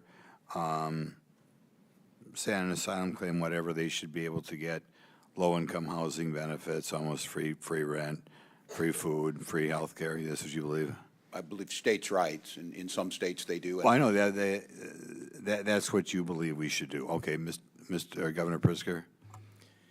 It's the federal government's job to determine what welfare benefits at the federal level, and I can say to you that we have hundreds of thousands of people in the state of Illinois who are undocumented but have been living, abiding by the law, holding down a job, paying taxes. Okay, for so are years and they years and getting, years. do you believe it's right then that if they come here, they should get free housing, free medical care, free food? It depends on the circumstances. I'm just explaining to you, though, that we have millions of people across the United States who are here, and we're here long before you got elected. No, I know all or I that. got I mean, the elected. question is, you don't have a problem with them getting benefits, these benefits? Again, law-abiding taxpaying. We're talking about people who are adding to Okay, our I'll take it to society. be, well, not if they're not working. But either way, You have no problem giving them those benefits? We provide benefits to people all Okay, across. Ms. Hochul, is that the same thing with you? Do you believe people come here who are not citizens, come here, make asylum claim, they should all be getting food, health care, housing? Depending on which law you're referring to, in certain circumstances, we do provide these services, but they're not universal. Okay, well, to most people, your average person who's overstaying a student visa in New York, do you think they should be getting food stamps, housing, medical care? We provide Medicaid for individuals who are senior citizens or moms with new babies. Well, we know when people are eligible, the question is people who are not citizens who are overstaying a student or work visa. Are No, they people eligible? are making their own way here in the state of New York. In fact, I have 400,000 open jobs. I wish you could help You're not find a answering the path- question. find a I take path it to get- mean, I just. Give want a us more second, work because I want you to answer authorizations. the Let's put question. them to work. Let's put them to work. But you refuse to answer the question.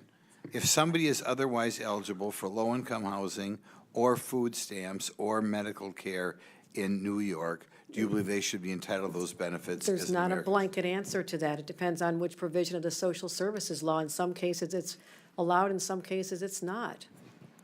Okay, thank you. Chair recognizes Ms. Simon from Arizona.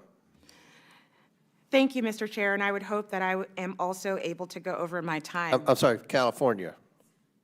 Yes, thank you, Mr. Chair, and I, as my colleague did, I hope I am allowed to also go over my time by approximately 45 seconds.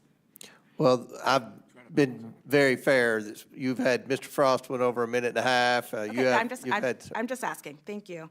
I appreciate that, sir. I just wanted to make, I didn't say you could, but you can go ahead. I just want to make sure that I have a fair opportunity to also speak as an individual of this body.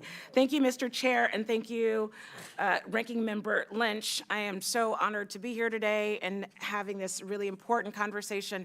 You know, we talked about victim advocacy in this place. Actually, I was a victim advocate.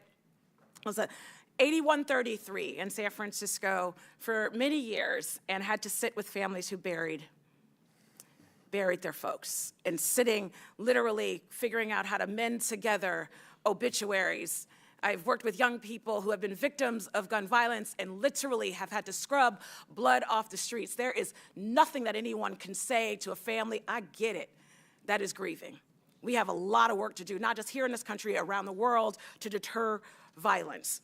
I come from a state, the fourth largest economy in the world, with the best public education, higher public education system in this country. In fact, at California, Berkeley, we lead some of the research that are keeping folks here and your relatives alive. Those labs and that research is being attacked by this administration, but I digress. I have a number of questions today, but this hearing has been so difficult. Not only was I a victim advocate for many years, working with folks who had witnessed and who had been victimized by rape, by murder, I also led the Lawyers Committee for Civil Rights of the San Francisco Bay Area that was founded by JFK, and our asylum clinic honored the work of this country by supporting folks who came here escaping tyranny and violence to just be met by an immigration system day after day that spat in their face. I'm thankful to both members of the private bar and our community lawyers who are doing their American duty by supporting people who are leaving tyranny. I have actually one question. I'm concerned that we're deflating the conversation around public safety. It's my understanding that the current administration, and this question goes to you, Ms. Perriman, has deducted or stopped payments of upwards of $1 billion in local public safety funding around the country. With my time remaining, can you talk to us a little bit about this very hypocritical moment in time where we're uplifting public safety and yet we're taking resources away from communities, police departments, community safety leaders, and organizations that are taking guns out of kids' hands? Give us a little bit of the flavor. Talk about what money has been taken away from communities under this administration.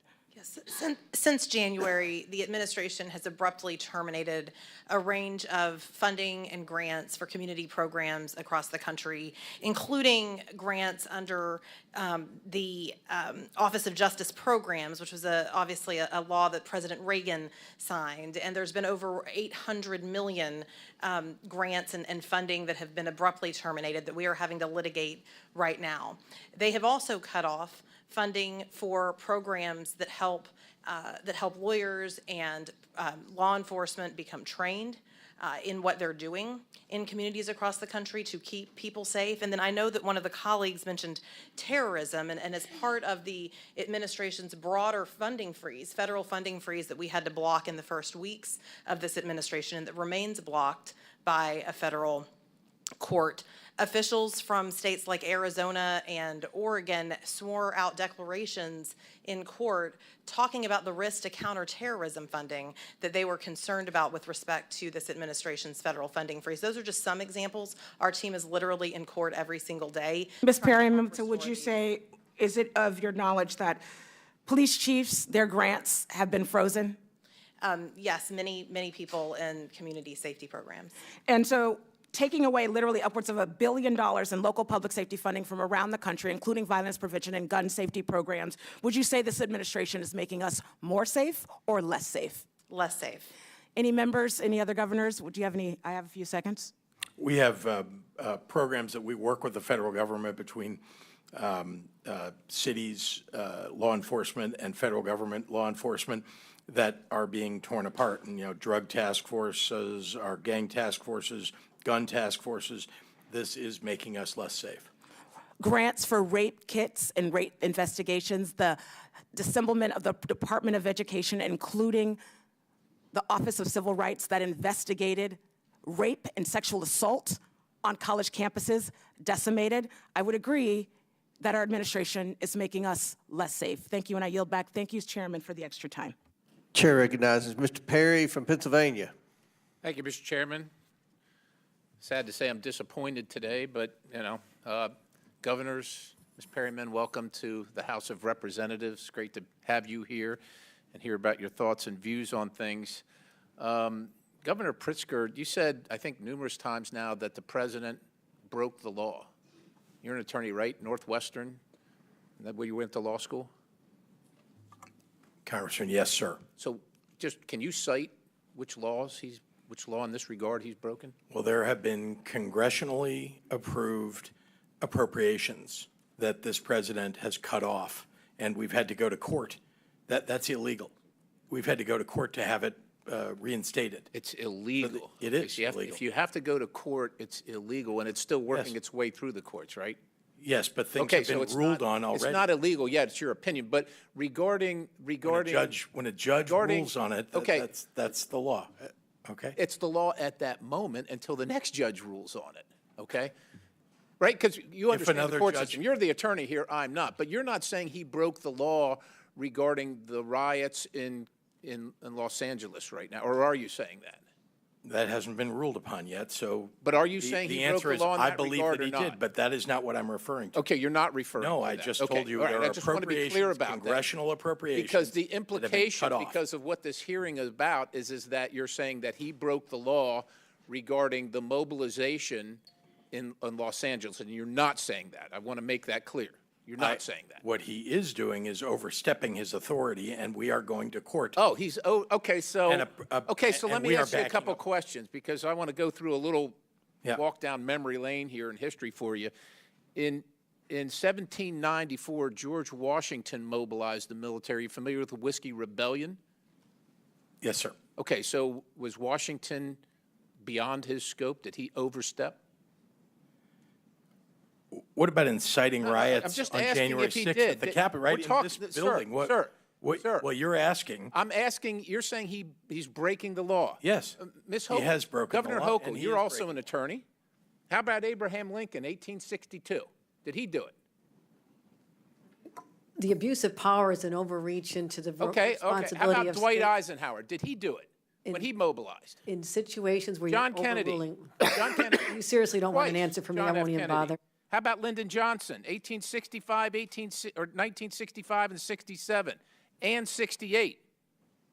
Is that, you're saying that's against the law, what the president is now doing? Are you guys, you're the attorneys here, and I'm not talking to Governor Walz here because he's not an attorney. He called himself a knucklehead, so I'm leaving him out of this right now. Are you guys familiar with sections 251 through 255 of Title 10 of the U.S. Code? The conditions under which a president may usurp the authority of a governor in activating the National Guard is under an invasion or an insurrection. I would argue that neither one of those Governor standards have Hochul, been met. I would refer you to section 253. I'm not going to bore everybody with reading it for you, but you're wrong. And to accuse the president, quite honestly, that's the least that you've accused him of. You've also, in this room, he's been accused of being a dictator, maybe not by you. And if you're willing to say he's not one, we'd love to hear it. But also that the law enforcement agents are Nazis with Gestapo-like tactics. Governor Walz, you mentioned that in a commencement speech. Now, let me ask you, I'm going to ask each three of you this. 8 CFR 287.7. It arises from the Secretary's power under Section 103A3 of the Immigration and Nationality Act, the INA. So do sections 236, 241, 287. Are those things laws that should be followed and enforced? Are you okay with those things being laws and enforced or not? For federal immigration laws are designed to be enforced by the federal government. So you're okay? You're okay with that? Is that each one of you? The state cooperates. I don't know what you read. I don't have that in front of me. These are laws, Governor Walz, that are on the books. It's the Immigration and Nationalities Act, and those are sections of them, as is 8 U.S.C. 1226A, 8 U.S.C. 1357A2, 8 U.S.C. 1357A4, 8 U.S.C. 1357A5. Would the gentleman provide copies of that for the witnesses? If you're going to cite a law, you provide a copy for the witnesses typically. Out of order, Mr. These two governors, two of these governors are attorneys, sir. I'm not. They should know this and I shouldn't. But I'm just asking, let's just assume that these are laws. Let's just assume I'm not lying to you, that these are laws on the books right now. Are you okay with them being enforced? You might be asking us a lot. Governors don't get to deal in hypotheticals. Okay, so putting myself on them, these are laws, these are current laws on the books regarding immigration and naturalization. We abide by all of those laws. You will abide by all these laws? We abide by federal law. Governor Hochul, do you abide? State law. We follow all state and federal laws. Governor Walz, do you abide? We abide by Is all there laws any that due process detainer, reform. is there any ICE detainer that you will reject, that you will instruct your law enforcement community or corrections facilities and enforcement community in your states to reject? Any one for any reason? A legal ICE detainer under the laws that I just cited? Every jurisdiction in Minnesota follows the law. Every single one? Okay, and his gentleman's time's expired, but feel free to answer the question, Governor Walz. Governor Pritzker? We follow all laws, states. But you don't. That's my point. In You Minnesota, actually don't. there's I want a you to Florida say you law. will, because we hope you will, but you Well, actually don't, and you haven't, Well, the which is courts- why we have the this courts will horrific determine mess. that. I yield. Chair, Can we allow the witness to answer? That'd be great. Thanks. Chair recognizes Ms. Ansari from Arizona.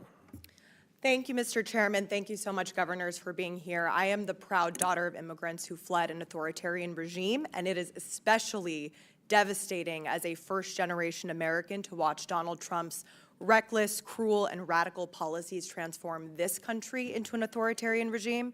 Mr. Perry just mocked us for referring to Donald Trump as a dictator, so let's run through the list. Donald Trump has, since he was inaugurated, pardoned violent January 6 insurrectionists, dictator, defied Supreme Court orders and attacked the judiciary, dictator, unilaterally abolished congressionally chartered federal agencies, dictator, attacked the free press, sounds like a dictator, kidnapped people off of the streets and deported them to foreign prisons without due process, sounds like a dictator, defunded higher education, dictator, threatened law firms and the legal profession, dictator. This weekend, he is spending tens of millions of dollars to host a massive military parade for his birthday. Is this North Korea? On top of all of that, our twice impeached president with a 34-count convicted felony president who is not a king has deployed the active duty military in American cities, and he has spent $134 million to do so. He has their guns trained on American citizens without the consent of local authorities or the state's governor to purposefully generate chaos and provoke a reaction. Meanwhile, we have Republicans on this side of the aisle asking governors of states about bathrooms. Like, this is the most dystopian, horrific episode of Black Mirror that I have ever seen. To our witnesses, the governors, thank you so much for being here today. I agree with my colleagues who say this is a waste of your time. You have been instrumental in fighting back against cruel and illegal Trump administration actions. I represent an extremely diverse district, one of the most diverse in the country, where more than 64 languages are spoken. I can tell you that the actions of this administration towards immigrants and immigrant communities is a blatant abuse of power, but more importantly, these steps are harming our economy and our national security. So I want to ask you a little bit about that. Governor Walz, can you share the ways in which immigrants contribute economically to your state?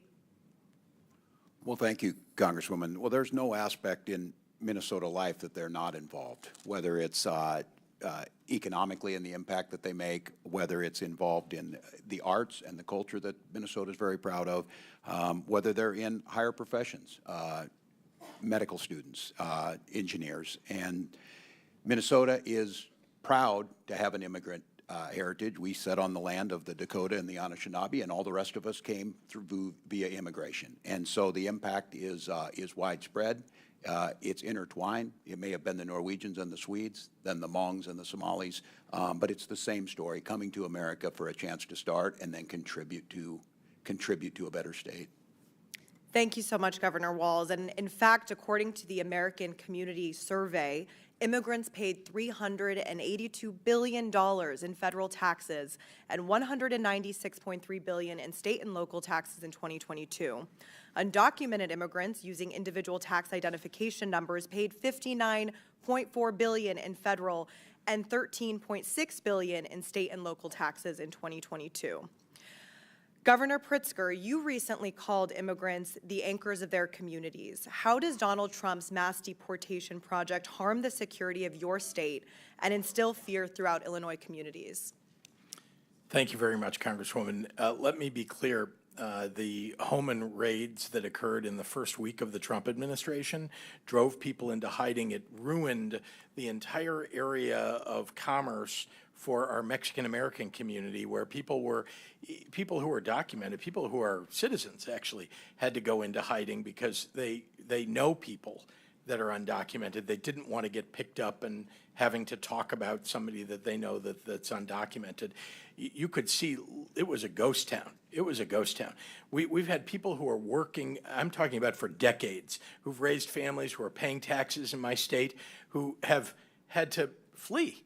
And these are good people. These are our neighbors. These are people that are bringing culture and art to our communities, people that should be given an opportunity, if we had good immigration laws, to apply to stay legally in this country and maybe to become U.S. citizens. Indeed, many of them have proven themselves to be maybe more worthy than some people who are already U.S. citizens. Let's give them an opportunity. So I can tell you that it's had a profoundly negative impact on my state, that Donald Trump has been attacking people who are not the problem. Let's go after people. If you're talking about terrorists, and one of the congressmen mentioned that, let's go after terrorists. You know, let us know who they are. We will go arrest a terrorist any day of the week, every day of the week. Governor Hochul, if you could also answer. I'm very proud to represent the state that has the Statue of Liberty in our harbor. Millions of migrants and immigrants have passed through, including my own grandparents. My grandfather was a migrant farm worker. They are an important part of our identity, our economy. The diversity of New York is what sets us apart and makes us so fascinating and so desirable for businesses large and small. They are so critical to our identity and our existence. And I'm really hurt. It hurts me as the leader of a state where people are living in fear in the shadows. People can't go to school. They can't worship. They can't go get health care. They can't go to their senior center. What is happening has been traumatic. It's unnecessary. We will help every day of the week to get rid of people who commit crimes that never should have come here or commit crimes here. That is my number one job. But The what is lady's happening time's is expired. un-American. Chair recognizes Mr. Timmons from South Carolina. Thank you, Mr. Chairman. Governor Hochul, the difference is that the millions of Americans that came through Ellis Island did so legally. I'll yield to my friend from Georgia, Ms. Green. Thank you. Governor Hochul, are you a Democrat? Yes or no? I'm a proud registered Democrat, yes. Did you support Joe Biden for president? Yes or no? Yes, I did. Did you support the Biden administration's policies for the past 4 years? I raised my concerns in many That's a meetings yes with the or no administrations question. about how the border was being enforced, and so I raised concerns. So I you said- just stated, I'll reclaim my time, you said you're a proud Democrat. You supported Joe Biden for president. Clearly, you supported the Biden administration's policies. I've Did supported you many of swear, them, yes, Governor I have. Hochul, did you swear an oath to faithfully uphold New York's Constitution and laws? I certainly did. In 2017, New York became a sanctuary state when Governor Cuomo signed Executive Order 170. This states, it directs that no state officers or employees, including law enforcement officers, shall disclose information to federal immigration authorities for the purpose of federal civil immigration enforcement unless required by the law. Do you support this law as governor of New York? Yes, this pertains to civil enforcement. So you do enforce sanctuary policies of New York? I supporting helping law enforcement when it comes and ICE when it comes to. Thank dealing you. I with reclaim my criminals. time. You support sanctuary policies that have led to the horrific murder of people, Americans. This Fox News got it wrong. It should say monster. Arrested in broad daylight rape of a 13-year-old in a New York park. This girl was raped at knife point in the park near New York Mets Stadium. That's your state, Governor Hochul. New York Post also got it wrong and called him a migrant. That's a monster. Busted in brutal beating of New York PD cops in Times Square are members of bloodthirsty Trinde Aragua gangs. That's your state where you support your sanctuary state laws. Also, Governor Hochul, do you recognize this image where a homeless woman was burned alive by an illegal alien monster, where you uphold the laws to protect these monsters in your state, and then you force the New York citizens that pay taxes to pay for these people? This is the result of your sick and disgusting treasonous laws that you uphold as governor. New York is not a I sanctuary didn't state for recognize you, criminals. Ms. Hochul. This is my time. Do you know the name Laken Riley? Do you know the name Laken Riley? Yes, I do. Oh, you do. Jose Ibarra murdered 22-year-old Laken Riley. He's an illegal alien monster from Venezuela, convicted of 10 charges. He was first arrested by the Biden administration that you stated that you support. Joe Biden for president, right? Proud Democrat, Governor Hochul. First arrested at the border and released by the Democrats that you support. Then, guess what? He made it to New York because the Biden administration flew illegals all over the country, and your state was one that accepted them. He lived at the Crown Plaza Hotel in Queens, an upscale hotel that was turned into an illegal alien shelter at the taxpayers' expense. $2 million a month went to this hotel. The second time he was arrested was in the state of New York for endangering a child. But he was released quickly before ICE could even issue a detainer, because you support those laws, Governor Hochul. Then he flew, get this is shocking. He flew from the state of New York to my home state in Georgia, and you all paid for it. Because, why? Because it was reticketing, and that was the little gift that you were giving my state by sending monsters there. Costs the state of New York $5 to $10 million a day to feed and house illegals. Are you smiling at me about this? No, I'm not. You look like you got quite a smile on your face. No. Because I can tell you, Gentlelady people, will not. This is my time, reclaiming my time. I'm thinking Don't about attack the parents. witness. Don't you dare Don't attack the smile witness. about the murder of No, I'm Laken thinking Riley. about her parents. The third Don't time, question the how I third look. time Jose My heart is Ibarra- breaking for her my parents. time, Governor Hochul. The third time he was arrested was in the sanctuary city of Athens, another Democrat policy. And then he went on and attempted to rape Laken Riley and murdered her. He murdered her. Let me explain something to you. This little girl right here, she would be alive today if you weren't such a treasonous governor supporting sanctuary laws in the state of New York. This little girl would be alive today, and her mother very much would like for her to be alive. This is outrageous for anybody in this country to support for non-citizens to be able to come in our country, be able to travel wherever they want, and then make taxpayers pay to house them, feed them, and then give them a plane ticket after they had been arrested in their state. That's what you did. You are responsible for the murder of this little girl, Laken Riley.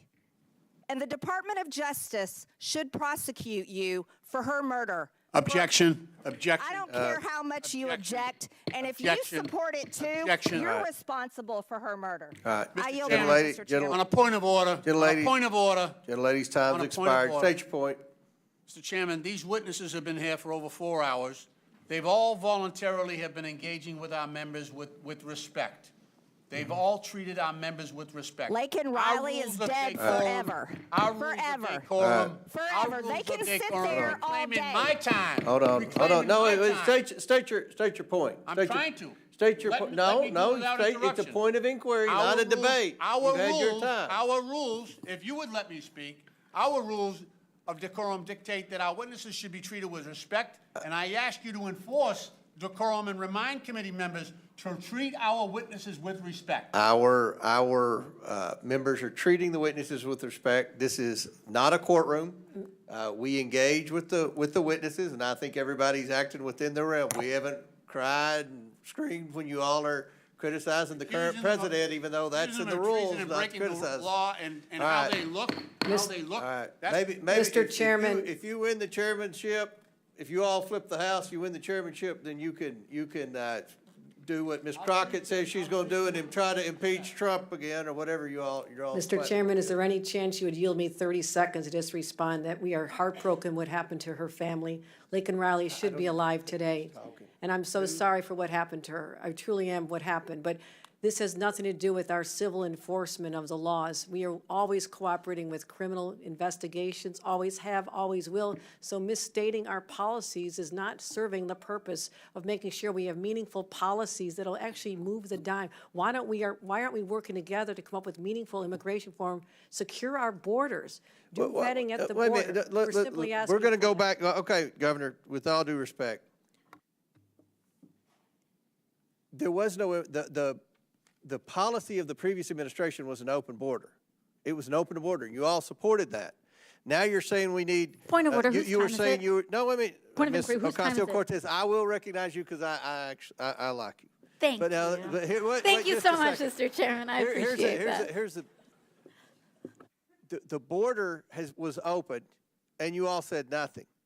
All right. Now you said we had to pass legislation. We didn't have to pass legislation. Donald Trump secured the border on the first day. Now, there's no question you all have been obstructing and criticizing and failing to work with this administration in trying to apprehend the criminal illegals. That's what this hearing's about. It's not about theater. It's about trying to get a consensus on working with this administration to deport the criminal illegals. We do it every day of the week, Not defend all Mr. the Chairman. people who are over here illegally, to deport the criminal illegals. So We do it every day of the everyone's week. out of order. I'm going to let Ms. Ocasio-Cortez state her point, and then we're going to go to Ro Khanna. Oh, we can continue. I was just curious whose time it was, but we can proceed. right. Thank you. Mr. Chairman, I have a unanimous consent request. Okay. I'd like to seek unanimous consent to enter into the record this tweet. Just happened, stunning. Senator Alex Padilla from California was just forcibly removed from the news conference being held by Without DHS. objection to order. You just have to state the title. Go ahead. This is the title. Mr. Lynch. Chair recognizes Mr. Lynch. All right. Mr. Chairman, I have a unanimous consent request. This is from MSN. Unquestionably in violation. Judge says U.S. government didn't follow court orders on Without objection, so on ordered. deportation. The next one is from Rolling Stone. Trump has now deported multiple U.S. citizens, children with cancer. Without objection, so ordered.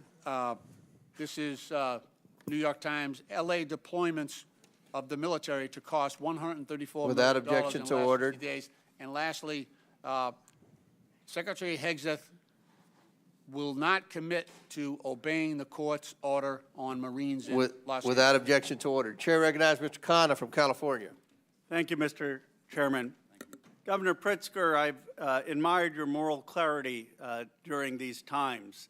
You had a speech about a month and a half ago where you said you would not bend the knee to any president of any party. I highly recommend the American people listen to that speech in its entirety. Professor Chenoweth has said at Harvard that if 3.5% of a population engage in peaceful protest, that is the single best way to bring change and stand up for constitutional values. As you know, there's the No Kings protests that are happening this weekend. I'd like you to weigh in and share your thoughts about what that could mean for the country. Thank you, Congressman, and let me say that peaceful protest has been the avenue for so much positive social change in this country. I think about the civil rights movement as the best example of that, and it continues to be. Civil rights for LGBTQ people, civil rights for immigrants, et cetera. I encourage people to peacefully protest, and I have said that many times. I think, getting out your microphones and your megaphones, speaking up, speaking out, and very importantly, for people who can vote, go to the ballot box and vote. Too many people don't do that, and too many people don't stand up and speak out because they're a little bit afraid. And in this environment, I have to say, President Trump has created a situation where people are afraid. They're afraid, and they're afraid they're going to get targeted, because that is what's happening under this administration. People are getting individually targeted when they stand up and speak out. Thank you. Governor Walz, I thought you conducted yourself with such dignity as our vice presidential candidate, you and Gwen, and many of your former colleagues are really proud of how you ran. And one of the things even people who voted for President Trump said about you is he's so decent, he's kind, he deals with people with respect. What is happening in this country that we've started to demonize immigrants? When I grew up in Bucks County, Pennsylvania, it was 99% white. I grew up as an Indian American of Hindu faith. I never felt demonized, felt different, made to feel like I didn't belong. Something is going on where we've created a permission structure for that. How do we model the kind of decency that you've exhibited so that we become a cohesive community like this country has always been?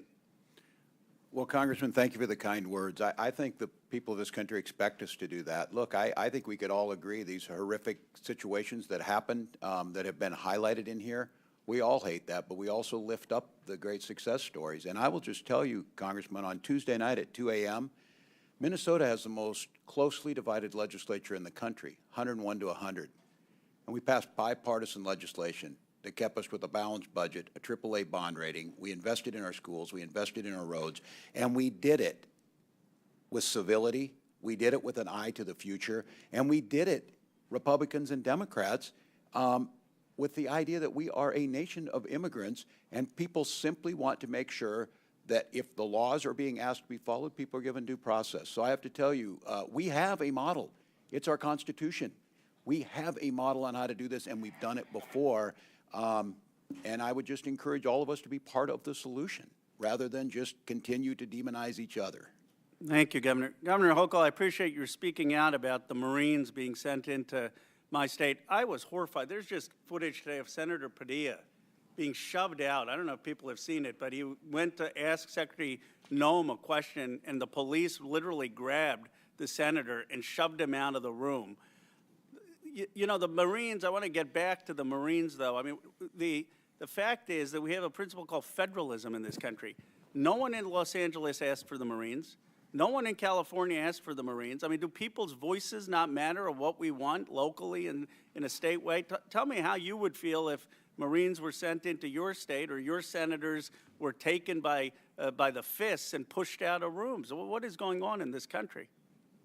Thank you for the question. It's disturbing at so many levels. I mean, I served as a member of the Armed Services Committee when I served in this body years ago. And to think that the Marines are being deployed against fellow citizens, fellow residents, is unprecedented. Now, we have different levels of law enforcement to manage crowds. That's all this is a crowd. When it gets out of control, when it's violent, there must be consequences. And that's what the police are trained to do, whether they're LAPD or what we have in New York is one of the highest trained organization of top law enforcement, people who put their lives on the line every day, who know how to deal with crowds and protests and if they devolve into riots. But to go to the extreme of not just the National Guard, which usurps the governor's authority, the governors are the commanders-in-chief of the National Guard, but to go all the way to the U.S. military as an indication that a mayor and a governor can't handle what's happening in their own streets is overkill at a level that is just unconscionable. And I hope we do not see this in other cities. We need to just calm the situation down, get rid of the criminals, we'll work together every day, and leave law-abiding individuals alone. Thank you. Chair recognizes Mr. Burchett from Tennessee. Thank you, Mr. Chairman. Governor Walz, you said that as long as you are governor, immigrants will be welcome in Minnesota. Do you find a difference between an immigrant and an illegal immigrant? A difference, their status? Is there a difference? Legal status or otherwise? Well, the legal status is different, but in Minnesota, we have a long tradition of welcoming. Okay. ICE in St. Paul arrested a criminal illegal alien who had been convicted for possession of child pornography on a work computer. Do you still stand by your statement that ICE agents are the modern-day Gestapo? ICE agents need to do a job, but they need to do it within the realm of due process and the law, wearing masks, no notice of who they are, no notice of the bans, and picking people up off the streets without that due process.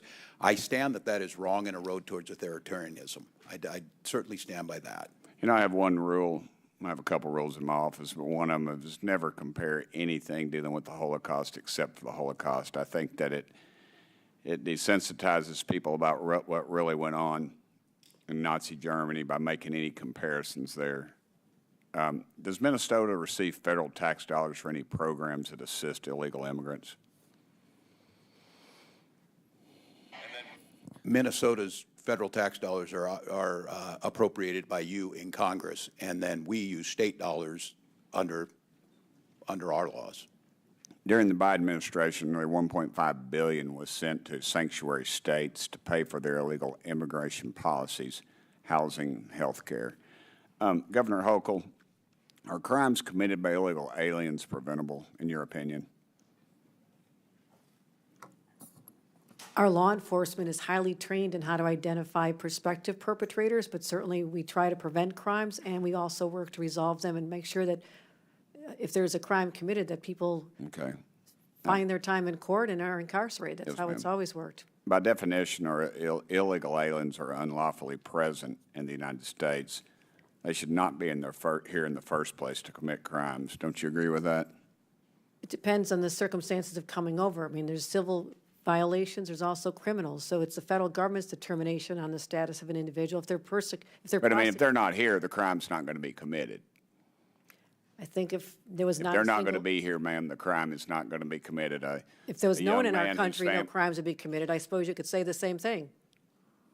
A young man in my district whose family is very close to me lost their son to an illegal alien, and I can guarantee you if that illegal alien, if we'd followed the laws of the land and there'd been some enforcement, that young man would be here today. Well, let me ask you this. Why did your state issue say that you are welcome with open arms in reference to illegal aliens? That was a direct quote attributed to you, ma'am. It's a 400-year history we have in the state of New York of welcoming all. I don't know why we would change that now. Okay, Governor Pritzker, you mentioned in your opening statement that criminals have no place in our country, but Cook County released numerous criminal migrants last year, including one that was charged with raping a minor. Why would you release a criminal rapist back into your community? Thank you, Congressman. First of all, we don't need to release somebody if ICE or another law enforcement authority shows up with a judicial warrant.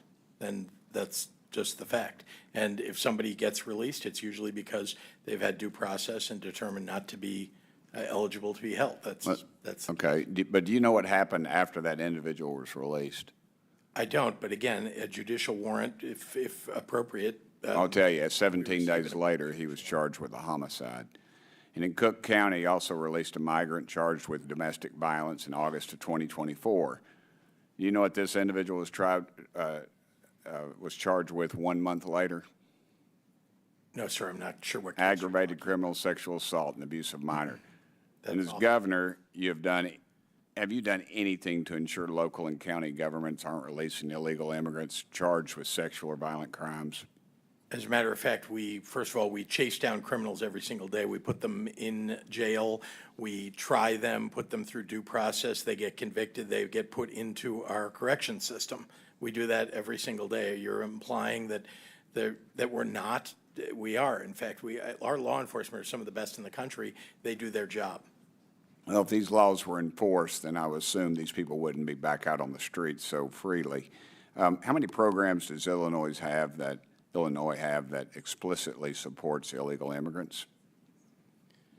So we've created programs to deal with not illegal. I mean, we have one program that's related to undocumented people who are. I'm out of time, the but most the vulnerable. answer is at least four health benefits for immigrants, HBIS, health benefits for immigrants, adults, HBI, Retention of Illinois Students, and Equity RISE is the acronym for that act, and the Illinois Dream Fund. And I'm sorry I'm out of time, Mr. Chairman. I yield back. Chair, that's Mr. Min. Mr. Chairman, I'd like to finish the title of the article that I was trying to read into unanimous consent. Okay. Stunning. Senator Alex Padilla, California, was just forcefully removed from the news conference being held by DHS Kristi Noem in Westwood. Senator attempted to interrupt. That's the title? He was handcuffed in the hallway. Yes. Thank you. Mr. Chairman, for the record, he rushed the podium. He was being disruptive, and that is not conducive to a senator member was of elected forcefully body. shoved Thank you, to the Mr. ground and arrested. All right, by order. passive Chair recognizes Mr. Min from California. I just want to follow up my Republican colleague's comments since he's talking so much about sexual assault and note that our current president was found civilly liable for sexual assault. I also want to note that Elon Musk, and for the record, just want to note that Elon Musk, who was once part of this administration, not so long ago, accused the president of being part of the Epstein files. So all of great interest and something perhaps we should look into some oversight on. But governors, I want to ask you a few questions. Please raise your hand if your state has any laws or policies that prevent ICE from enforcing federal immigration laws. Note for the record that no one has their hand up. Governors, please raise your hand if you're aware of any laws or policies that prevent federal authorities from enforcing immigration laws in any city or state in the United States. Again, no hands are up, and that's because there's no such thing as sanctuary from federal laws anywhere in this country. What is really at stake here is whether state resources, including National Guard troops, should be used for Donald Trump's immigration policies, or whether National Guardsmen should be used primarily for responding to state emergencies, supporting state law enforcement priorities, or whether they should be conscripted to support ICE. This is really a question about states' rights, and it's being starkly illustrated right now with what's happening in Los Angeles, just up the way from my district in Orange County, where the Trump administration has claimed authority to deploy 4,000 troops from the California National Guard. I also want to note that the existence of the National Guard is rooted in the Second Amendment to the Constitution. A well-regulated militia being necessary to the security of a free state, the right of the people to keep and bear arms shall not be infringed. The first part of that amendment, the part my Republican colleagues always forget to quote whenever they cite the Second Amendment, is the key part of it. A well-regulated militia being necessary to the security of a free state, with state being capitalized so that we know we're talking about the states in the United States of America. The Second Amendment guarantees the state the right to keep and maintain a well-regulated militia, which is the basis for the National Guard. So, governors, I want to just try to set the record straight because I think it's not clear that everyone fully understands what a National Guard unit is, when and how they can and should be called up, and what activities they're restricted from engaging in. I have limited time, so I'm just going to ask you to keep your answers brief so we can really unwrap how deeply concerning President Trump's actions are. Governor Walz, in a sentence or two, what does the Minnesota National Guard do, and how does it serve the people in the state of Minnesota? Has a dual role. I know this personally from 24 years. You can be deployed federally under Title 10 with the President's authority or Title 32. In Minnesota, we have used them everything from flood and tornadoes. We use them to help during the COVID pandemic, and they serve overseas when called upon. But typically they report to the state governor per Title 32 of the U.S. Code, correct? That's correct. And in times of crisis, a governor can activate the state's National Guard units to respond and assist. As you noted, under Title 10, the president sometimes has authority to deploy them. Governor Pritzker, in a few words, under what circumstances can or should the president federalize a state's National Guard? Well, the President of the United States, and I've been in office 6.5 years, has in fact deployed under Title 10 our National Guard to foreign lands. We have a terrific encampment of National Guard, Illinois National Guard in Poland. We have the largest Polish-American population in the country, and very proudly our National Guard serve all over the world, in fact, as part of our military to protect our nation. And so Title 10, Section 12406, allows the president to deploy National Guard troops when the United States is being invaded, when there is a rebellion, or when the president is unable with regular forces to execute the laws of the United States. Do you believe that the protests in Los Angeles or the ICE raids qualify for any of these particular provisions? I do not. Okay, thank you. And you're aware that Governor Newsom did not make any request to President Trump to federalize the California National Guard? He did not. In fact, he rejected it. And so this is illegal. It does not comply with the bases for deployment. It was done against the express wishes of Governor Newsom. Now, I want to highlight a key point that my Republican colleagues across the aisle should keep in mind regarding the federalization process of National Guard units. Even under Title 10, these troops may not be used for law enforcement purposes.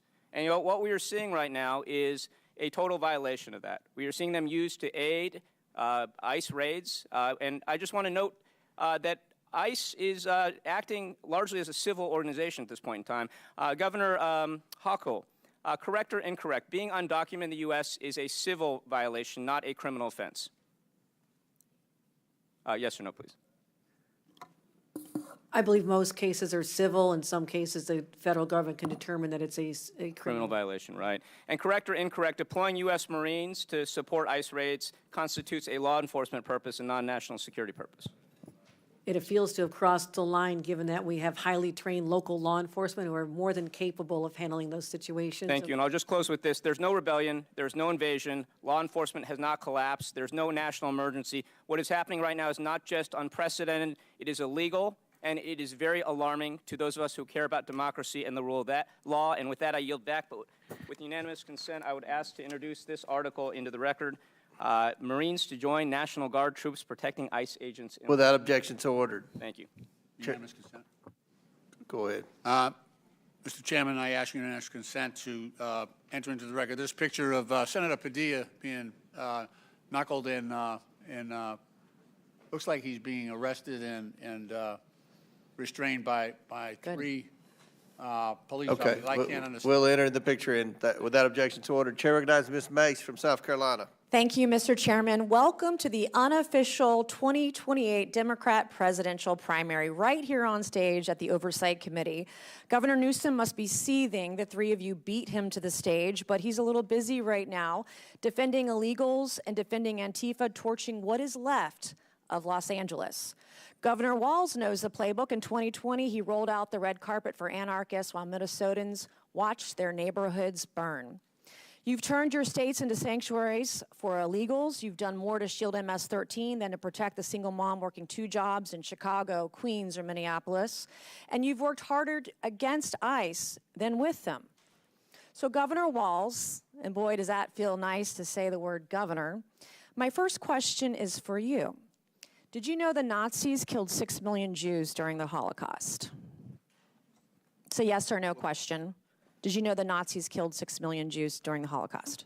Pushing my button to answer. Okay. Yes, I believe that's historic. Okay, would you agree the Holocaust is the most horrific atrocity in human history? Yes or no? I think the Holocaust ranks amongst them, yes. Did you know the Nazi Gestapo imprisoned, tortured, and murdered Jews by the hundreds of thousands and committed genocide against the Jews? Did you know that? I do know they operated as secret. Did you know ICE has done none of that? Yes or no? Operated as a secret police force? No, that's not the question. Did you know that ICE has not committed genocide against anyone? Yes, I do know that. Okay. Do you apologize for your disgusting comparison of ICE to the Gestapo, who killed hundreds of thousands of Jews during the Holocaust? As a history teacher, Yes or no is the question. a historical You're a comparison. governor. You understand what the question is. It's yes or no. Will you apologize for what you said about ICE, comparing them to I would ask ICE to Gestapo? identify who they are when they operate, to not use unmarked. Okay, Mr. Chairman, this governor, or honorable, can't answer the question. Do you believe the Nuremberg trials were a good exercise in holding the Nazis accountable? Yes or no? I think due process. Okay, is so always the are you calling for ICE agents to be brought to a tribunal under the threat of death by comparing them to the Gestapo? Everyone is afforded due process. What don't you understand about yes or no? Like, what can't you comprehend about yes or no questions? I Do you understand still want being to a governor abolish is a ICE? different Do you job. still want to abolish ICE? Yes or no? Said I wanted to abolish ICE. Didn't you march in a rally calling for ICE's abolishment? Not that I can recall, Congressman. Well, according to widespread media reports, you did. And the media is always correct. How do you rate Kamala Harris's job as border czar? I want a number between 1 and 10. How was she as border czar? I wouldn't have a way to measure that. I was not in the administration. Weren't you her running mate for vice president? As in the campaign. And you wasn't can't part of the rate her role as border czar on a scale of 1 to 10. Was she great at 10 or was she a 1? Terrible. I think her proposal that she put forward to make sure we had the bipartisan immigration. It wasn't bipartisan. Did you ever personally speak with Kamala about Joe Biden's cognitive collapse? Not that I can recall, Congressman. Not as her running mate for vice president. You never once talked to her about the president and why she was nominated instead of him. No, not that I can recall. What kind of operation were you guys running over there? I was more concerned with Donald Trump's cognitive decline. Thank God he's things that we were- he's president and J.D. Vance is vice president and not you. Have you ever served in a combat zone, Governor? I have not, Congresswoman. Okay. Are you still friends with school shooters? I have never been a friend with a school shooter. Didn't you say you were friends with school shooters on the debate stage? Oh, Congresswoman. Yeah, I is think that's very bullying, evident. is As a teacher and a bullying, parent. my mom was a teacher, I'm a high school dropout, we can talk about that later. Is bullying okay? Is bullying okay as a teacher? Is bullying okay, yes or no? Is it okay to bully somebody?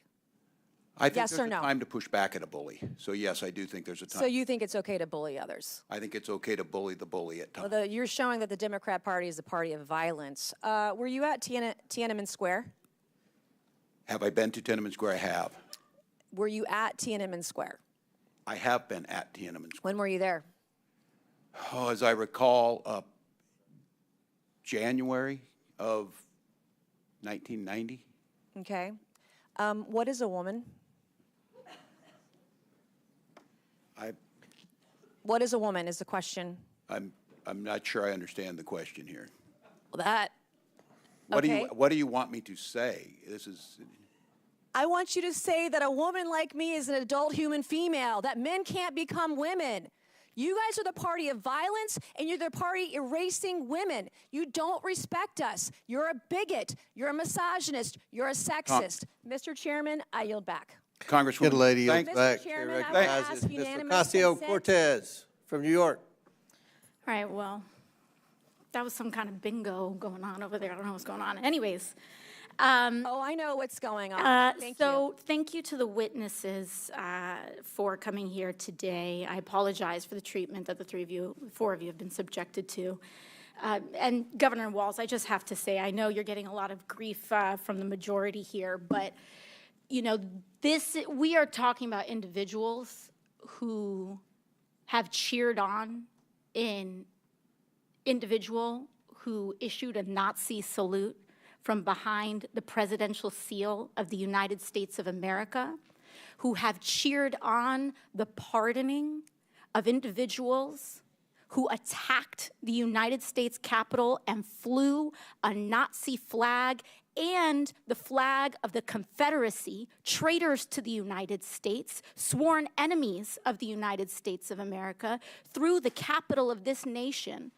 And now they want to act offended because someone has the courage to say, if it walks like a duck and it talks like a duck, maybe it's a duck. So I want to thank you for not wavering to their bullying, which is unconscionable and sad to see. So I just wanted to let you know that, Governor. Thank you. Thank you, Congresswoman. To the three of you, Governor Walz, Governor Pritzker, and Governor Hochul, you three have each sworn an oath to uphold and defend the Constitution of the United States of America, correct? I'll start with you. Yes. Yes, ma'am. Yes, I have. And I imagine that also includes the Fourth and Fifth Amendment protections for due process and the rule of law. It does. Sure does. Yes. And that means protecting your people in your states, U.S. citizens and every individual, because that is what makes America great, that we are a land of the free and of rule of law, to protect them from infringements of their civil liberties, correct? Now, what we are seeing is a pattern where ICE is breaking the law. We have the detention of a U.S. citizen who has been detained by immigration officials.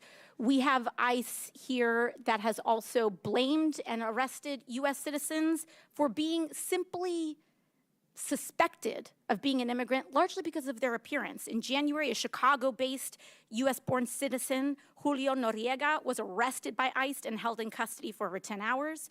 In April, a Florida Highway Patrol officer pulled over Juan Carlos Lopez Gomez, a United States-born citizen, and arrested him on suspicion of being in the country illegally. He had his real ID, his Social Security card, his mother presented his birth certificate, and they still didn't let him go. In May, U.S. citizen Leonardo Garcia Venegas was filming an ICE raid. He was arrested by ICE. In May, a veteran and U.S. citizen who is Puerto Rican, was detained during an ICE raid at his workplace in New York City. That's called a paper bag test. And your job, Governor Hochul, is to protect people from that kind of infringement, correct? Yes. Because all of us must adhere to the law, and no one is above it. So if a U.S. citizen tries to break the law, or if an ICE officer tries to break the law, your job is to uphold the law, correct? We absolutely uphold the laws of the United States Constitution and the Constitution of the State of New York. And sanctuary states are about U.S. citizens as well, having sanctuary against the attacks on our constitutional rights from illegal search and seizure. There is nothing preventing ICE from issuing a warrant and you having complete compliance with their request. Correct, Governor Hochul? We comply in cases where there's been criminal activity alleged. Yes, we always do. But we're not involved in civil immigration enforcement because our state police that I control have to deal with other crimes that they're solving. And apologies, I just have 10 seconds left. But when they say illegal versus legal immigration, they are trying to end legal status in the United States as well. Correct, Governor Pritzker, with the end of TPS and making people undocumented by removing legal status, ending legal status, and then having the audacity to call them illegal when they were here documented, correct? Taking students' visas away from people, taking their legal right to be in the United States away from them when they've been granted maybe years earlier to stay. So I don't want to hear about how this is about illegal versus legal immigration. They are attacking legal status and removing legal status. The Republican majority is anti-legal immigration in the United States, and I want to make that very clear, and I yield back. Chair now recognizes Mr. Chair, unanimous consent request. Mr. Frost. Unanimous consent request into the record a NBC article, Senator Alex Padilla removed from news conference with Homeland Security Secretary Noem. All right, without objection to order. I have another one, the Hill article, Padilla forcibly removed from Noem press conference. Without objection to order. And I have a third one, Axios, Democratic Senator forcibly removed from DHS press conference. Without objection to order. Mr. Chair, also, we were just talking about this. I want to know if you can commit to working with us so we can You're out of order. Chair recognizes I have Ms. a point Green I have a point of order. No. I have a point of order. State your point. We need to subpoena. That's not a point Secretary of order. Noem. Chair recognizes We Ms. just talked Green. about this No, it's not a earlier. point. We talked Thank about you, thank you, Mr. Chairman, You already had reclaiming your my chance to get on time. MSNBC. Reclaiming my Chair recognizes time. Ms. thrown Green. to the ground Reclaiming my recognizes time. Ms. and Green. handcuffed in his own damn Oh, state. Democrats can't follow the rules, right. can't follow Chair the law. recognizes Ms. Green. Can't Here, follow the let's rules, go. can't We follow need the to law. subpoena Kristi Noem. It's Chair her recognizes staff, Ms. Green. DHS federal There's a officers privilege of that the threw a majority, US and that senator means to the we're in ground. charge, Just not this your morning we were side. talking about this Because happening to you governors. lost the All right, election. Ms. Green, we're going to start the Because clock. you have supported anything the to say invasion about that? of our Mr. Frost. country. All right. It's my Will time. you Hold it. commit on the record Stop to the work clock. My to time. subpoena Thank you, Kristi Mr. Noem? Chairman. Thank you, Okay. Mr. Chairman. You're out of order. Chair recognizes Will Ms. you Green. commit on the record you. to subpoenaing Kristi Noem because a Hey, U.S. senator was just listen, thrown listen, to the ground and detained in his own Democrats state? Frost, can't follow the you're rules, out of can't order. follow the law, Will you can't commit- follow the Shut rules. up. Just shut Will you? up. No, you don't. Shut You're up. not going to tell me to shut up. How do hold on. you get him in order?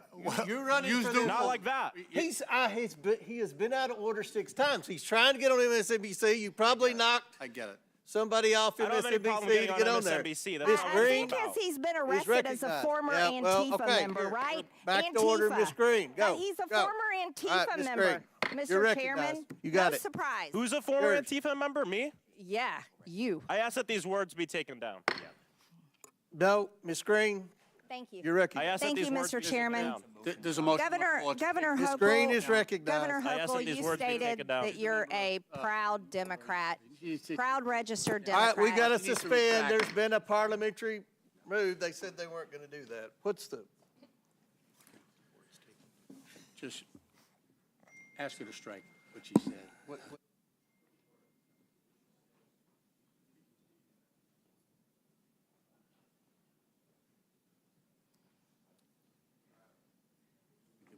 Okay. Suspend for 2 minutes.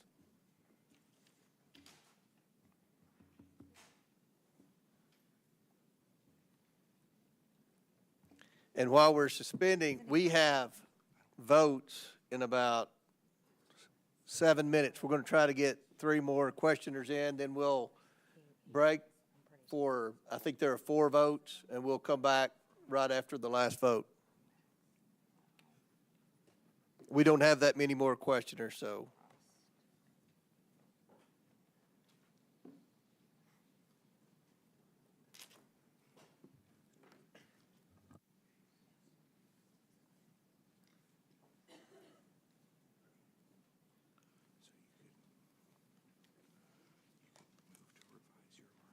Let's see if that's the whole thing then.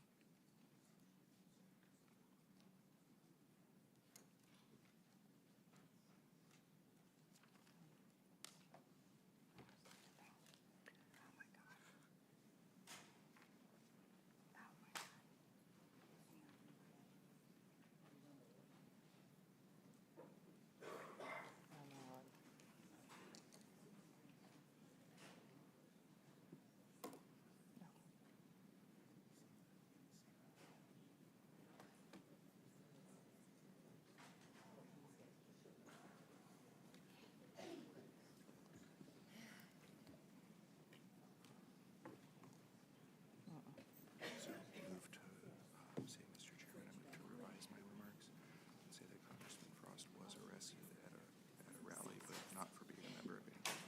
What was he pushing for? Because did he want to be close to that? Because it was so many people across our country did not get the vote. So you can say, I move to revise my remarks. Mr. Frost was arrested at a rally for moving to illegals votes, but not member of Antifa or something like that. If that works. We were called what do I want to do? Move to revise your remarks and say, Mr. Frost was arrested at a rally, but not as a member of Antifa. Okay, affiliated permitted demonstration. Mr. Chairman, I move to revise my remarks. Congressman Frost was arrested in 2021 at a voting rights rally. Okay. Without objection? Proudly. All right. Chair recognizes Ms. Green. Thank you, Mr. Chairman. Governor Hochul, you stated that you're a proud registered Democrat. Yes, I did. Is that illegal now, too, in your country? Governor Hochul, this is not a laughing matter. You also stated that you swore an oath to uphold the laws of New York. And one of the laws that you have upheld and proudly kept in place is the executive order signed by former Governor Andrew Cuomo that directs that no state officers or employees, including law enforcement officers, shall disclose information to federal immigration authorities for the purpose of federal civil immigration enforcement unless required by law. And because of your state's policies of paying for flights of illegal aliens, we ended up with Jose Ibarra in our state of Georgia. And, you know, I'm a mother of 3 children, and 2 out of my 3, I have 2 daughters. And you're a mother, is that correct? Yes, it is. Yes, and I think you've got 2 children and you have 1 daughter, is that right? That is correct. And so you and I are both mothers, and there's one mother that I wish could be here today and could talk to you instead of me, and that's Allison Phillips. That's Laken Riley's mother. And we talked about Laken a few minutes ago, and you know, there's a really special bond between mothers and daughters. And we speak with our daughters daily. We speak with our daughters all day long. We speak with our daughters about every single thing that's happening in our lives and every single thing that's happening in their lives. And I want you to know the last time that Laken Riley and her mother, Allison Phillips, tried to talk to each other, and that happened to be in the morning when Laken was getting ready to go out and go for her morning jog. And on the morning of her murder, at 8:55 a.m., Riley texted her mother and said, "Good morning, about to go for a run, if you're free to talk." And I can tell you that's something I do with my girls, and they text me, and I'm sure you and your daughter text each other as well. But she didn't get her mother, and then Riley called her mother just a few minutes later at 9:03 a.m. as she was starting to listen to music, but she didn't get her mom on the phone. And the trail cam actually captured her going out for her run at 9:05 a.m. At 9:11, Laken called 911. This was just not but a few minutes after she had tried to call her mother. And then at 9:24, Laken received a call from her mother, but it went unanswered. And at 9:28, Laken's heart stopped. And according to the smartwatch, the data of her smartwatch, Laken fought for her life for 17 minutes. 17 minutes. 17 minutes, this little girl fought for her life as she was being beat in the head by this monster, as she was being strangled by this monster, as she was being almost raped by this monster and drug off into the woods. She fought for her life for 17 minutes, and her mom tried to call during that time. And it was only a few minutes after she had tried to call her mother. And I think as mothers, not politicians, this is something that we should easily share with Allison Phillips. So when we are talking about the laws in place and the policies that we uphold as elected leaders in this country, do you know who we should be thinking about? We should be thinking about our daughters.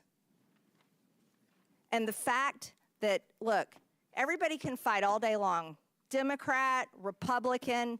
I got to tell you, though, it's so much bullshit when it comes down to the fact that this little girl fought for 17 minutes of the end of her 22-year-old life.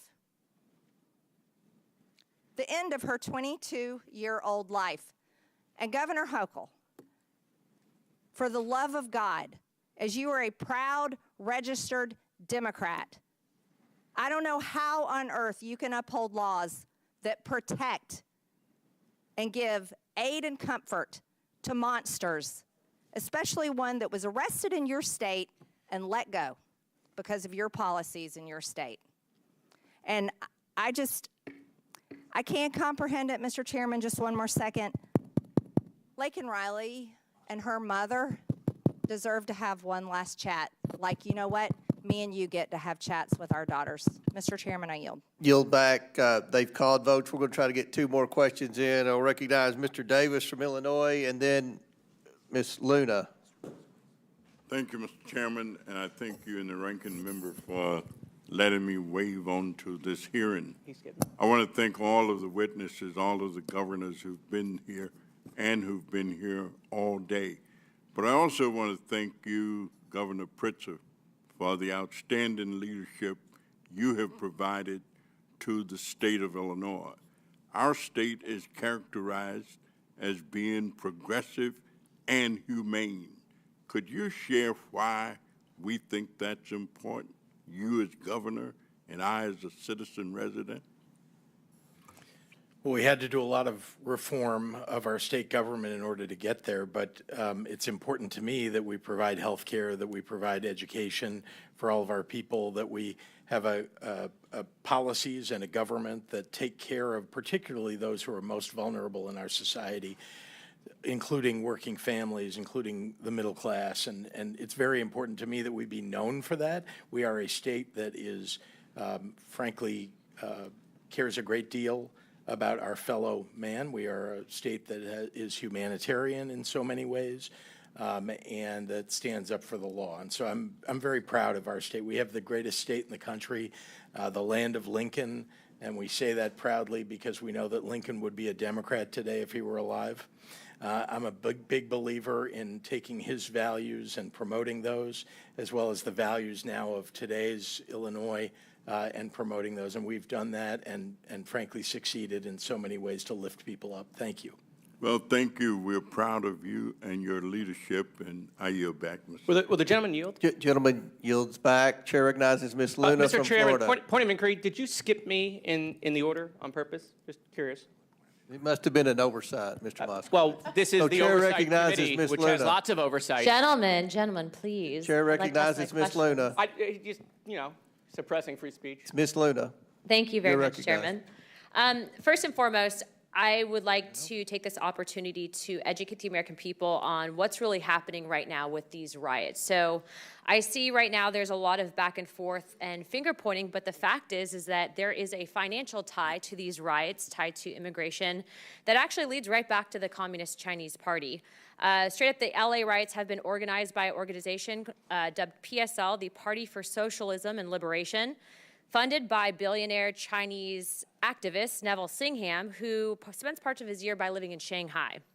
In addition to that, although he is not a registered foreign agent, he accepts a lot of money from the CCP and then turns around it and funnels it right into some of these violent protests that we're seeing. But it doesn't just stop there. This is not the only organized protest that's using brown people and immigrants as a ruse to push their communist and Marxist agenda. Mr. Waltz, thank you for coming in today to testify, or Mr. Walls. Real quick, is it true, yes or no, that you are speaking at the June 14th Twin Cities No King rally? I can't confirm that right now. That could be true. Okay. Just so you know, they're advertising you speaking there. Okay. The graphic's actually on X right now. I'd be happy to provide it for you, so I'll take that as probably speaking. Is it true also, I know on your campaign, that you had admitted to visiting China anywhere from 15 to 30 times, sir? Yes or no, please? I did live in China. And No, visiting, sir, in addition to living there and in addition to having, okay. That's correct. All right, also too, I'd like to note that during your time in Congress that you filed for a $5 million earmark that actually was secured. $2 million of it went to the Harmel Institute that actually collaborated with the Wuhan Institute. Also, the Department of Homeland Security, sir, just so that you're tracking, actually had an internal memo that was released that stated that the government of China considered you a prime target for influence operations. I'm letting you know that now because I do believe that you should be made aware of, if you are not already, that you are working with and going to be speaking at an organization and rally that not is just funded by Christy Walton, the heiress of Walmart, but also has ties to the Chinese Progressive Association, largely funding it, that actually brags on their website that they are pro-Maoist. Also, too, funded by the National Endowment for Democracy. I know there's a lot of people on this committee that don't like billionaires interfering in politics, but say nothing when George Soros gets over $260 million from USAID through the last administration that's then funneled into some of these nonprofits and organizations. So I guess my question for you guys is, now that I've made you aware that these riots are not about illegals and they're not about immigrants, if they did, they would have been protesting under Barack Obama, who's also dubbed the deporter-in-chief. And frankly, I think many of you would say that Barack Obama was a good president. Are you going to say that Barack Obama wasn't a good president? Yes or no, Governor Walz? Do you think he was a good president?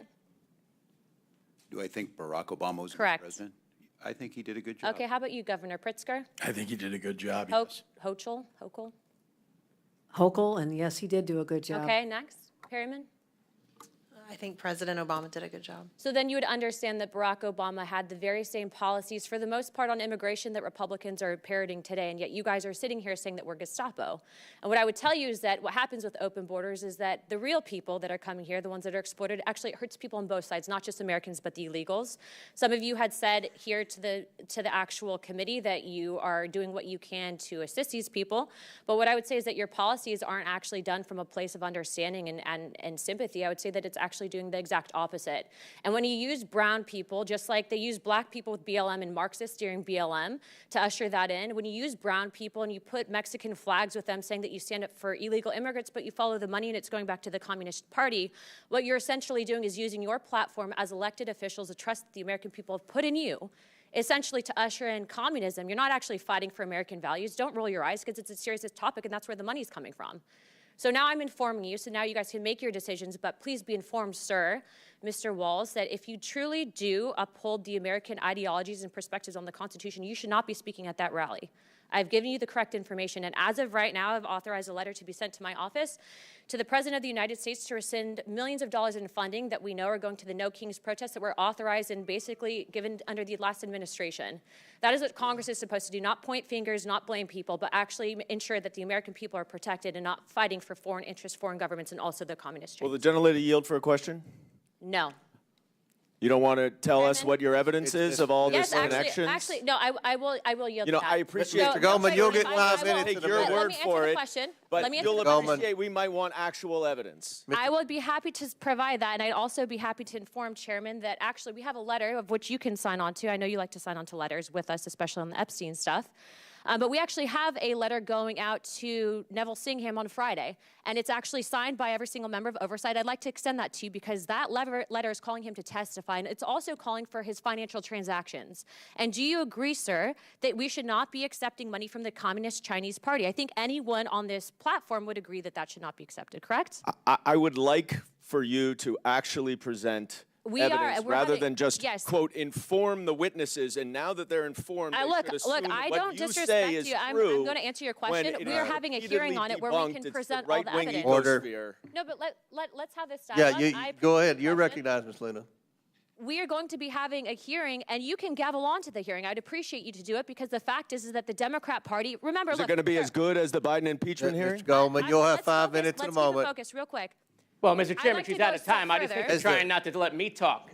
Guys, if you guys want to talk about it, I'll answer the question. But Mr. Singham is also funding Code Pink through his wife. You know, it's my turn. Can we ask Elon to divest from China while we're at it? The lady's time's expired. The lady's time's We'll expired. be having the hearing. Y'all are invited. We might have you guys All right, back. thank you. Before we go to votes, which have been called, I'm going to recognize Mr. Donalds for unanimous consent.